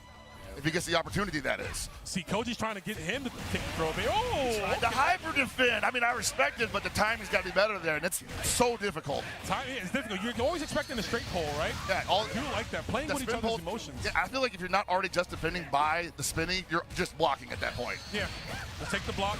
Especially, I mean, with this much life, right? He's fine to take it, but... Oh, that was the punish he wanted the last time, and I think that's going to be the round and the game for Xiaohai. He literally just built the meter in time to get that kill, because if not, he would have had to get another set up there. No, he was watching that meter like a hawk while he's doing it. Like, come on, bro. He's eyeballing that MF, you know? Yeah, you know, he's like, this gives me more bar if I do this amount of moves here. But Xiaohai, the final boss again, is going to be in grand finals winner side. It always comes down to it, man. It always comes down to who can beat Xiaohai or who can get second place. Hey, man, it's not a bad position to be in, but I know everyone here is just like, bro, like, when are we going to get this guy out of the grand final scenario, man? Like, when's it going to happen? He's always here. He can't keep getting away with this. Who keeps letting him get away with it, man? But, you know, shout outs to Koji. Koji still got the dog in the fight, the wolf in the fight, if you will. Oh, there. We are in the city. But that's it. We're down to our top 4. We know who our 4 players are here. Well, the 3 players that have the EWC spot. It's going to be Koji, Nemo, and Lagia. Koji, Nemo, and ET. We're going to see Nemo versus ET, of course, later on. A winner of that will meet Koji to find out who's going to get that SWC spot. But we're going to have to figure that out later because, guys, we're going to take one more final break here for this top 8 action. So don't go nowhere. We'll be right back with more CEO Gaming action.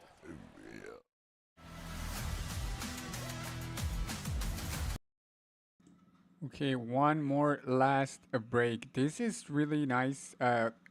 All the players right now alive already qualified for the EWEC.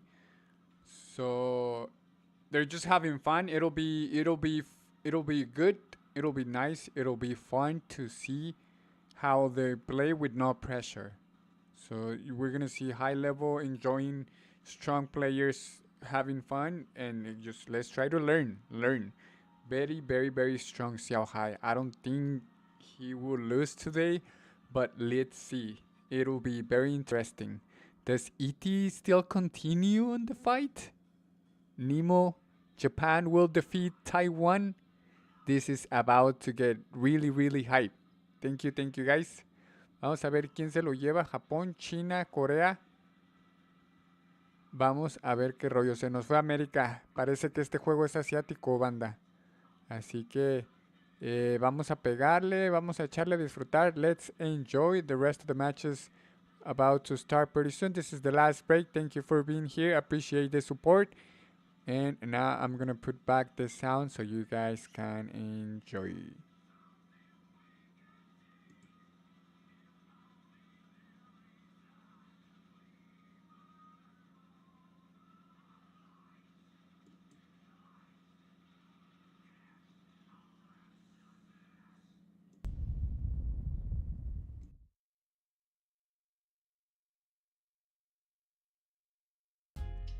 Whether it's sunglasses outside, blue light glasses inside, or night driving lenses in the dark, Zenni has affordable eyewear for everyone. Get 10% off with code CEO at zenni.com. Tenno, officially licensed FGC merch designed by the FGC for the FGC. Discover our newest drops releasing for the first time during CO, including the newest official Street Fighter design, the CO 15-year collaboration, and many returning favorites. Get yours today at merch.10-o.gg.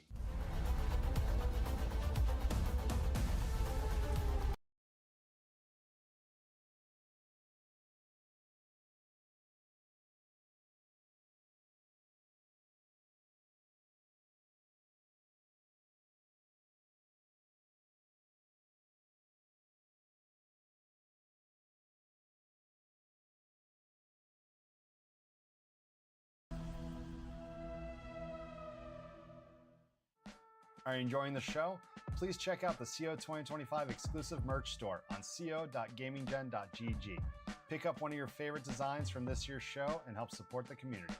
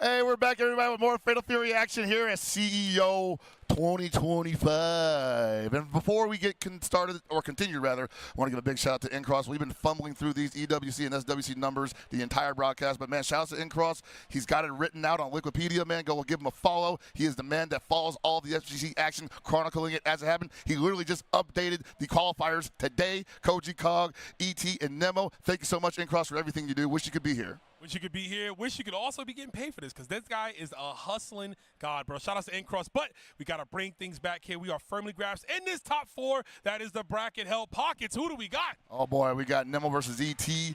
Winner of that moves on to face Koji Cog, and the winner of that goes on to try their hand at the top of the mountain, Shao Hai. The tribal chief, right? One might call him if we're going to keep it wrestling. Fingers always in the air, right?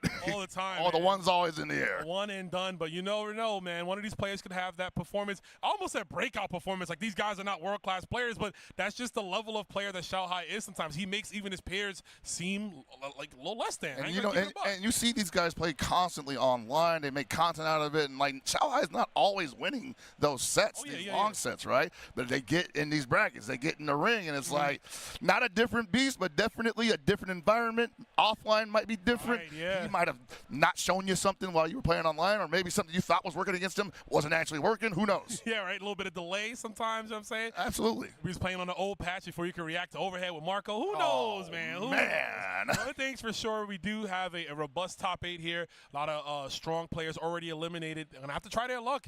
There's going to be 3 more tournaments, too, as well, to try to get those EWC spots. But right now, it's all about getting that SWC. Shao Hai in Grand Finals, meaning he already has his SWC spot, so it's going to go to second place. Oh, boy, dude. This is definitely one of those, like, the bloodbath starts now. Like, the drama is still there, but it's going to occur a little bit earlier than we anticipated, obviously, because of the way this system works. But, man, who's going to get it, right? I, again, can't call it, man. Can't call it. And I got to say, it's going to be tough. In a way for ET, if he runs it all the way through, this is like the Billy gauntlet, right? He's fighting nothing but Billy Kane from here on out. You know what's crazy, bro, is that he don't got a Billy to bring out right now, but he's a Billy man. What's going on here, ET? What's going on? He is a Billy man. Yeah, man, he had a nasty Billy in K114. Yeah, he did, yeah. Oh, man. And Dash, yeah, shout outs to both of them. But, yeah, like, he's here, and, you know, he's playing Hulk tomorrow, and funny enough, that matchup, that's one of the matchups that people go to when it comes to Billy, right? Yeah, that's definitely one of those characters that just put out one of those big hitboxes diagonally all over the place. You know, it's hard for Hokutomaru to zoom around the sky because of that, but at the same time, still better on the ground. Still better up close, crazy. Up close, yeah.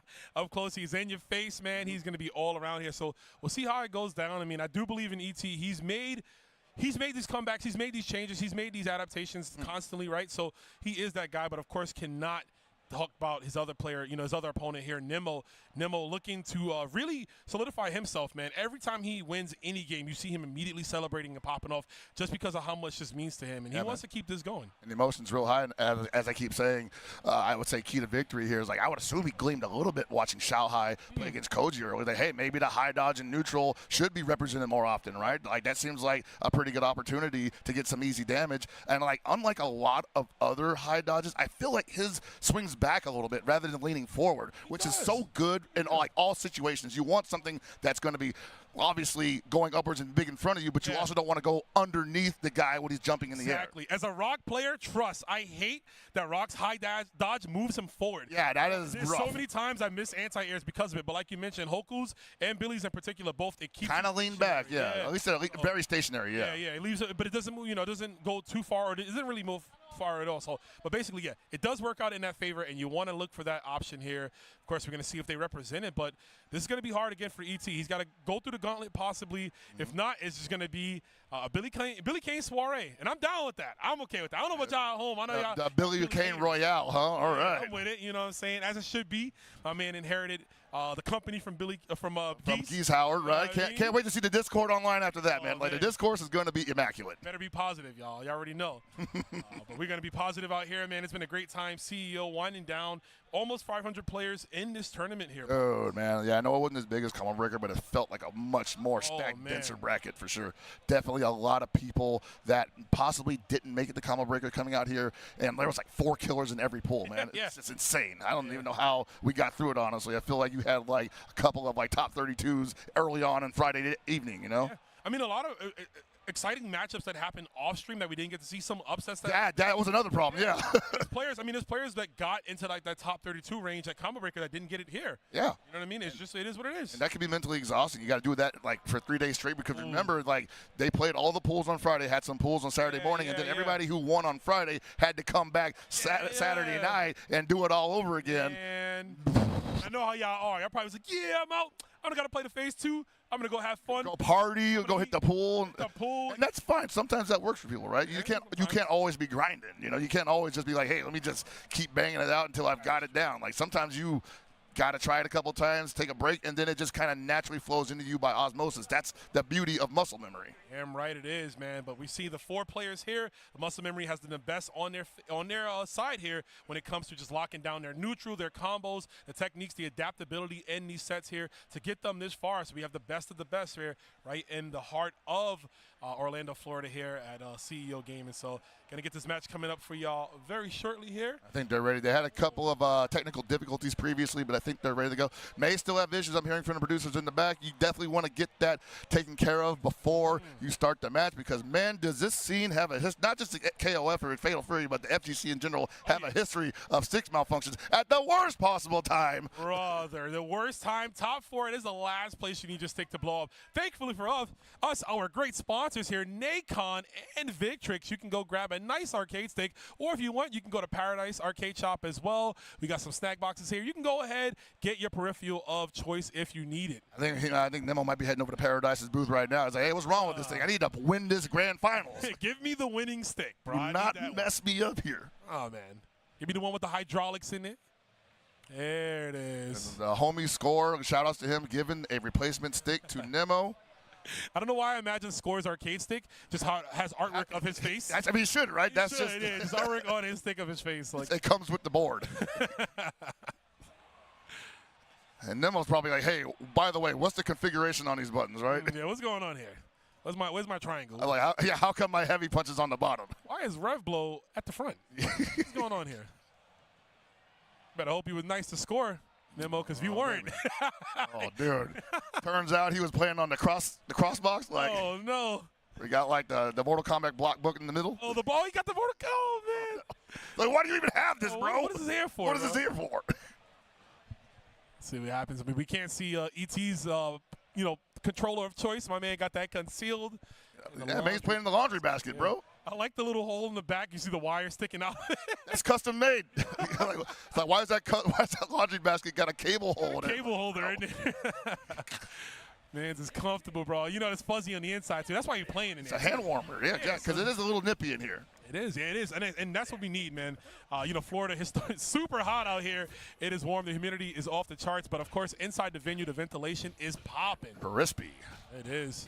All right, this is just a button check. As you can see, these guys are also getting their hands warmed because they did ice themselves a little bit. You know, there's the time spent waiting for the match that doesn't ever begin can actually ruin some rhythm there. You have to mentally reset a couple of times depending on how long you're waiting. It's true. And you also don't want to extend the broadcast artificially. Oh, you don't want that. You want to get this over with as soon as possible so you can celebrate. But, of course, we'll get there when we get there. Here's the match, baby. Final first of 2 match up here. Because after this, it's first of 3 from here on out. All the way going. Here it is, Hope tomorrow. It's going to be a tough one here. Of course, how can you navigate through the hitboxes that is Billy Kane? Yeah, we want to make sure we bring that up again. It's definitely going to be on ET to stay away from all of the defensive options that Billy has that are really bad for. The backdash, the blow up, the throw whip, definitely a great way to start it out, though. That was a great start. Immediate rev low confirmed too, taking you out of SPG. The neutral jumps from Nemo has been on point this entire bracket. And you gotta feel like the Billies feel like, yeah, I can definitely jump out of the corner against you because you don't have an anti-air to really to hurt me with. So yeah, I'm gonna jump on Wake Up. What are you gonna do about it? Gotta hold all of this, young man, but there's a throw. Oh, okay, he'll take that because he was in the air. Definitely will take that no counter hit. And I like it. Yeah, low committable normal, 0 frame. Not a lot of damage there, but hey, you get the hard knockdown. You got out of the corner, and the throw might do it. Oh, no, damn, I thought that would do more damage. I don't know. It looked like it was for a minute. Yeah, he really wound that up. Hey, hot seat. He was looking for that kunai. He said, follow the script, ET. Give it to me. Like, come on. I'm not justifying anything. I'm good on that one. Give me the fastball at all times. Oh, that's a big punish. If anyone's going to know how to punish those teleports, it's Billy Kane players because they have a move exactly like that. Exactly. And a lot of people have have not been punishing. Oh my God! The wild punish twice in a row. He cannot take any more of that. Actually, might be it. He's got a bar on deck. That's going to be a dead Hokutamaru. Man, he put the kid out of his misery. Good Lord, Billy Kane tired of babysitting with a perfect game. Man, ET over here playing like it's 3 out of 5, brother. It's semifinals. You got to that right now, bro. Dude. It's going to be a long flight back home. That's 2 wild punishes in a row. You cannot go out like that. You can't be not like this. Let's see. Try to take a different approach here, but ET just getting sniped out there by the 2B. Oh, nice change on the trajectory. He needs to do that more often than not to bait out that high dodge. I was say if he got a touch there, man, that would have been huge. But he's holding on to the corner there. He's absolutely in control. He is, yeah, undeterred right now. Both of these characters suffering from a lack of defense once they get knocked down. So Billy having a really bad time right now as well. Jeez! He won it, yep, and I was looking for it there. Nemo has been neutral jumping quite a lot in the corner, and you see ET now peppering in just light normals, low committable stuff. A few far Bs, a few close As, just really establishing here to look for the next option, and he found it right there. Exactly. As solid as a player as you are, when you don't have those defensive options available to you, you do tend to get a little bit wild. Looking for another wild punish here, but there is a super confirm from Billy. 50%er.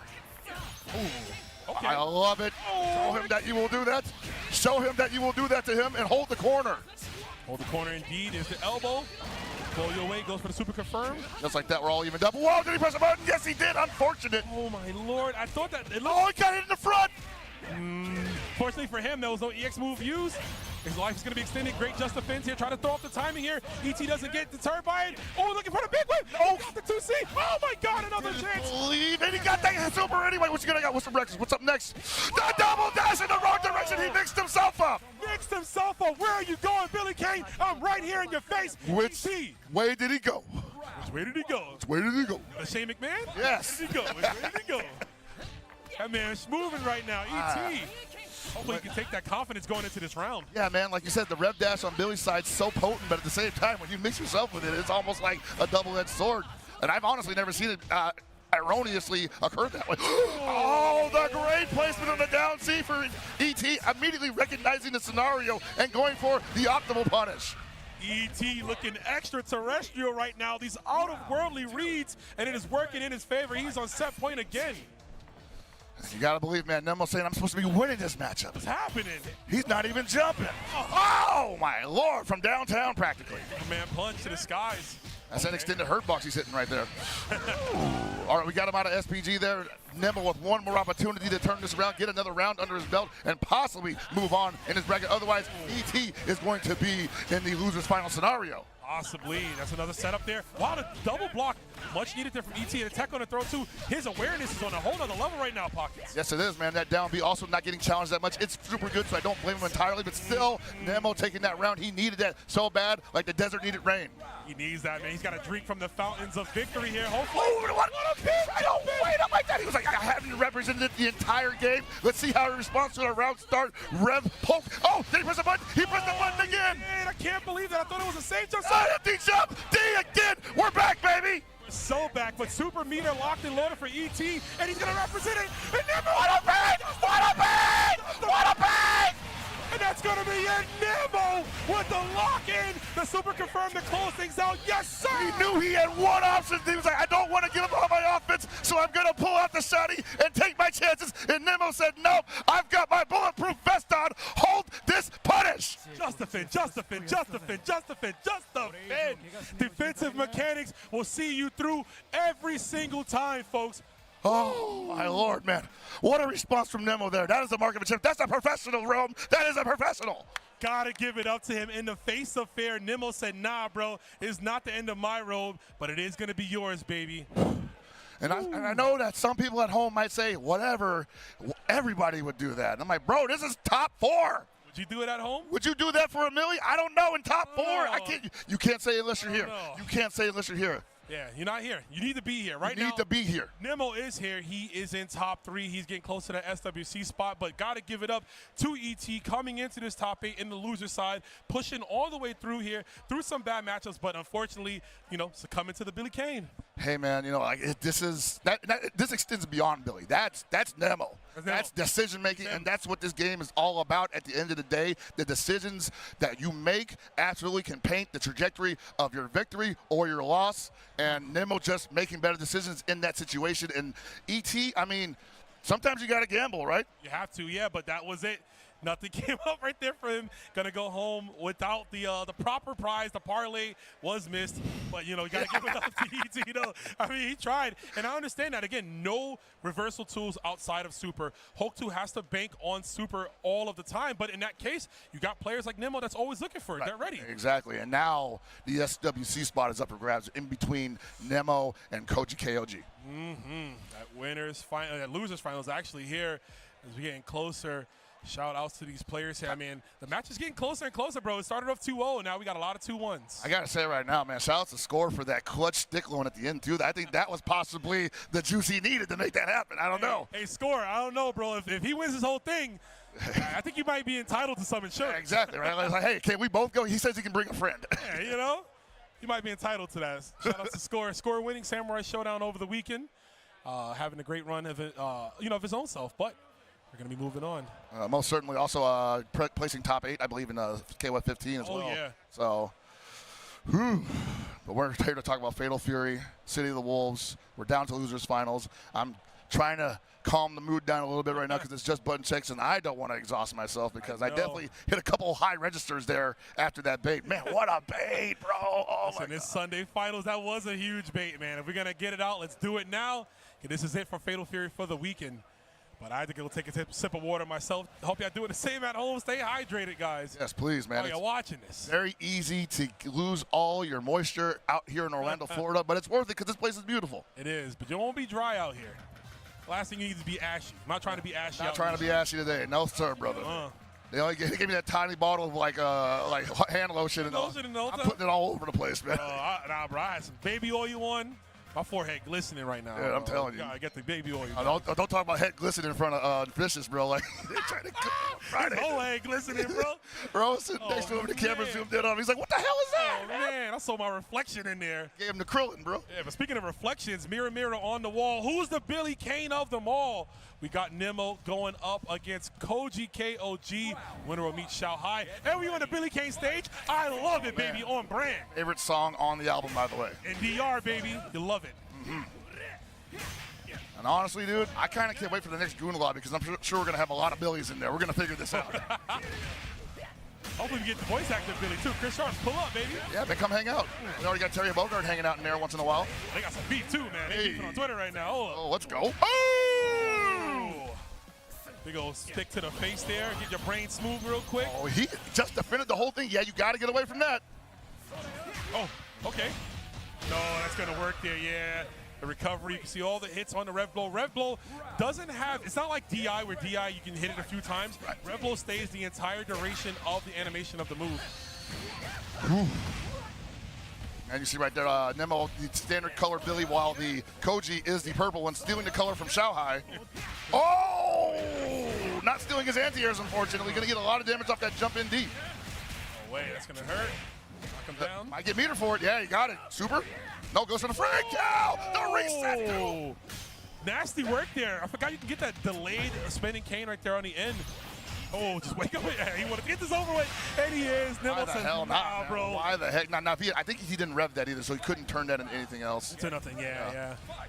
Only option would be super. Oh, my God, the cross-up jump. B, where are you getting hit from? You see that right there? The high dodge, great on the ground, great against jump-ins. Gonna scale the damage a little bit here, but hey, we got the hard knockdown. We got the run-up throw. So nasty off the fake. You think he's gonna go for the straight pole, and he just dashes up and you gripping you up, and he's like, it's Muay time. It's Muay time. It's oh. I love it when he says that, man. Rubbish belongs in the bin. That's my favorite one, bro. Oh, okay. Ah, too high, not shallow. I mean, too shallow, I should say. Oh my God. Ooh. He's got the timing for that. But you see, even though he just defends the whole thing, it's almost nothing but the guard cancel. Unfortunately, the Billy just doesn't have a lot that can really be utilized there. But hey, we'll take the health, you know? Take what we can. We're going to take this dub here. Red line, super. Just to make sure, right? Scrambling him up like that Diner Excellent in the background. Oh, baby, dude. Man, that's making me hungry, bro. I'm saying, bro. I want an omelet now. I was going to think, you think that's like the Waffle House of Southtown? Diner Excellent? You go in there, somebody fighting? They fighting outside, they fighting in Diner Excellent? That might be. Oh, man, I definitely wouldn't doubt it, dog, at this point. Still up in there. Rick Stroud is just beating somebody. With the chef. He's got the chef apron on. Howling, I'm saying, bro. Don't have up in here, you know. Don't mess around. I'll be back. I'll be right back. Here we go. Locking it back in. So we're going to see there Nimmo taking the first game. Looking poised to see if he can keep that momentum going. I mean, you know, Koji wants me back in that situation where he gets to fight Sao Hai again. He definitely showed some sparks of brilliance there. Almost got a second game off of him, but couldn't really eke it out. I expect a big adjustment here from him. But, you know, Nimmo smelling that SWC spot as well. Wants it, man. Hungry for sure. Hungry Wolves, if you will. But we're going to see Koji. Oh, my God. Look at the same brain cell. Of course, the 2B. Going to see a lot of plays like that, right, where they're both just opting for the same exact tool because it is a mirror match. Give me the health, he says. Not going to go for a Punisher, obviously. Nothing doing. Nothing there available. Wolf doing that high dodge all day, though. You can't just give me that, he says. It's perfectly spaced, too. That was a tippy top of the stick. Well, overheat there. Wow! And there's the adjustment. Man, yo, he doing tricks too at the end. That's crazy. Man, that's nice, man. Hey, look at this. Check it out. You're gonna miss the trick that Jumbo taught me. Speaking of tricks, man, the low profile there, tricking you up. So aside, Billy Kane is gonna be coming from. What a sequence right there. Definitely alternate timing on that. Possibly was looking for the just defend and just ended up sniping out. But what? Cross-cut super, okay. He does, just saw him hanging around in the air a little bit too long there. So yeah, I like the response there. Another super hard knockdown. Oh. Mid-screen. Oh, that was the right time. Yeah. But the was too slow to get the follow-up. I also think he was too, maybe he wasn't too high, I don't know, but he just didn't believe that there was a button coming after that, and he lost his momentum because of it. Oh, just go for the throw, and it's going to work out here. Nimmo looking big good right now, man. And I think that works so much because you would expect that the Billy's up close. He's probably just going to do like a feint series into his very easy pressure, but you never suspect like he might just dash up throw on my Waco.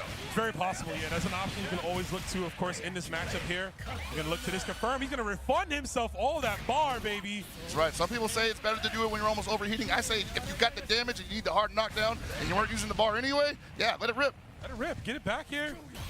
0% much better than 50%, right? I'm saying, that's what I'm saying, you know. Lock it in. Oh, wow, Punisher jump in, D. Where are we going with this? Super? Yeah, we want the hard knockdown mid-screen. No, we're going for some weird safe jump and nice block from Koji. Oh, Nimmo with the cross on the low profile. Level 1 super again. Time to guess, Koji, where you going? Wow, he threw from downtown. That could have been a big punish. He's trying to grab it. He's trying to grab the hurt box thing? Possibly. I wonder if that works. Oh, he got it. Just enough time to block it, though. Oh, no. It's not that fast. It looks fast, but it's not that fast. He got caught standing up. Nothing there. He's out of meter. What are you jumping for? You can't just defend. You're overheated. The worst time to have an input error. That spinning cane was definitely supposed to be super, but he missed one more quarter circle there, and that's so bad. Are we going to see... Oh, no, he's going back to Billy. Okay. I thought for a minute, I was like, we might see the Vox. I don't think so, man, because honestly, there was nothing wrong with the way he played. Like you said, there's an error at the end. It's not really the issue with the character. Yeah, I feel that. It's just my headcanon, you know. I mean, sometimes that does happen. Sometimes people just have an error, and they're just like, well, got to drop the character. Clearly, it's Billy's fault. Yeah, right. You're not top tier enough, bro. What's happening? How come that didn't take care of itself? Not enough Billies in this top 8, you know? Here we go. I mean, this is crucial here for Koji. Has to win 3 games in a row to get that SWC spot. If you're Nimmo, you know that celebration is coming. Absolutely, man. He's going to be doing backflips in the ring. Got to watch your neck, though. You don't want to, you know, fool's reward, right? You don't want to definitely get too happy now, right? You don't want the I show speed falling into the table after the failed backflip. Oh, no, yeah, that's the last thing you need. What? That's the guard cancel. Okay, there we go, man. And he got back at SPG because of the just defense. Masterfully played by Koji. Oh, good block on the overhead, too. Using that target combo. The target combo, you have 5 different... Oh, that's what I'm talking about. You can't... It's weird. Like, it's almost like you can't just throw out mids when that's available, and it's always available. It's always available, and that's also a good mid that you're going to see a lot off from Billy. So, yeah, man. Koji bouncing back. You want to talk a backbreaker, possibly killing some momentum, maybe even taking away some confidence. I can't press a button on myself because of the high dodge. You don't know you, man? Looking in the mirror? It's pretty good. It's like the astronaut meme with the gun, bro. Oh, he swung into it. Always has been. Absolutely. Always has been, bro. Oh, no. Just him out of the direction. Oh, he pressed the button there. That was a dash-up D if I ever saw one. I like this, right? It's just kind of visceral right now. Yes, it's a technical aspect to this play, but both players are just spinning the meter as soon as they get it. Exactly, man. This is definitely the Rocky Balboa boxing match of the century right now. Nobody's blocking anything, but definitely putting a lot of damage on anybody. Going for the hyper defense just to make sure he doesn't get any closer to being overheated. He spent a ton of bar there on that string, and that's going to close it out. Target combo. They were both mashing for their life right there. A Abare pockets. You can't say mashing. Mashing has a negative connotation, and I don't want to hear that from my players. I don't want to believe that. Oh yeah, I don't want to be. Don't get me in trouble. You know, I'm saying, get you out here. But right now, my vernacular. Oh! See Koji trying to get in here, stay in the winning circle, but needs to replicate what he did last round here. Taking away the SPG is a great start here. Dude, hard knockdown. Push him into the corner. He will. Ooh, that could have been a big whip punish. Ooh. Oh, but he was standing. Yeah, man, no, that's rough, man. That hurt. Were you saying his body just lift up after that? Yeah, dude. I got to get back up on it. And now you see that, Nemo not comfortable with dealing with any of this pressure, and rather than getting overheated, took a shot to the knee and got an native super afterwards. Damn. One more for Koji will put it to 2-2. Koji, what the just changing of the mindset here. Clearly what was he thinking? Koji, I was about to glaze you, bro. Why you do that? Yeah, this is going to hurt, man. I don't even know what to say about that. What's he going to do about it? He knew the high was coming this time. The last time it was a low. It was a low. Yeah, he had to scout it there. Try to dash on through. Nemo just getting some incremental damage here. It's totally adding up. Oh my God, they both tried to high evade, but did it too late and lost. Oh, that's crazy, man. Back to back on top of that. And Nemo with the one with the confirm. And Nemo on game point, possibly moving into the grand final scenario. I might think about it. Wait a minute. There's a spot on the line. I need to stop playing here. It's that point for Nemo. Oh no, too slow. Okay, this is big for Koji. One bar on deck, possibly gonna get two. That is definitely, wow, that's crazy. Wow, that's insane. The patience, he knew. How did he still get his back into the, that was crazy though. It looked like he was out of range, but it's that's belly. Going to hurt, and it's not gonna be enough to kill, but Billy Kane with the hit and gear, cue the song, chain reaction. Nonetheless, the greatest possible outcome for Koji in this situation, and he only has one touch away to go into a 2-2 scenario, and there it is, Koji alive for one more game. You cannot stress how important this set is, chat. It is 2-2. Winner of this will get the SNK World Championship qualifying spot. Who do y'all like, Nemo, or who do you like, KOG? Oh man, you see right now, Nemo says, yeah, I like myself, I walk up on the throw, but Koji's saying, high dodge this, you taught me well, senpai. Taught me well, but right now I'm gonna use your tactics against you. Oh my God, them D's in your guts right there, those close D's. That's right, it's been absolutely ruining everybody's time here in the bracket today. Oh man. Oh, okay. Koji still with the SPG on deck, Red Bull available. And they're not going to be too eager now. They know what's on the line now. This is... Oh, yeah, they're going to play it as safe as possible, but Koji Ka going to go through with the full confirm. Level 1 Super should do the trick here. And look at this, pockets. Koji is on set point. That's a huge turnaround. When you looked at where this was at just maybe a minute ago, you would never assume, hey, maybe it'd be 2-2, maybe Koji be up a game. I don't know, man. Nemo was looking so solid, but Koji with a tremendous adjustment. Now Nemo with a tremendous adjustment of his own. Beautiful crossover there. What's it going to be this time? Goes for the backside. Doesn't block the entire series, but hey, we're safe. We're out. Oh, jumps over the red stab. Uh-oh, we're going to at least take him out of SPG. No, very close to it. Has to do it, absolutely. You want that hard knockdown by any means necessary. You got to get it there. It's a wake-up throw from Nemo. It clearly pays off. There's the okay. The meaty! Oh, my Lord. Slim Jim to your dome, bro. That was a meaty overhead. Lord. I was wondering when we were going to see that because we haven't seen the target combo into the overhead even once, and it's plus on blocks. So I'm like, hey, represent that bad boy. Definitely been saving it here. Right now, saving it for Nationals, if you will. Nemo with the super confirm. This could be the adjustment we were just talking about. What does Koji have for him? He's out of SPG, no Red Bull available. No Red Bull. His meter gauge is building up. There's a just defense. He's going for it. But the Rev Guard. Oh, the anti-air. Too far away. That was going to be a counter hit, but no way that Koji can punish it. He's getting some of the health regen. That's enough for the super, but it's not enough to kill. One more touch is going to do it. Takes a left. Run up throw! It has been 5 for 5 the entire set. Saving it for Nationals. Nemo is going to get the SNK World Championship qualification spot as he moves on to Grand Finals. You want to talk stakes? Woo! Give it up indeed. Impressive performance from Koji KOG as well, getting all the way here, securing his spot for the EWC. But that's going to be the end of his CEO run. Hey, man, he had quite an incredible run nonetheless. A qualified for EWC, like you said. Not enough to get the SWC spot, but hey, man, I don't think that's the last we will see of him in that running, along with everybody else who couldn't get to the spot today. Yeah, I mean, we'll see him in Riyadh, right? He's got another chance to go out there to prove himself. And, of course, as these other tournaments go on, to try to secure that SWC spot. But really, I'm so proud of his performance. He was shy of top 8 at Combo Breaker, but obviously making the necessary adaptations that he needed. Yeah, for sure. In a short amount of time. It's only been like 2.5 weeks, realistically. Really, dude. It's been a whirlwind. We've been all over the place. And I just feel like these guys, like, where are they finding the time to make these big adjustments? It's like everybody's night and day between, like, less than a month. Jeez. You're traveling a lot, right? All these different time zones for these players as well. But, of course, we'll take a look at the bracket one more time to get y'all up to speed because we are closing in on the finals. We just saw Nemo defeating Koji in our 3-2 set of the losers finals there.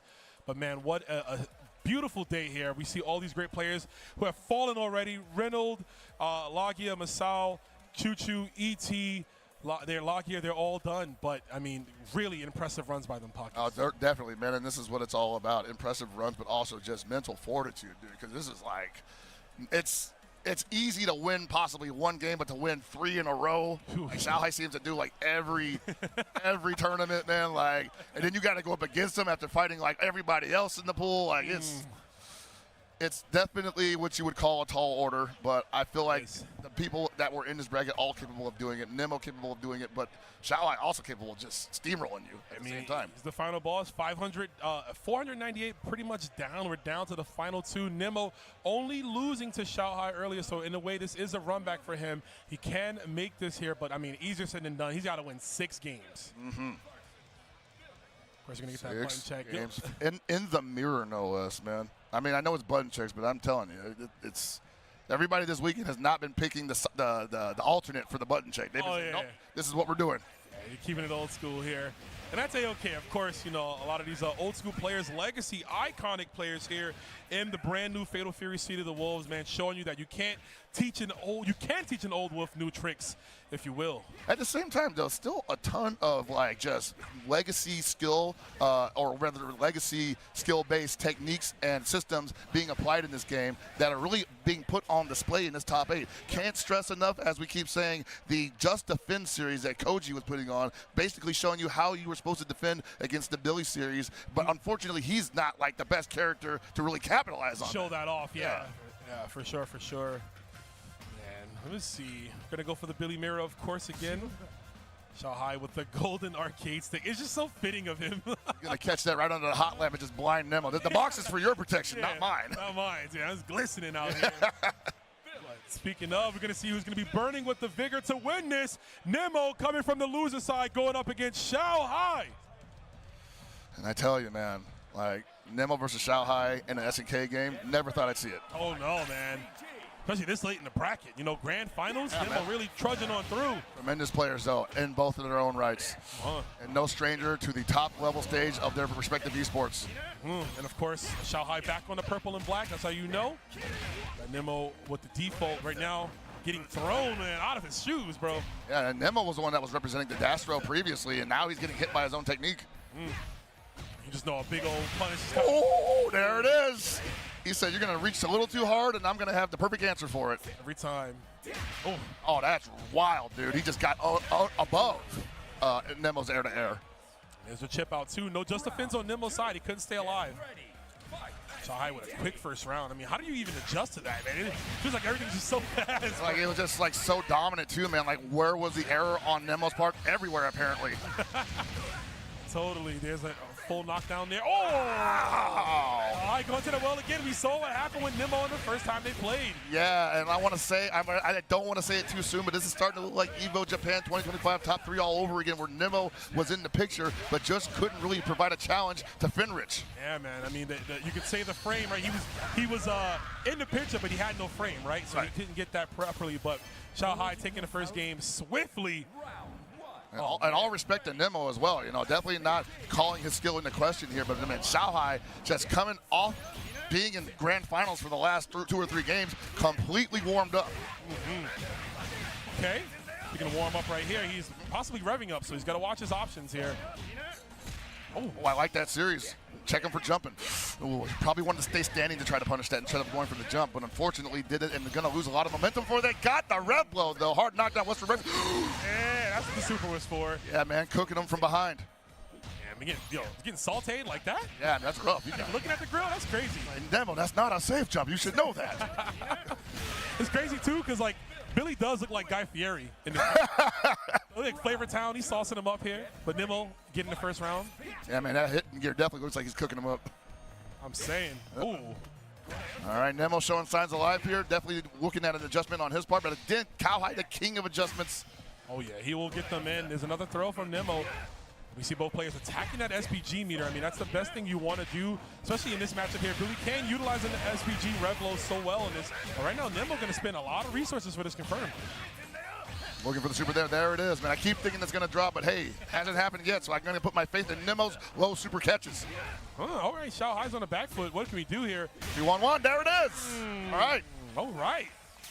Nemo making it not free. That's what we want to see. Yeah, man. You know, people want hype and whatnot, but honestly, that was very scientific how that worked out. Very much, very patient play, very surgical from Nemo and from Xiaohai. Wouldn't expect that to change at all for the rest of the duration of this grand finals. I agree, man. Games like that, Pockets, they're hard to call because it's our job to talk.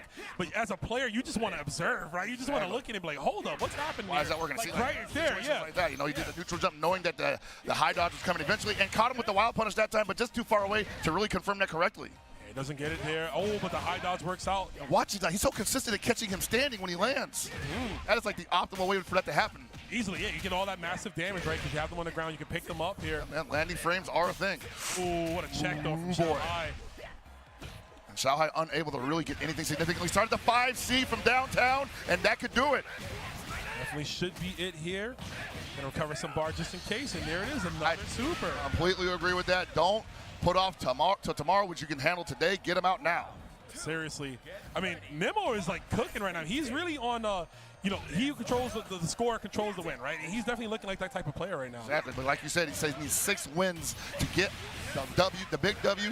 He already has the SWC spot, and now he's looking for the belt. Looking for that one. And what an impressive way, right? You get the spot regardless, right? But you want to win the tournament. Absolutely. You don't want to get second. Oh, my God, look at that, the double jab from both.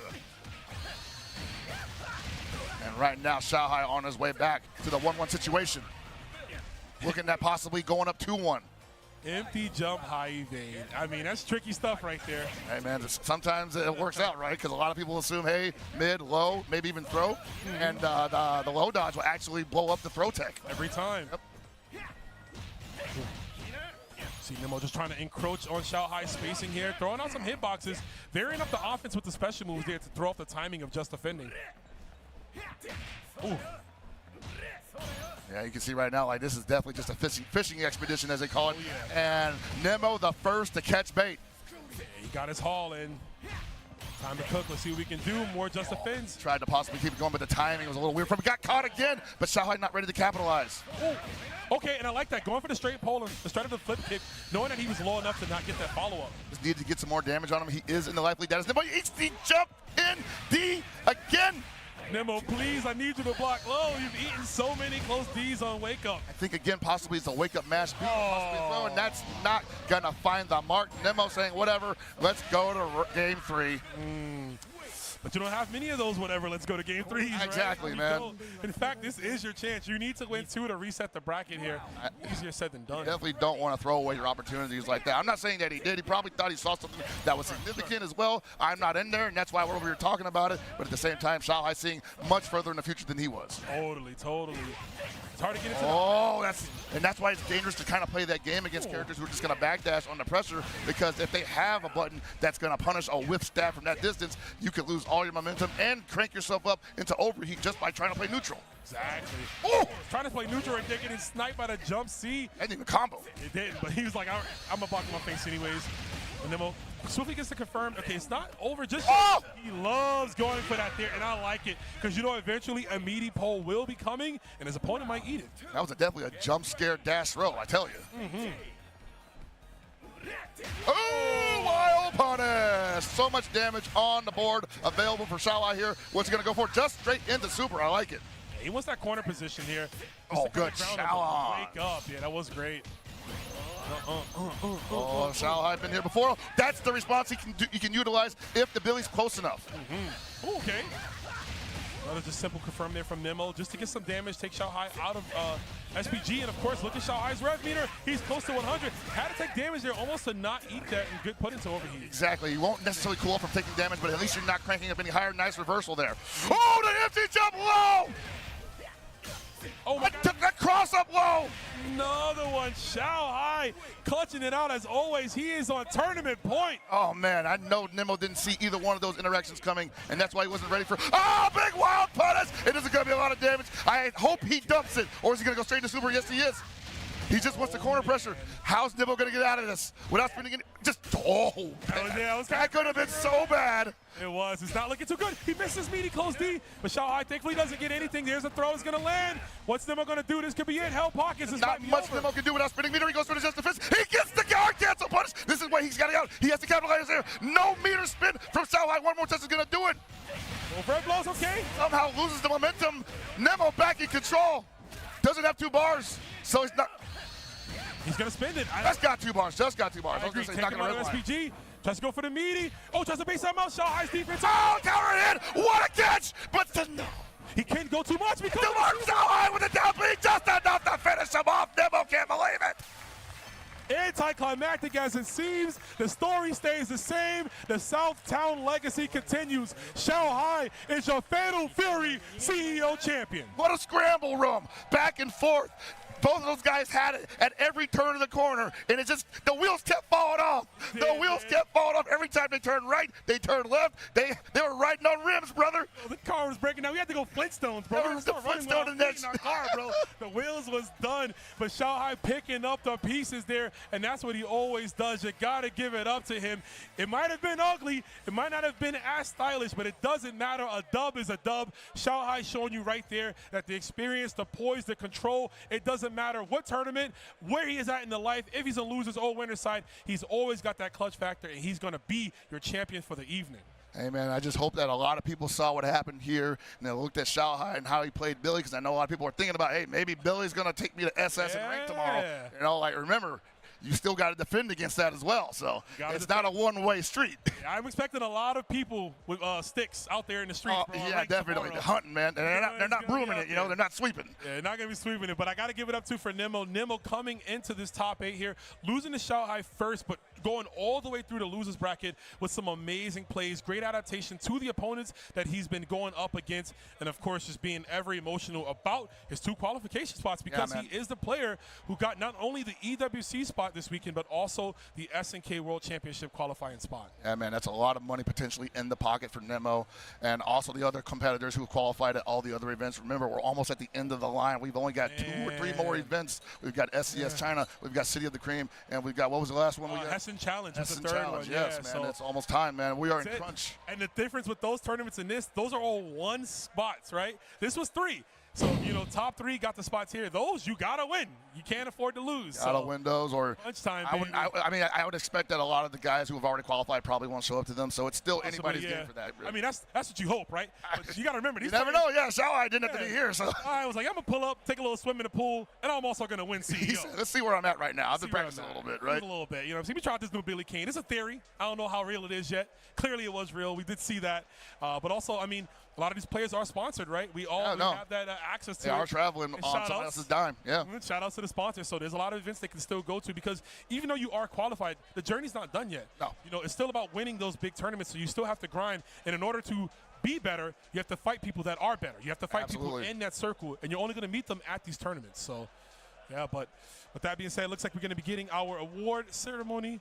So we're going to be setting that up here. The players are getting ready, but we just want to take y'all again on this journey for this amazing tournament. Pockets, I had a great time, bro. I had an awesome time too, man. Like, sometimes it's like when you're commentating these things and you're just kind of getting overwhelmed by the great decision making by these professional players who have infinite amount of respect for them. You can get lost in it, but like at the same producer's talking in my ear. Apparently we're announcing the top 8, so let's get it popping, guys. Sorry. Let's go. Yep. Oh man, I'm ranting sometimes. All right. So we got our first 7th place here. Choo choo.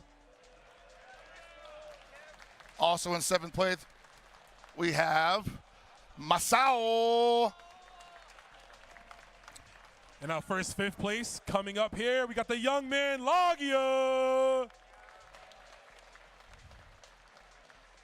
Also in 5th place, we've got from all the way from the West Coast, Reynolds. Man, and with 4th place, everybody's favorite, Bo Raicho, E.T. Bo Raicho. And oh man, he had us all not having to dry in the office. 4th place goes to Koji KOG. Koji getting that spot. So happy for him. And of course, our runner-up for the day, Nemo. Congratulations, man. Hard-fought victory. Well deserved. Well deserved. And now, the grand champion of CEO 2025, Shanghai. That's my tribal chief right there, baby. Put him up in the sky. He does it again. What a flashy title belt. Oh, my Lord. That's right. Put it on, brother. Jeez, put that on, baby. The champion. He does it again. Who can stop Shanghai, bro? I don't know, man. I have not seen it happen in a long time. There's been a couple men there's been a couple gentlemen on that stage currently that have done it in the past, but not today. Not today. Honestly, man, it's going to take a lot because he's literally just here on training day. This was just a practice session, I feel like. It might as well have been. I mean, Shanghai, just that guy, right? I mean, you might as well call him Shao Guy because he is him. Shao him. But he does take it, and he is going to be the champion. But an impressive top 8, an impressive tournament all the way through with all the high caliber of players we had. But that's it. Pocket, it comes to a close. Hey, man, it's been a hell of a weekend. I know you guys are tired at home, but there's still more fighting game action happening here at CEO 2025, so don't turn away. There's more coming at you soon, and we'll see you at the next Fatal Fury City of the Wolves tournament. Can't wait. Peace.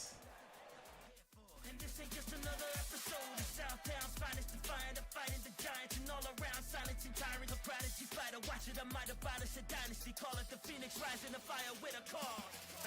Give me everything you got. Let's go. Don't hold back. Hey, come on. Okay. Yeah. Gonna take you for a ride. All right. Try to keep up, all right? Let's see what you got, kid. Bring it on. Fight. Gold guard, star of the show, not the old guard, young buck. Try to keep up. Let's go hard. Crack you, smack your back too. Power dunk on your head, then chip your heart in. Knock you off the ledge, blocking, I'm making you burn, knuckle. Crack counter, I'm knocking your face in the dirt. Ducking, I'm making it worse for you. Tackling first, rising just back to the earth. Victory's what I deserve, boy. I can stitch my command list like a man's script. Make your lungs exhale when I exhale. These hands quick, icon status every year on the fans list. Drop your lunge in to hit you with a wow. But it's how I run it. Style smarter than y'all dummies. My summit, reaching the height that we all wanted. They all coming. Whether they fight on the street, ride on the train, or the Greek stadium, forest or beach, this is my city. We're taking the throne, it's been a minute. Here the war's house, ready to kill it. We bout to get it. Yeah, let's rev it up. Push it to the max on the street. Better not overheat. We'll knock you off of your feet in the city. We're taking the throne, it's been a minute. Here the war's house, ready to kill it. We bout to get it. Yeah, let's rev it up. Push it to the max on the street. Better not overheat. We'll knock you off of your feet in the city.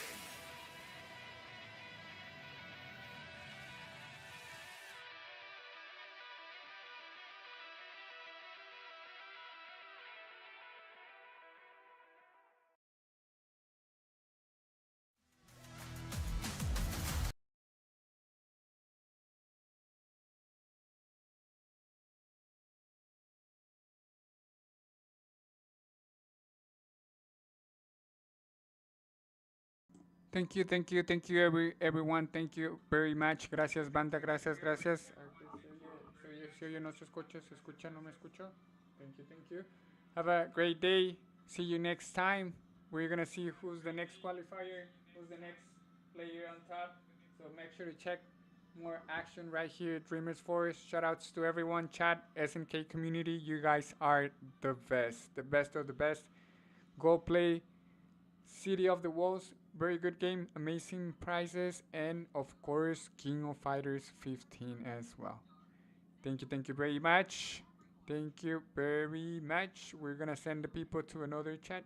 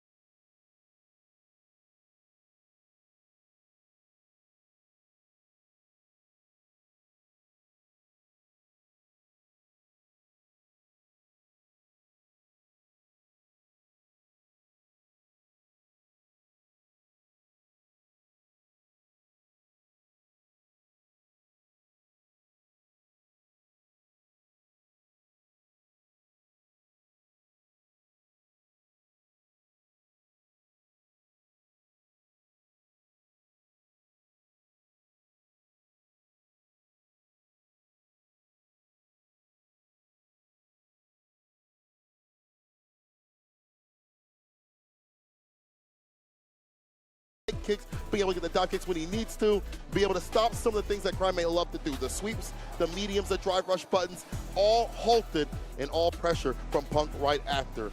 Very good stuff for him to route things back after that level 3 hit. Listen, most of us would have dropped on the controller and said, you got it, bro, but not Punk. He said, that was nice. Now I'll show you why I'm nicer. He gave him a little bro at the end. He's like, here, you could have player 2. Yeah, unplug it. Yeah, you're playing, bro. Good job, good job. No, I mean, shout out to Cryman, man. I honestly think there were so many decisions to be made at the pace that Punk was playing. It's much easier to be from an observational standpoint to be like, yo, these anti-airs are not coming in from Cryman. But again, you had mentioned it clear and cut. It's difficult to discern how to approach Cammy as she's airborne. Yes. One false move and you're gonna get smoked. Corner carry, Oki,